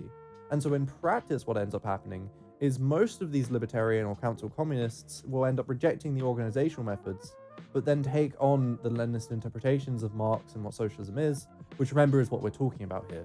In this sense, I would even say this applies to a lot of anarchists who take on the Marx was right about everything but the state position too, because it's still in these Leninist-dominated environments that they'll learn about the rest of Marx from.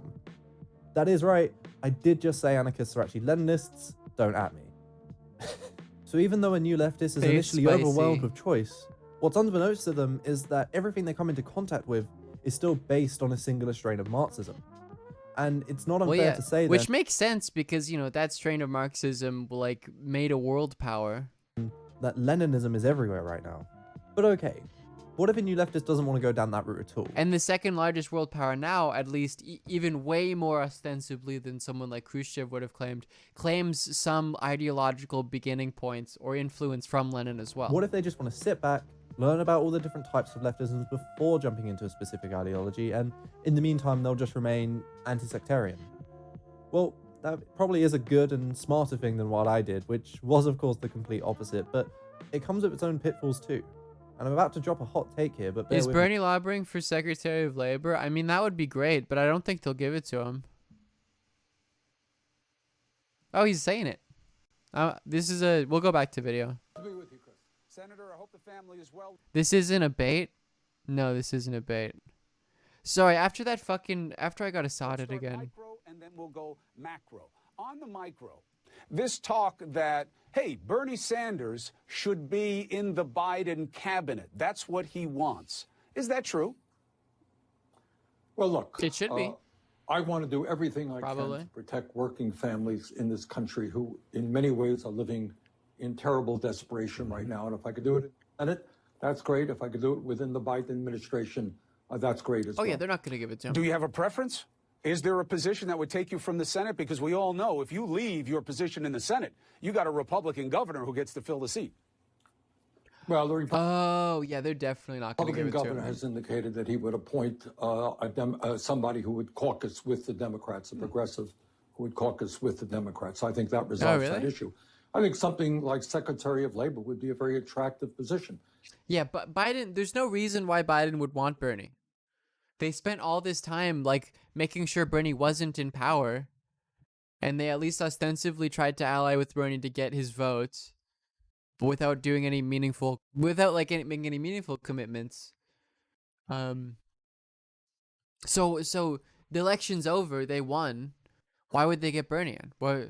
It would give me the opportunity to fight to raise the minimum wage to a living wage. Wait, he's gonna be like oh no, I guess he wouldn't be the Senate leader unless the two Georgia equal pay for equal work for women. It would give me the opportunity to make sure that workers who are entitled to overtime pay get that overtime pay, that workers get pensions that have been taken away from them, that we help workers organize into unions so they can earn decent wages through collective bargaining, et cetera, et cetera. There is a lot of work to be done in the Department of Labor. Address the argument that what we saw in the election was, yes, Trump was rejected, but there was a record amount of votes for him, and part of that message was, we want somebody other than Trump, but don't go too far to the left. We don't want that. What fucking brain parasite do you have to think that was what you learned from this? Either it scares us. Like, oh yeah, no, that's why all of the fucking progressive senators, the progressives who are like up for significant office won. Not a single one lost their seat. And that's why, like, the main ground they lost in, like, the House was literally centrist fucking. He got so many votes so that Bernie Sanders and that part of the wing, be careful on that. Trickle down economics? No, I don't. Well, I don't quite agree with that, needless to say. My understanding is that over every person who is for Medicare for all candidates for Congress Here we go. Ran in support of Medicare for all, something that I strongly believe in and has got to take place if we're going to deal with our dysfunctional and cruel healthcare system. You know how many of those candidates lost, Chris? The answer is zero. Something like 98 candidates ran on a Green New Deal, one of them. Yeah. Okay. Me. Anti-sectarianism is basically just the centrism of the left, right? A neutral, hear all sides out, maintaining a core set of values as inferred from their peers, but never landing on a specific label. Well, what happens when you're a regular centrist then? We can all agree that, under neoliberalism, if you declare yourself a centrist or just not that interested in politics at all, you immediately take on the neoliberal position yourself, as to not challenge a status quo is to uphold it. But for this argument to make sense, there would actually need to be significant left-wing power or influence, and there isn't. So being a left-wing centrist doesn't mean that you're a Leninist. When you live in a society, you can't help but have a filter on how you see the world, imparting various assertions about reality onto you. The only way to break out of that is to take on a strong ideological position yourself, no matter what it is. I mean, it's basically Zizek, right? I already am eating from the trash can all the time. PF Sales, thank you for the 5 months. New green policies, my understanding of it is that the NDP's policies aren't particularly good, but that it's sort of a concession. The name of this trash can is ideology. The material force of ideology makes me not see what I'm effectively eating. It's not only our reality which enslaves us. The tragedy of our predicament when we are within ideology is that when we think that we escape it into our dreams, at that point we are within ideology. So it follows then that if a centrist takes on neoliberalism as their unconscious worldview, then an anti-sectarian is going to take on whichever ideology implicitly prevails in their own spaces, which, from the sounds of it, is Leninism. When a new leftist abstains from putting on any labels so they can learn about things first, they still need to be learning from somewhere and someone. And if all of these sources they're hearing are rooted in the same ideas, they're going to be taking on those ideas no matter where they end up. But this phenomenon actually has a lot more serious consequences than... That only works if there's like if this is like an actual like... Because the disagreements among leftists in many cases are like not really... don't have any real meaningful material effects. You could argue there's some differences in how like anarchists and Leninists, for instance, would like organize in a practical context, but like other than that, there isn't much. And considering that like having the anti-sectarian position only sort of fills in or aligns with the actual material positions. So if you're in an area in which there are a lot of Trotskyists, being anti-sectarian makes you a Trotskyist. If you're in an area where there's a lot of anarchists, not a lot, but like the predominant sort of left-wing organization, there's a lot of anarchists. So I don't know if that's necessarily consistent, because the reason why that's consistent in the actual centrist position is because the neoliberal system is ubiquitous. It's politics, it's the economy, it's your world, just bad theory or... If literally like you're an anti-sectarian on a Reddit, on a fucking subreddit or a Twitch chat, it doesn't matter. It doesn't. It's not a recognition, or it's not even an implicit recognition of those ideas. In any meaningful understanding. sense. A Leninist permeance in the online left sets up a lot of new leftists for something much worse. The Marxist-Leninist pipeline.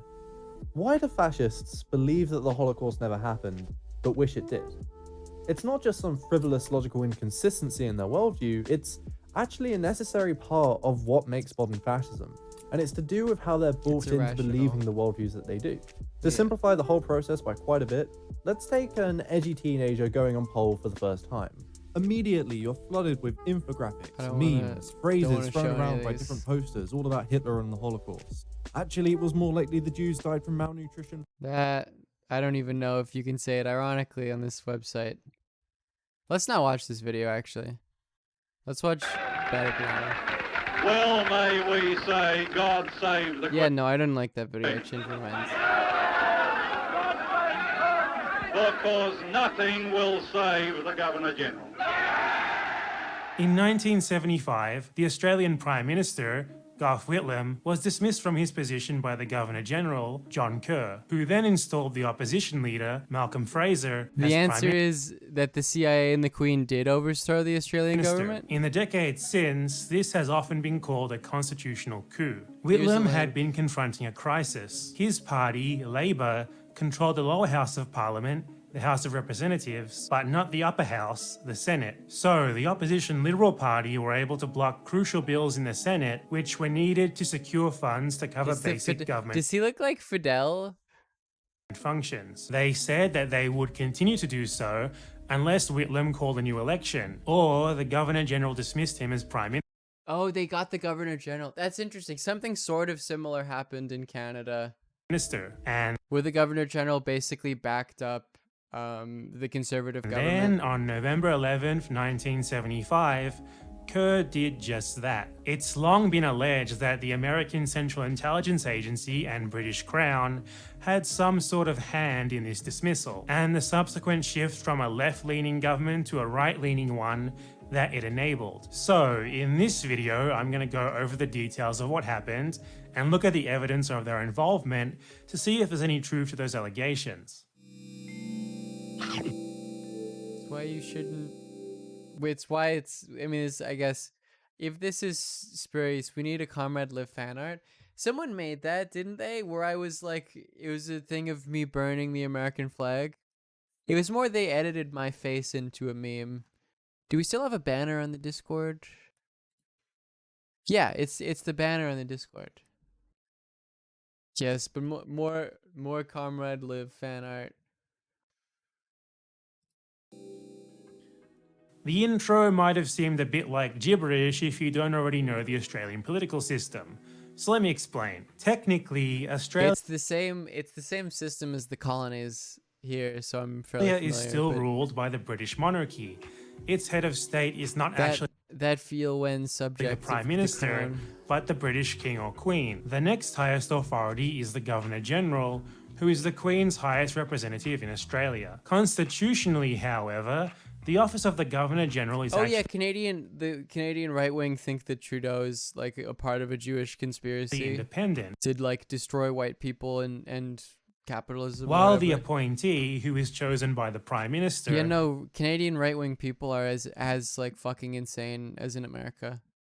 It's just they're more subtle because we have like a woke liberal president, or ostensibly woke lib, not president, prime minister, is subject to the Crown's rubber stamp. And I was while thinking of Obama because that's sort of the American equivalent. He takes actions in the name of the where monarchy. Like, this absolutely exists, he doesn't but it's actually sort of need its suppressed. permission or its consultation to do so. Because of that, some argue that the Governor General is Australia's real head of state. If this is a bit confusing for you, don't worry, because it is for everyone else too. The main point is Australia's head of state is not actually anyone who's elected. On paper, the Governor General has a bunch of really exceptional powers over Australian politics. Just to name a few, he is the Commander-in-Chief of the Armed Forces. He can refuse to sign off on bills even if they're approved by Parliament. He can dismiss ministers. Well, because again, this is the thing where people are saying like, well, anti-Semitism isn't a problem in America anymore. Like Jewish people are just white. It's like anti-Semitism does exist, and it's the same in Canada. And one of the imminent qualities of far-right movements is that they're anti-Semitic. It's like a very integral elements of their ideology. And there's an increase in far-right activity in Canada, and so there will be an increase in like anti-Semitic hate crimes.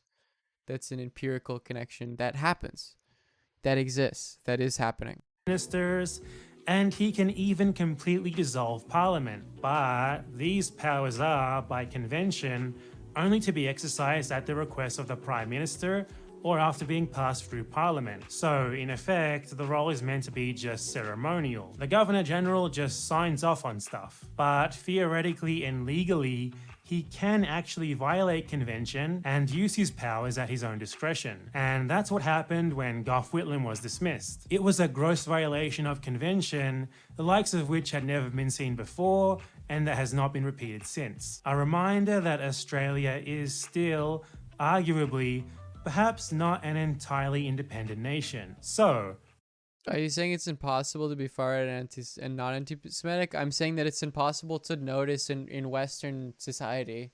It's just a broad, open-ended term there. That it's impossible for a far-right movement to take place and to not have an associated and an equivalent sort of upsurge in anti-Semitism, and have members of it that are anti-Semitic, and have a greater threat of like hate crimes and violence towards Jewish people. What happened? The indisputable It's not about individual beliefs, because that's a sort of a trivial, level of in the middle of politics. 1975, the Liberal again, Party. when we get to the individual level, it's like, well, racism exists. Well, what about Candace Owens, and she's black, and she told me it doesn't. You have to look at a larger. He began a strategy of blocking funding for basic government functions, known as supply. They were able to do so because they held. Wait, Google the Cuties movie and look at Google's description. Oh no.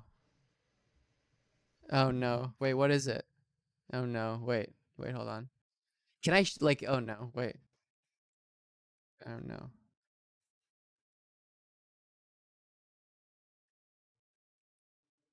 Oh, it's like someone. Oh, okay, yeah. Someone like hacked it or whatever. That's deeply disturbing. I'm not even. You can look it up. The balance of power in the Senate. By convention, blocking supply in the Senate was something to be avoided. Yet, as with many other conventions during this whole affair, the Liberals ignored it. They hoped that, by blocking supply, they could make the government unable to pay its employees, and thus convince the Governor-General to dismiss the Prime Minister and install the Liberal Party leader, Malcolm that's the Fraser, in his place. However, this new government could then have been immediately dismissed if the Labour Party, with their majority in the House of Representatives, then passed the motion of no confidence. So, to get around that, the Liberals planned to immediately call a double dissolution election the second that Fraser became PM, meaning that both houses of Parliament would immediately be dissolved, pending a new election. This would then give the Liberals the chance to run a new campaign, potentially winning and cutting Labour's term 2 years short. The Liberals openly outlined this plan in September 1975, 2 months before things went exactly as they'd hoped. Prime Minister Whitlam, however, had his own plan to secure supply without the need for a double dissolution, a half Senate election. If Labour won a few Senate seats from the Liberals, they would have a majority in the Senate and thus be able to pass the. And what, this is this is 75, so like Labor is still at least pretending that if they get full power, they're going to seize the means of production. And if that failed to resolve the deadlock, Whitlam would then call a double dissolution election. Oh yeah, the Cuties movie is clearly like, even though the point of it's like, oh no, it's saying that, sexualizing children is bad, but it's doing so by sexualizing children. Oh, I accidentally clicked. It's clearly, but that bio is clearly hacked. Like, it's clearly some. This was a perfectly. Maybe hacked is the wrong word. Maybe someone just like edited it on Wikipedia or whatever. One that very likely would have resolved the crisis. Whitlam informed Governor-General Kerr of his plan, and by convention, he should have gone along with it, because it's customary for the Queen, and by extension the Governor-General, to go along with the Prime Minister's advice. But Kerr was against Whitlam's solution, an opinion that he was not supposed to act upon, as the Governor-General is supposed to be apolitical. Whitlam had also hinted that if Kerr refused to approve his plan once he was formally asked to do so, he would ask the Queen to dismiss Kerr as Governor-General. Yeah, this is the best review. These Cuties gratuitously, excessively indulges in the very images and ideas it's supposedly criticizing. It's probably the best Queen, criticism. According to convention, would have to do so. So, Kerr decided to instead break all convention and actually exercise his powers. Rather than do as the Prime Minister dictated, he would take blatantly partisan political action in favour of the opposition. He decided to carry out their plan to the letter and kept this secret from Whitlam until the very last moment, to avoid any chance that he'd catch wind of it and request Kerr's dismissal first. November 11th, the day of the dismissal, was the last day that an election could be called for that year. And so basically the Labour won an election and the Queen was like, no. So it was also the deadline to resolve the crisis. The course of events on that day is very important, so I'm going to go into them in depth. I'm also going to try to make this a bit easier to follow by putting visual aids on the screen, so make sure you're watching. First thing in the morning, Whitlam and Fraser met to hold final talks about a potential compromise. No agreement was reached, So Whitlam immediately called Governor General Kerr and advised him that he would call a half-Senate election. The two arranged a You like the meeting new for a mic? few That's good. hours I'm later, glad. because for his advice to actually come Maybe the into Commonwealth effect, is the bad. Prime Minister needed to formally Maybe deliver it's it to the bad to have Governor your General queen, in the writing. Queen as the head of state. Immediately after hanging up with Whitlam, Kerr called Fraser. According to Fraser himself, Kerr asked him what he would do if made Prime Minister. That Kerr was going to appoint Fraser as PM wasn't outright stated, but was very obviously implied. After Fraser indicated that he was interested Queen. and that he believed he could secure I'm supply, canceling the Queen. Governor General arranged an in-person meeting with him for immediately after his meeting with Whitlam. Later in the day, Whitlam arrived for his appointment with Kerr. When he tried to hand Kerr his formal advice to call a half-Senate election, Kerr informed him that he was officially sacked as Prime Minister. A surprised Whitlam left the room, and Fraser, who was apparently hiding in an adjacent room, was immediately invited into Kerr's office, where the Governor General formally asked him to become Prime Minister and form a new government. Fraser, of course, agreed, and the opposition's plan was almost complete. Imagine if fucking Twitter existed when this was happening. How many libs would be like, look, it's not a coup. He's allowed to do that. I don't see the problem.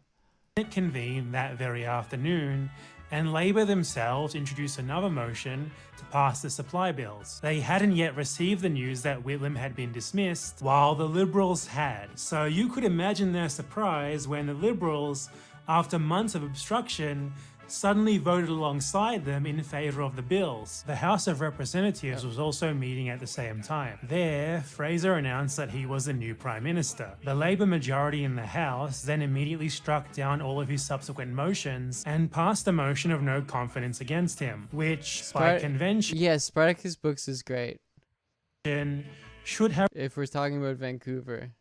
...resulted in the dismissal... It's a good, like, anarchist bookstore. ...of his government by the Governor General. Since Australian governments are formed by the party or coalition that wins the most seats in the House, this is one of the few occasions where the success of such a vote was possible, as it would usually necessitate the majority party voting against its own... Yes, the Australian Parliament also really does look like shit. ...own government, which is unlikely to say the least. However, Fraser and the Governor General had planned ahead. They'd already organised another meeting for immediately after that day's House session. There, Fraser formally asked Kerr to dissolve Parliament and call an election for December, which Kerr duly did. The Westminster Speaker of system, the House baby. Then arrived to inform the Governor General of the no confidence The greatest motion system and in the tell world. him to dismiss Fraser. But since the Parliament had already been dissolved, he was too late. The Liberal Party's plan had completely succeeded. Kerr himself had organised the meeting with the Speaker. He knew exactly what had happened during that day's parliamentary sessions and exactly what he was doing by receiving Fraser first. So yeah,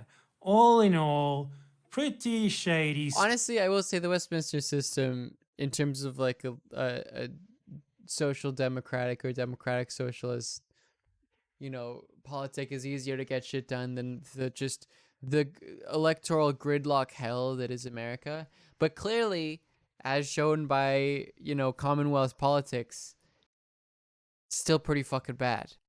It's still not a political, like, it's still not a medium in which you can meaningfully get, like, meaningfully do the thing that a far leftist wants to do. Even ignoring the possibility of outside interference, the Governor General is theoretically not supposed to be actively involved in the political process, but he was, and in a very, very impactful way too. The Liberals ended up winning the subsequent December election, so the whole thing drastically changed the political balance in the country. Alright, so I hope that I put that in a way that was easy enough for you to follow, because really it was all a huge clusterfuck. Now, on to the core question of this video: foreign interference. There are many reasons to suspect that there was outside interference involved in Whitlam's sacking. His government, while not exactly radical, was still much further to the left than basically any that had come before it. Domestically, that passed some big reforms, like free university education, universal health care, ending conscription, and the dismantling of the White Australia policy. But so, like, again, like, this is what I will say to people who viewed Bernie as like the beginning of the utopia. It's like, they did it. They did the shit that you know, in the 70s. And look at Australia now. Look at Australia now. More important to the topic, you know, it's just important to highlight. At hand, Whitlam was against many US and UK foreign policy positions and took a more neutral stance in the Cold War. He established diplomatic relations with China, North Korea, East Germany, and Vietnam, withdrew what was left of the Australian This is your brain on utopianism. In Southeast Asia and Vietnam, and stopped military aid for US allies like South Vietnam and Cambodia. And most relevantly, he was skeptical of Australian... Said the words Dangnam Rope on stream.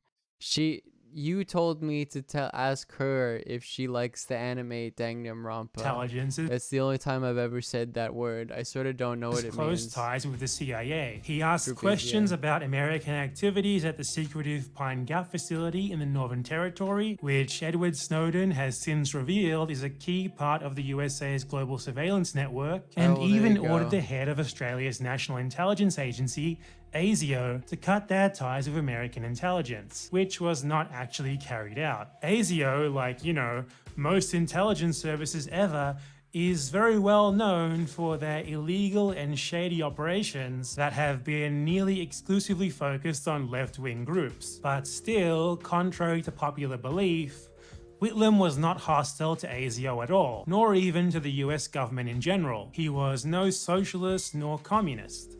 In fact, he actually supported intelligence activities against socialists. He even called a royal commission into Australia's intelligence services, which aimed to focus them more precisely against the radical left. Whitlam was simply against foreign interference in the domestic affairs of other nations, and obviously in Australia in particular. As Professor Michael Head notes, the Whitlam government not only maintained, but sought to enhance ASIO's role, valuing its services in both monitoring domestic unrest and retaining favorable relations with the US government. Nevertheless, the Americans Wait, what?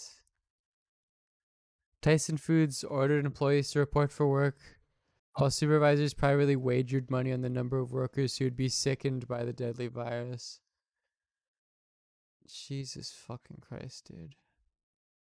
That's like a level of evil.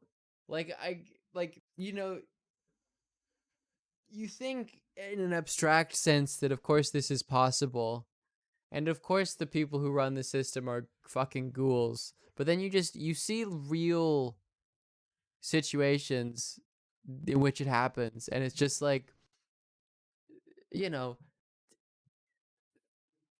how can anyone justify the world as it exists? And how could anyone talk people down into thinking that the only thing that we need to fix the world are these like moderate, slow and steady reforms? Or even just like that the way to save it is we just reform it in the system. I don't...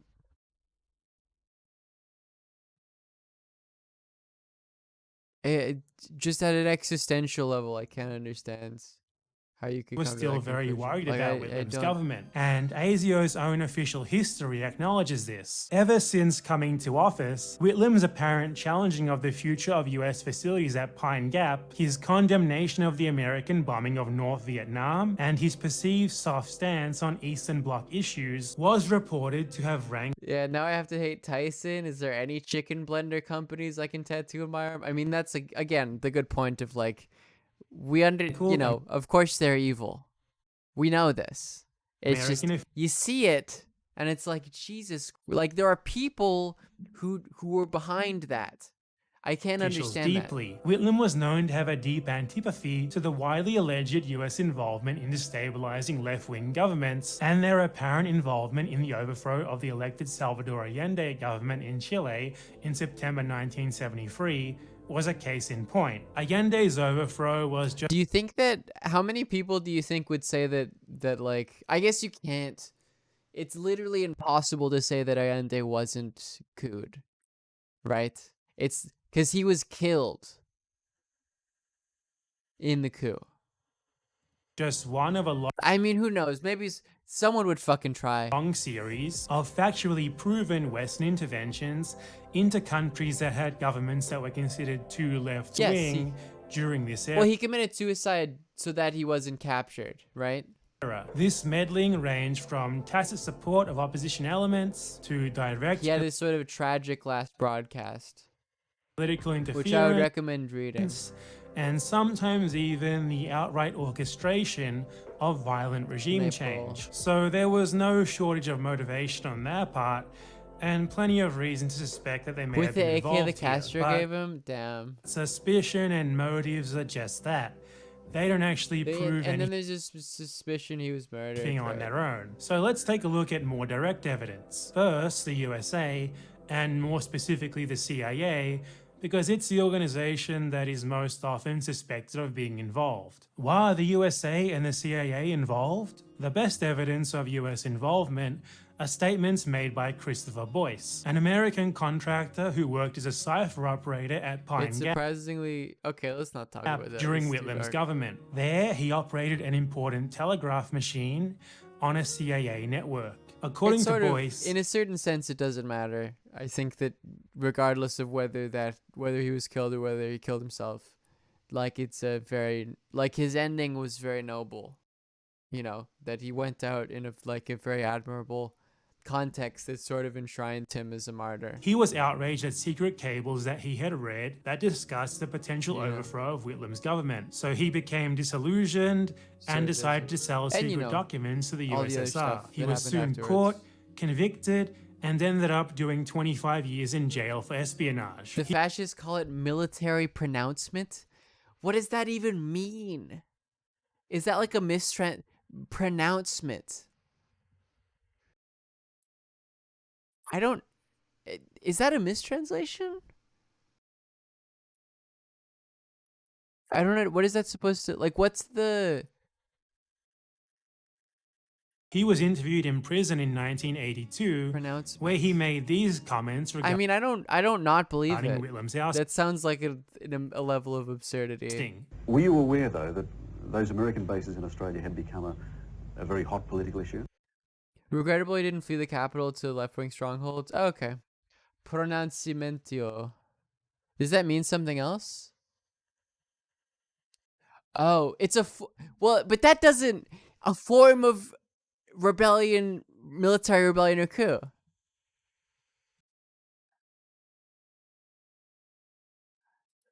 So I mean, not to I guess the association is supposed to be better.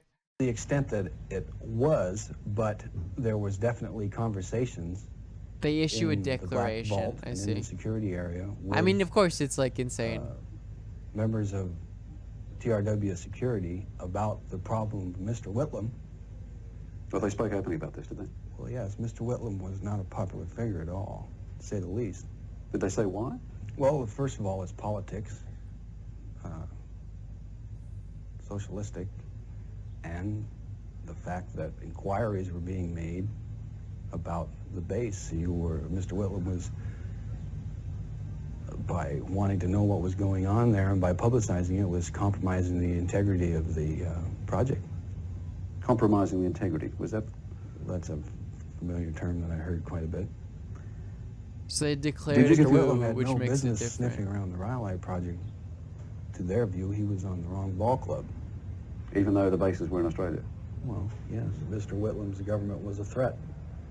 That's the way they described it? Yes. Did you get the impression that things had changed once the Labor government, the Whitlam government, came into office from what they had been before? And did they change after he left? It was a bit of celebration that Mr. Whitlam had been canned. Did they talk about how or why he was forced out?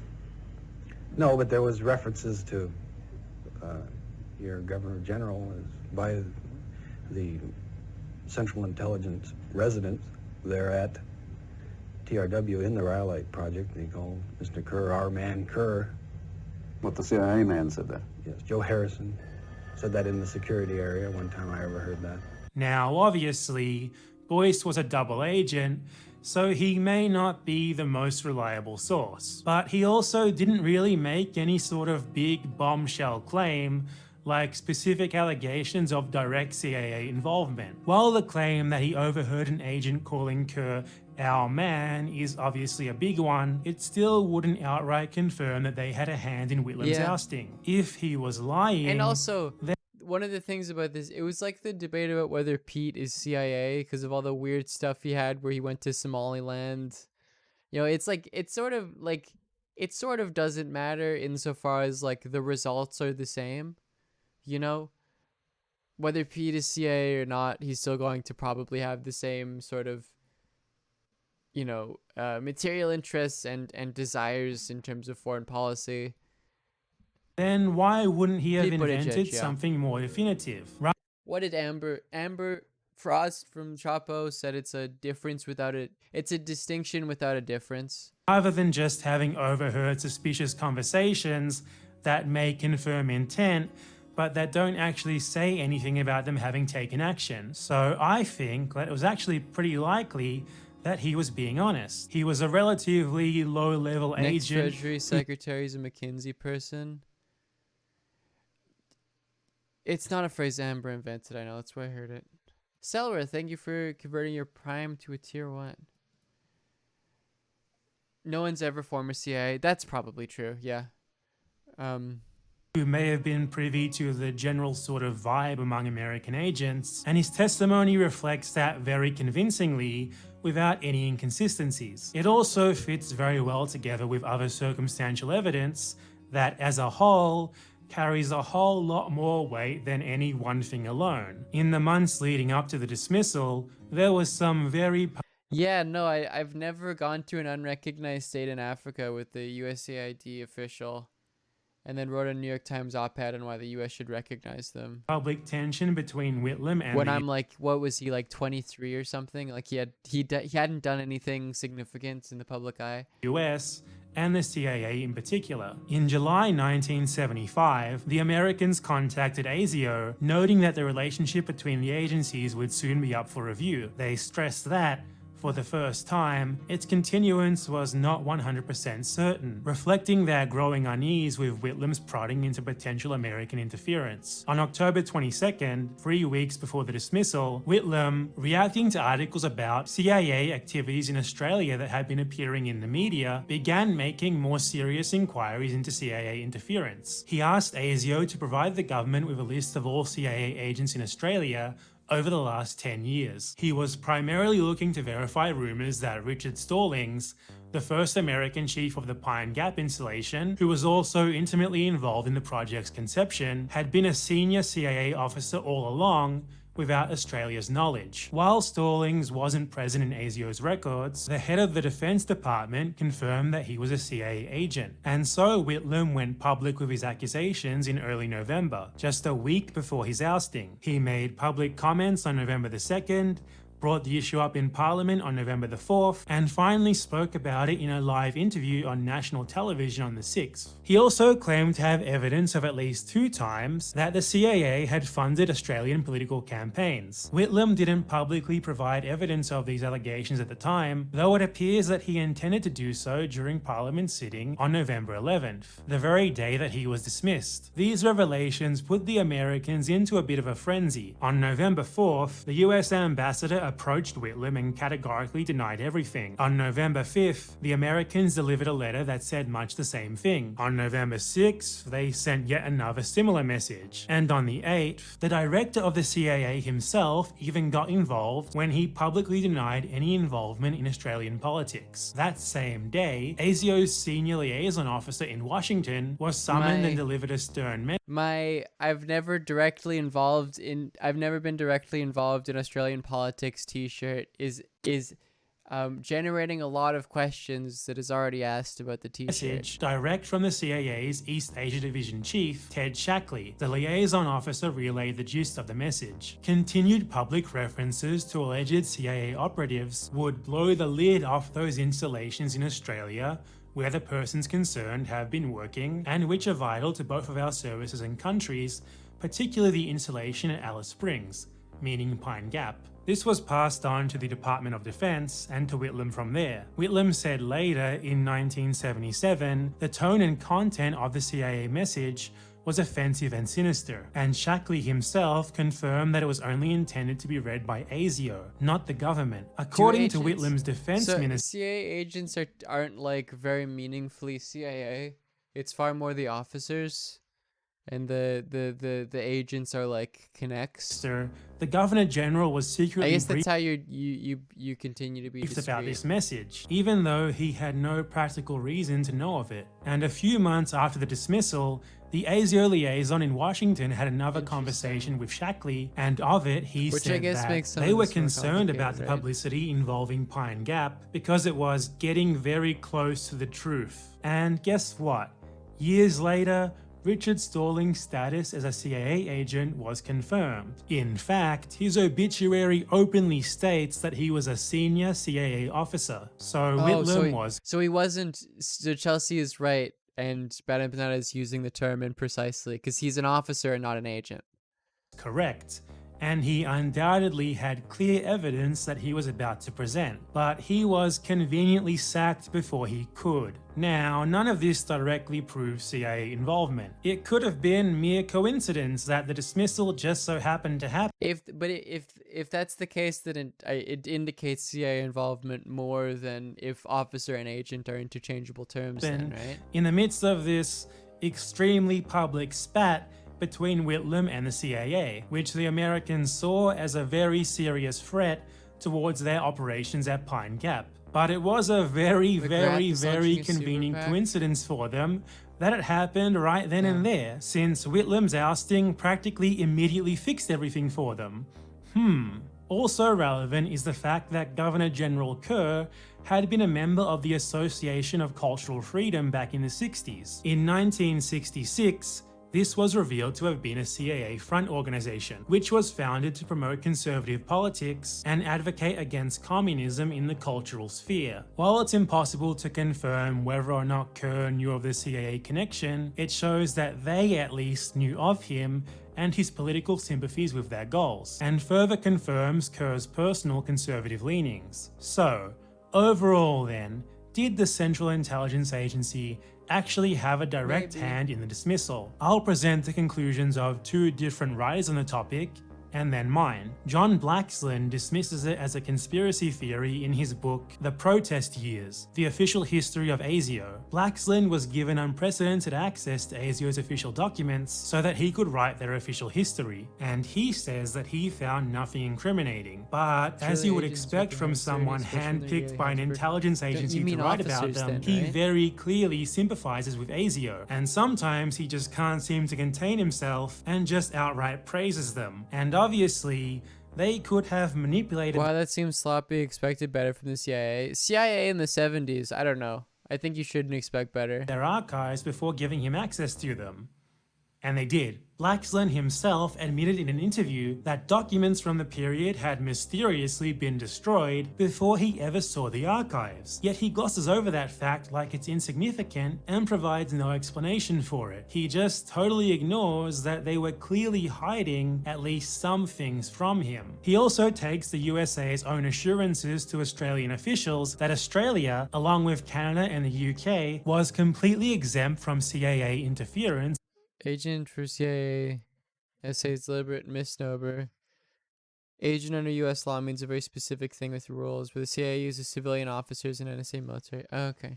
At face value, as if that's proof that they did nothing bad. I mean, duh, of course. I'm sort of confused, but I'm feeling like I should, like the point of it is to be confused. What they say about themselves counts for nothing as evidence. Blaxland's book, while valuable due to the archival documents that he had exclusive access to, is still very obviously a public relations exercise first, and a history book second. On the other side, John Pilger came to the exact opposite. Dude, just trust me. I'm gonna assume that Chelsea Manning knows more about the American intelligence industry than Ulilium Fu Hustle in my chat. I'm just gonna assume. Maybe that's an irrational assumption. Conclusion in his book, A Secret Country, as well as in the many articles that he's written on the subject. He argues that CIA involvement is incredibly likely. There are some issues with Pilger's writing. For example, the fact that he People can cites just really say anything in my former chat, CIA agent and I have Victor to read it. Marchetti's assertion that the dismissal was a coup, without noting that Marchetti made his living afterwards by being a far-right conspiracy theorist, or that he already left the agency in 1969. So even ignoring the former point, Oh, okay. All right. Then the dunk doesn't work. You were talking about the video. he had Okay, no I'm sorry. realistic claim to being privy to secret information about an event that happened in 1975. Pilger also, at crucial points, has a Right, the point tendency is that to it's supposed to be suddenly confused, cite though. inherently I see. unverifiable anonymous sources. But aside from those instances, Pilger's conclusion is mostly based on the exact same information that I have presented here, which Blaxland also relies on, yet comes to the exact opposite judgment. This is possible because while there's very strong circumstantial evidence, there's no smoking gun sort of document that just says, I mean, there never is a smoking gun, is there? tell Kerr to sack the PM. So it's an Right. instance where one could very easily go either way, depending on personal biases. So, my opinion, well, as in most I mean, this is the same thing with Bolivia, where it's like, was the CIA involved? Morales says that pretty definitively, yes, he suspects the CIA was involved. is involving. But like, you can't prove it, you know, and there's very likely ever going to be a smoking gun that comes out to prove it. And that's sort of like, I would argue at some extent, and then not that this video is necessarily bad. I think it's good to present like the evidence that we know. Like, you shouldn't get bogged down too much in proving very specifics.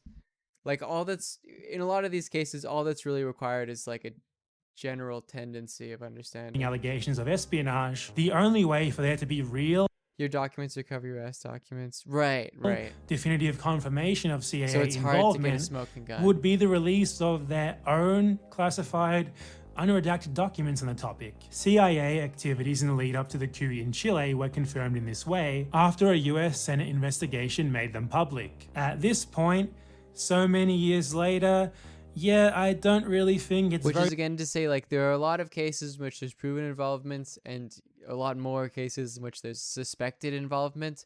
And you could probably be sure that at least a majority of the suspected involvements, especially in situations where it's like, oh, that appeals to the material interests of the CIA in the Cold War, are probably CIA interference. very likely that they're going to do the same about the Whitlam dismissal anytime soon. Don't write But things down that you wouldn't want in the Washington Post. based on what evidence is available, I makes don't sense. think it's at all tenable Especially to just given a lot of these dismiss cases. it as a simple conspiracy theory. Historical arguments often can't Yeah. be proven beyond a reasonable doubt, and so we frequently need to settle for what just seems to be the most likely, Because again, based on what even like, regardless of what we do with the evidence, whether it's simply suspected involvement or whether you're like super confident that there is involvement, we still do the same thing and understand the same thing about the world, right?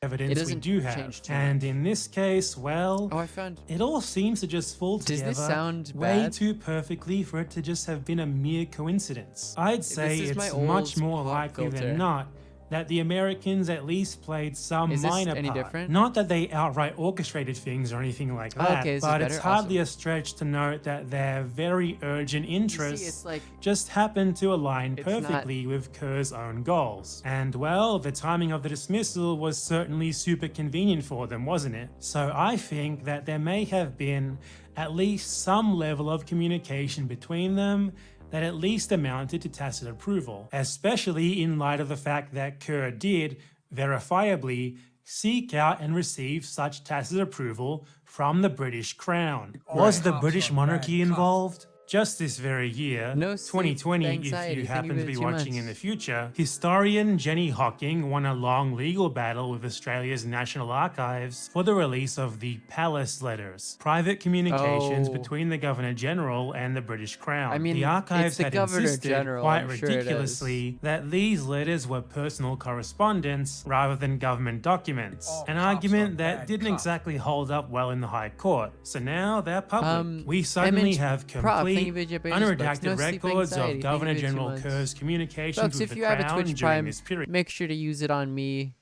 and you haven't used it. We have 27 cool tier 1 emotes. We love to see all of them. They're very great. The letters don't show that the Queen herself now you need literally to mic volume. orchestrated the dismissal. And just to be clear, I don't know of any serious writer who has ever claimed as such. But what they do reveal is still quite probably not incriminating. Contrary to the palace's official statement on the matter, that asserts that the letters actually exonerate them. Kerr first raised the possibility of him possibly dismissing Whitlam's government in a letter on July 3rd, 19...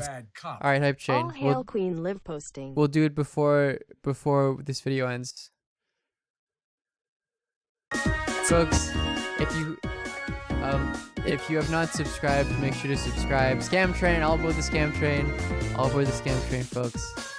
We got 27 tier 1 emotes. They're all very cool. Like Max Turner doing the PogChamp face. Me calling you a lib, or calling the screen a lib. The horny bonk emote. All that good type of stuff. Really good stuff. Elliot Junipero, thank you for the tier 2. Elliot Junipero, thank you for the tier 2. Prolific Pandas, thank you for the Pacers bucks. Whatgum, or Whatgum, thank you for the gift sub. We love the lizard, don't we, folks? We love him. We love him. Look at him, he's dancing. He's so happy, folks. So happy. Very happy. Very happy guy.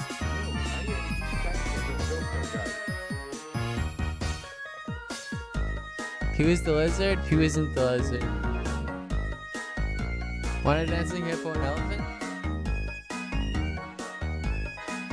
I mean, Emin Prof, thank you for the 200 bits. His name is Hard-Ons for some reason. I don't know why, but that's his name. I didn't name him. My chat didn't name him either. It was someone else. I think there was an emote of him. Yes, also he's one of the emotes. No CIA in Liv's chat. Room Carl, thank you for 3 months. Absolutely. This is a no CIA zone. All cops are bad cops. Oh, it's okay. Again, Don't worry. Sorry for the confusion earlier. It's okay. Thanks for showcasing some of the buggery from Lilium Fu Hustling with 3 Under on months. your large platform, it's genuinely nice to see outside attention on RBS.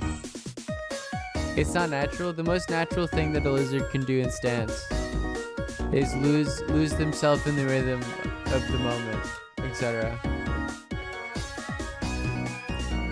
Oh yeah, Liv is a part of hashtag exclamation point where is Liv to see where I live. See where Liv lives.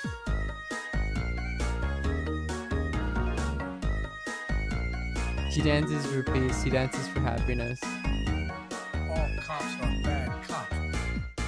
Meg McCream Pie, thank you for the 100 bits.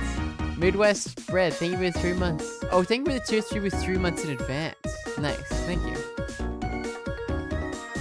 CSIS. That sounds even scarier than the CIA. That's just a fancy way of saying you're cisgendered. Canadian Security. Oh, right, of course. Yes, the CSIS works in hand with the CIA.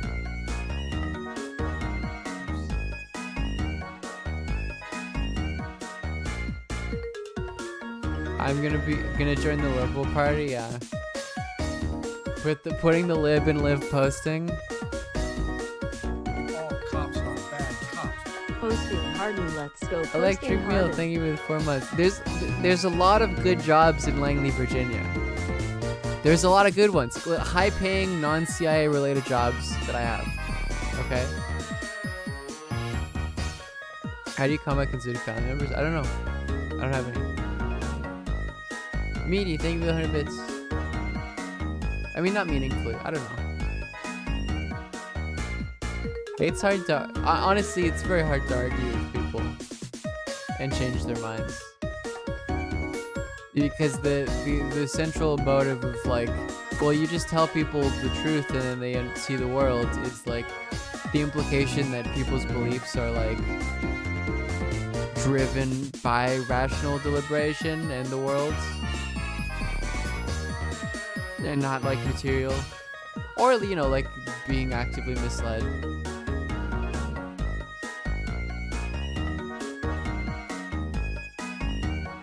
Which is one of the reasons why like deliberation is in itself praxis. I mean, what agitprop is meant as, I would even argue to some extent, like doing agitprop online is sort of a certain type of twisting, or it's not as effective as the original intention of like meeting someone at their material context and advocating for them and showing them their interests. It's hard to do that on Twitter. It's very hard to do that. Ultran, thank you for the 500 bits. Get that lizard. The lizard takes sips off screen. You don't see it. You don't see it, but he does. He does. 20 seconds left for the hype train. 98%. 98%, folks. So close to the next level.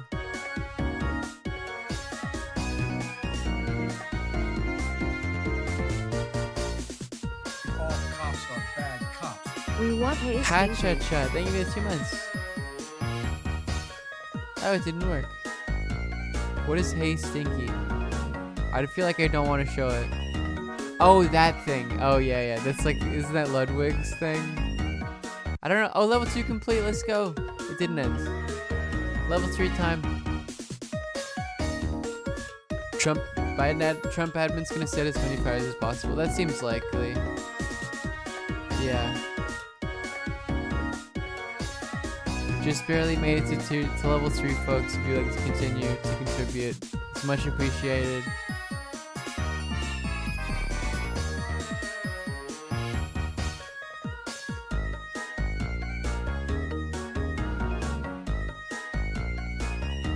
Alex Jones, what is this? It's always a good sign. Oh, that's a classic. Where he's running at that dude that threw coffee on him or whatever.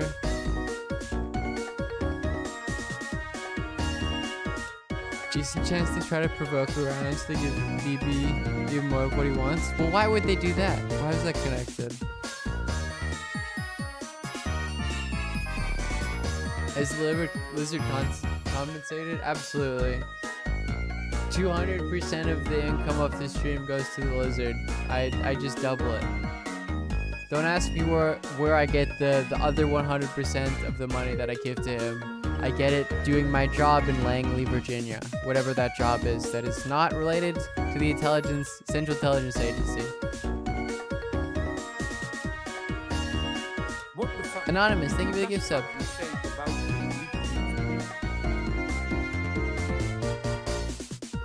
William Full Hustle, thank you for the 3 months.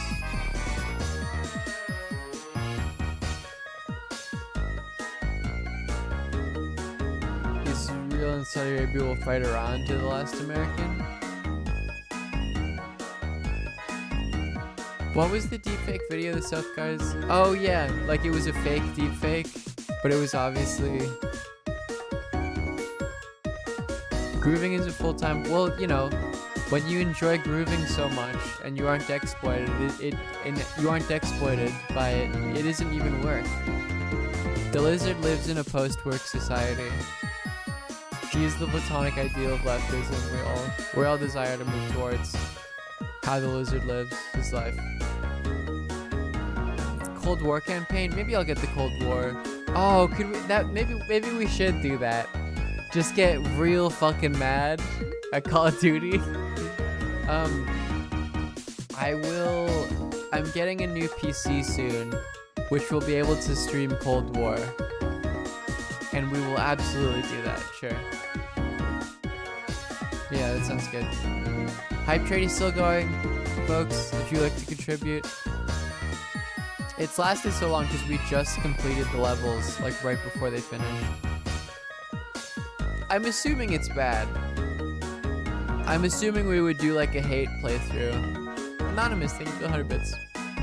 Is the game bad?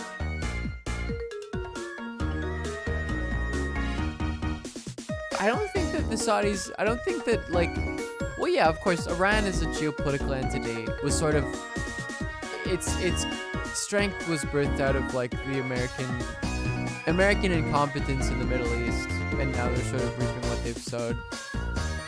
But yeah, it'll only be like, Oh, the non-binary. Yeah, you can be a non-binary war criminal. You can do like a black op, like a, black operation and like you can do like a black site in Laos, but it's woke.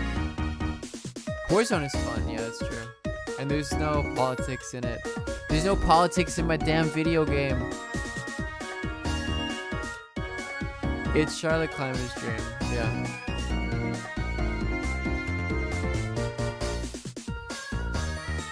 Oh, is the evil ending you kill the president in a video game, literally? It's in a video game. Wasn't that it? To spoil the ending. But it's Reagan. You nuke all of Europe in a video game.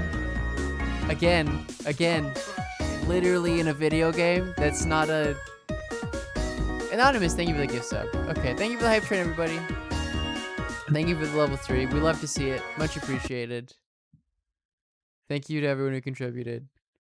KGB detonates massive backlash against Europe. I see. Okay, thank you for the hype train. We'll 75 to the Queen's private secretary, Martin Charteris. Months before the crisis had even begun, I enclose a copy of a leader in today's Canberra Times, a responsible, high-quality paper. I do this because of what it says about the Governor-General's powers. It's also super funny that like when in the campaign you can like have you can be like non-binary and be a war criminal. That pisses off everyone. I guess the centrists like it. Like Charlotte Clymer would like it. The left hates it, and the right also hates it. For different reasons, of course. Possible duty. I have no intention of acting, of course, in the way suggested. So yeah. Does Reagan literally respect your pronouns in the campaign? Yeah, that was a lie. The article he attached said, because that sounds like an Onion article. Ultimate guardian of the Constitution, of the rule of law, and of the customary usages of the Australian... Well, it's, what is it called? The concept is, I think, pinkwashing. Where it's like using the idea of like queer liberation to do imperialism, basically. The government it's not a new idea. Time of crisis is the Governor General. He could, for good and sufficient reasons, revoke the commissions of a... I guess, sorry, this is the last time I'll pause. It's just like the heightened version of it, It's like the most on the nose pinkwashing you could imagine. It is a very old idea. Yeah, absolutely. It's not subtle anymore. You don't need a theorist to understand it. They're hitting you in the face with it. It's like with the metaphor. You can't not notice it. The realm of subtlety is over. I think this shows that the idea and drive to oust Whitlam does in fact originate from the Governor-General himself, because he was already thinking about it well ahead of time, and despite his insistence otherwise, he must have been seriously considering doing it, because, well, he ended up doing it just a few months later. In September, he began to start mentioning the idea to the Crown much more frequently. Early that month, he even personally discussed the idea with Prince Charles. This is confirmed by a letter that Charteris sent him on the 24th of September. Oh, it is Treyarch. I understand that the Prince of Wales has enlarged the Queen on the problems you are facing as a result of his talks with you. The most damning part of this entire exchange is a handwritten amendment to that same letter. P.S. I suppose you know Eugene Forsy's book, The Prerogative of the Dissolution. I believe he lays it down as a principle that if supply is refused, this always makes it constitutionally proper to grant a dissolution. Forsy was a Canadian expert in constitutional law, especially on the powers of the Crown in constitutional monarchies like Australia. The Queen's official representative invoking this opinion really can't be seen. That's such a good example, like President Reagan respecting the pronouns of a non-binary person is such a good example of like instead of like providing meaningful representation for people in historical games, like it's like purely based upon the idea of like, well, if we do this, we'll make more money, and actually sort of obfuscates actual politics, actual queer politics in the context, right? is anything less than tacit support That's of it. It's a great he outright example of a lot provided of things. justification for Kerr's idea. If you guys aren't fucking with me, because that still sounds... of ignoring the advice of the Prime Minister to instead act... Because again, Ronald Reagan would not have respected a non-binary person's pronouns. Just in case you didn't, in case you needed that. And dissolve the parliament through other means, which is exactly what he did just 6 weeks later. Later, on October 2nd, Charteris wrote to Kerr, "Prince Charles told me a good deal of his conversation with you, and in particular, that you had spoken of the possibility of the Prime Minister advising the Queen to terminate your commission with the object, presumably, of replacing you with someone more amenable to his wishes. If such an approach was made, you may be sure that the Queen would take most unkindly to it. There would be considerable comings and goings, but I think it is right that I should make the point that at the end of the road, the Queen, as a constitutional sovereign, would have no option but to follow the advice of her Prime Minister." There, Charteris makes it very clear that the Queen would, very reluctantly, have to, if it came down to it, follow convention. So the Governor-General, as her representative, should technically have just accepted Whitlam's advice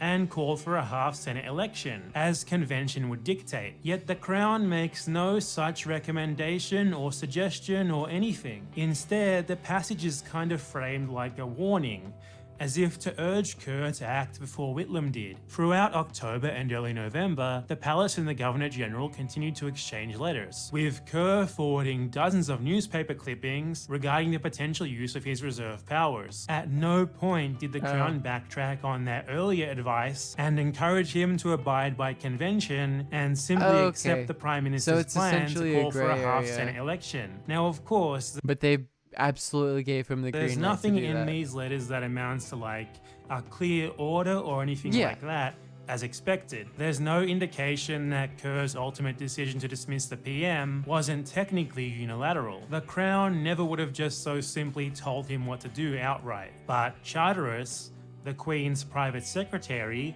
her official representative, absolutely did give him legal advice that was effectively a green light for what he was planning to do, and what was also exactly what he ended up actually doing. And he made sure to stress that his position would be at risk if Whitlam got to him first. Big hints, winks and nudges that, with the lack of any later advice to the contrary, clearly amount to tacit approval. Approval that doubtlessly emboldened Kerr into actually carrying out his plan. So, the British Crown violated its supposed political neutrality and advised the Governor-General that it would be totally fine if he just ousted an elected government in a way that just flagrantly violated conventions. Conclusions. So, was the dismissal of Gough Whitlam a CIA/British... Basically, it's a gray area, but given all of their collective sort of global imperial material interests, it totally makes sense that they collaborated. ...monarchy plot to overthrow Australian democracy? Not quite. Though they do seem to have helped out a bit. The monarchy absolutely did go over their line in their... You can go subscribe to Bad and Panada using his videos. I'll probably end it here.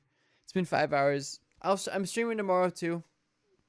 Because I usually take Wednesdays off, but I took a Tuesday off because my mic didn't come soon enough. Yeah. So I'll see you guys tomorrow. Thank you all for all the subs and all the watching, etc. Tom,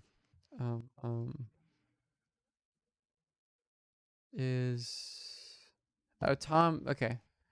Alright, Chapo, Trap House. Tom is playing. Cool ass dude. I'll see you guys tomorrow. Same time, 3 p.m. Pacific time. Oh, also, I have a Discord. If you want to join that, I'll ping you when I go live.